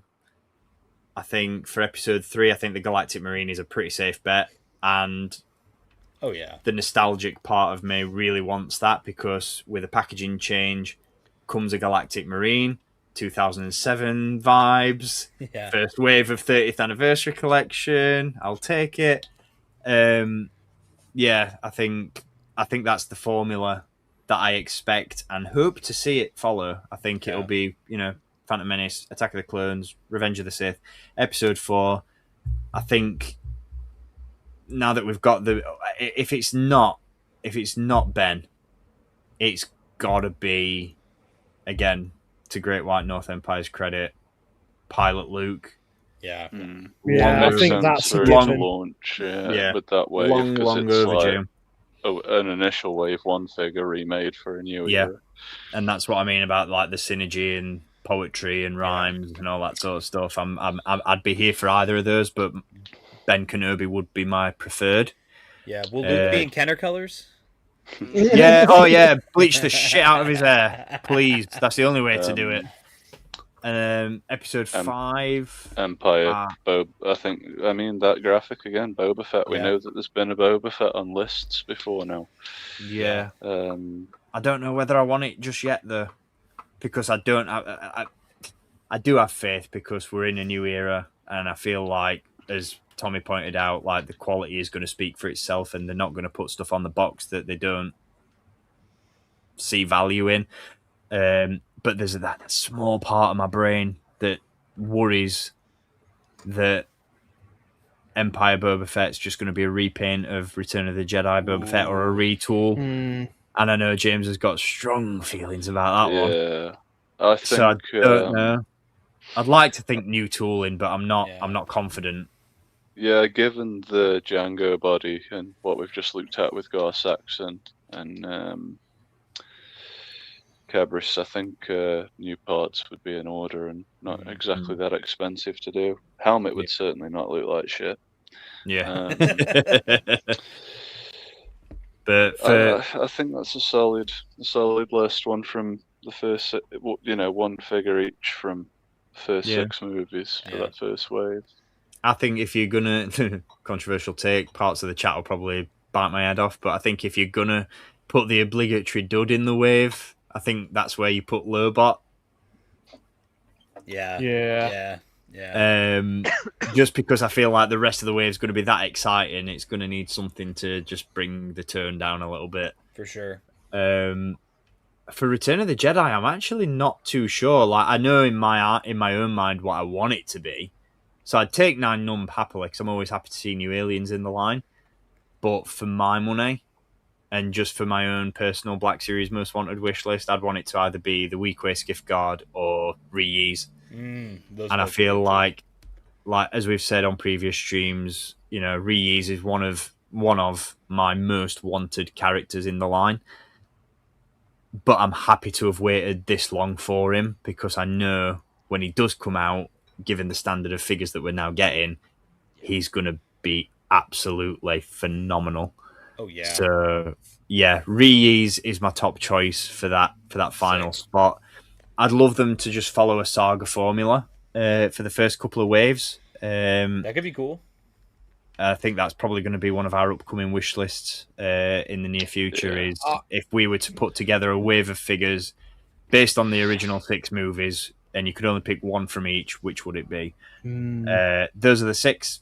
Those are the 6 I'd go for in that first lineup. But I also want to see more.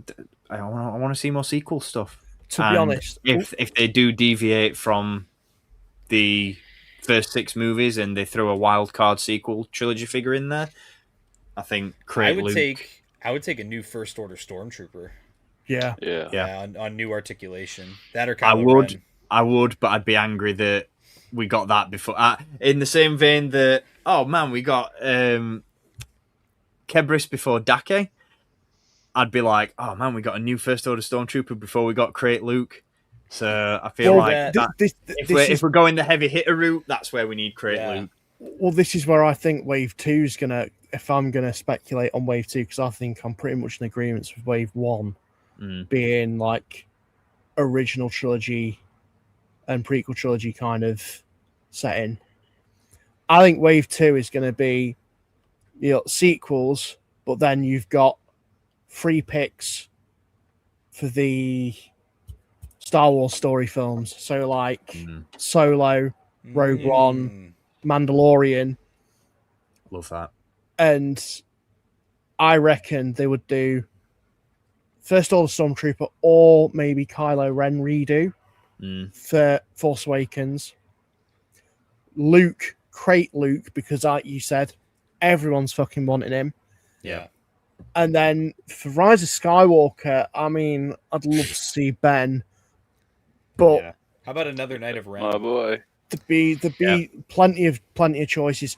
Brandon definitely teased it. He teased something about, you know, them not being done with the sequels. He said sequel fans were going to be happy in 2027. He did indeed. So fingers crossed. I'd take a Knight of Ren, but I also, despite my thoughts and feelings around his somehow return, I feel like Palpatine is a must. Oh, dude. Yes. Sith Eternal look. Yeah. Continue the momentum of the fantastic soft goods from Amidala and just go all out on the multi-layered robe. Oh, man. He is so cool, too. Then I'm going to go out on a limb. That's my favourite look for Palpatine in the movies. Oh, yeah. For Rogue One. I do like that, too. I was going to say for Rogue One, a redo of Jin, because that Jin Erso figure is dog shit. Yeah. It needs updating so bad. They could do so much with it in terms of the figure. Mace Malbus needs to redo bad too. Admiral Radis. Admiral Radis. Yeah. 2 tubes. That'd be a shout. Oh, dude, I'd be all over 2 tubes. Power would be amazing as well. Yeah. And then for me, Solo, I would do Han as he appears at the very start of the film. Yes. Yes. In that Or jacket. do Maul as he appears. You know, like the Hot Toys one. Yeah. And then I would say for Mandalorian and Grogu, that's where you could probably put a bum figure. B2 bad as- Battle Droid. Well, B2 Battle Droid would be. I think we're going to get that sooner. I've got a gut feeling we're going to get that sooner as a deluxe release. But Commander Coin. Ooh, Janu Coin. Janu Coin. Or maybe a Manaman. I don't know. But a Manaman, I feel like it's going to be deluxe, isn't he? But Arnie's definitely going to be a deluxe, yeah. So I'm looking for. I mean, to be honest, I think if maybe they're going to that's do it when we'll like get that, Carson Taver. We've waited long enough. or to be extra spicy, do Doug Chang. If they do like a set of fucking, because I'm sure they're going to do a George Lucas. That's what we want. Do We want an X-wing pilot build-up set that comes with the heads of all the fucking cameo directors. Yes. Yes. Okay, I would actually buy that though. Yeah. Notepad just, at the ready, Brandon. Come on now. That's just my speculation. I think Clone Wars will be a thing that they'll do as like fan channel stuff. Yeah, I think we'll get a full Clone Wars wave next year. That's when they pull. That's when they pulled deluxe Krell, Pong Krell, and Dirge. I would go as far as to speculate if we're really, really gonna, TVA this shit. I would say by this time next year, I think we're still a way away from Pong Krell being revealed. I think we're another 12 months away at least. I think San Diego Comic-Con 27, Pong Krell, and in the same sort of way that they've done like the ATRT and then or Rotter, should I say, and then the mainline assortment of figures this year. I think next year we're going to get Pong Krell as like the big boy, and then we'll have an accompanying wave of figures, but there will be a massive focus. Whether all the figures from it are from Clone Wars or not, I'm not entirely sure, but I think there'll be a big focus there on Clone Wars. I feel like that market is just waiting to be tapped into, and I think they're leading us in gently. They'll throw us into it. Yeah. But then next year, I feel like they might be planning Pong Krell for both lines sooner than we think, because I also was looking at the rumor lists, and it was updated for TVC, I think 6 Clone Wars characters coming soon. Yeah. So, whole wave of Clone Wars. Bring it on. I don't know. Yeah. On Kenner cards, of course. Because we that's the only way. No absolutely. other way. What about you, Courtney? Any ideas for what we're going to see, or what's your ideal scenario? I think I love the idea of like we said, a character from each film. From the original 6 as the first wave, and then like Dan said, you do the sequels and spin-offs, and then maybe you do a wave of the shows, so you get a character from some of the shows. That would be awesome.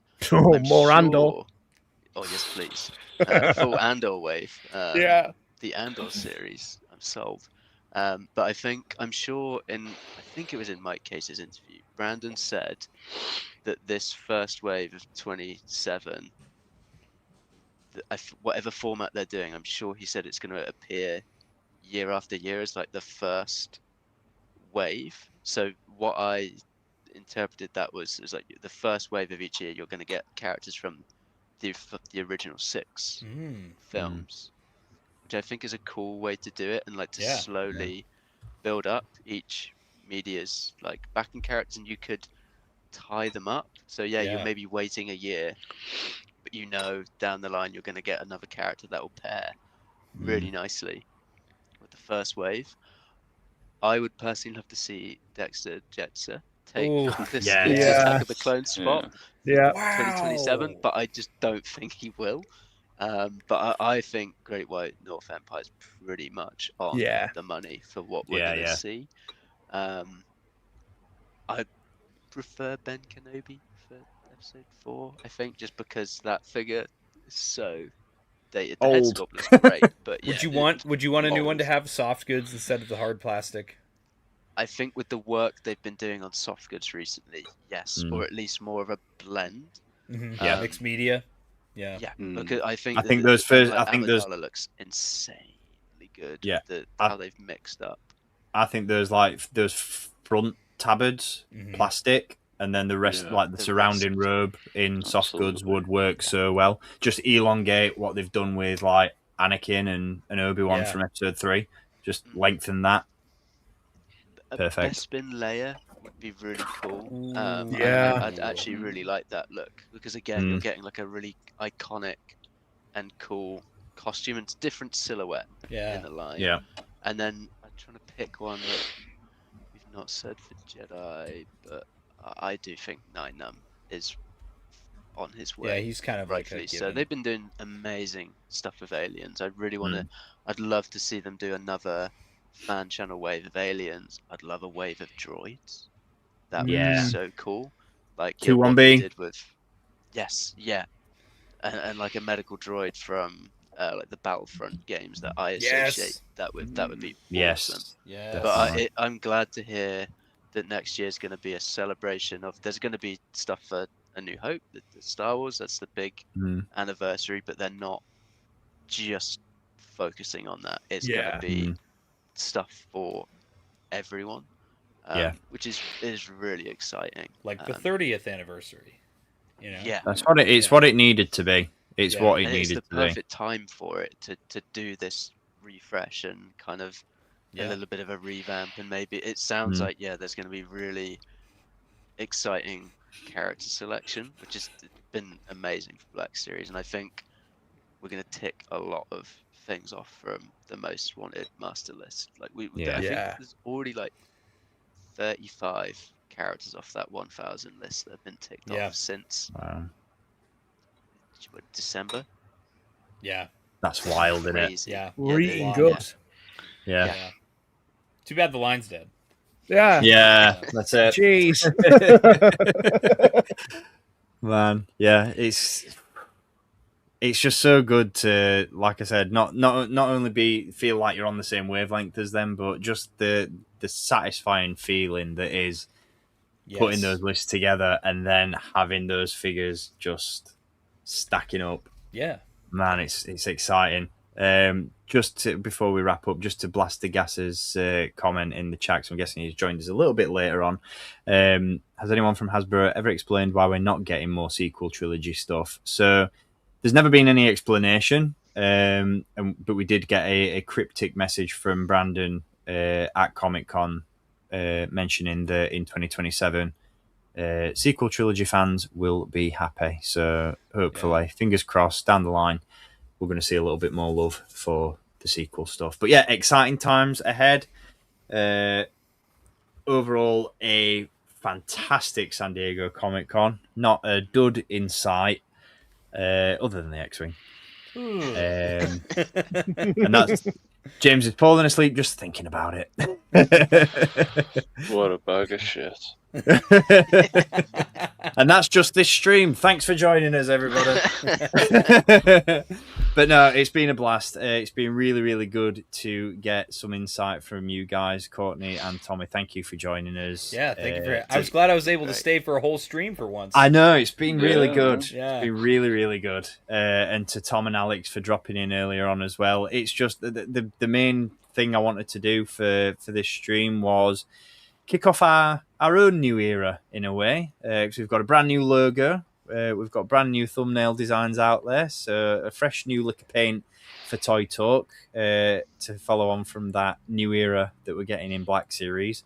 And I just wanted to really kick that off by putting together just like a little mini celebration and bringing all my favourite Star Wars people under one roof, and it's been a blast. It's been really, really good. So yeah, can't wait to do it again.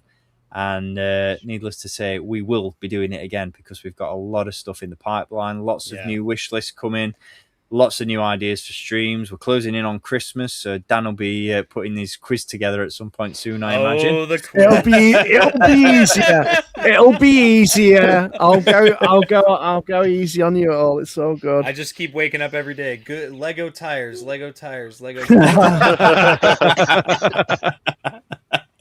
So hopefully we'll be able to get a little party back together for that as well. But yeah, I think this is definitely something that we'll have to look at doing more often going forward. Just having this open forum where people can drop in and give their thoughts and just shoot the breeze about this hobby that we love so much.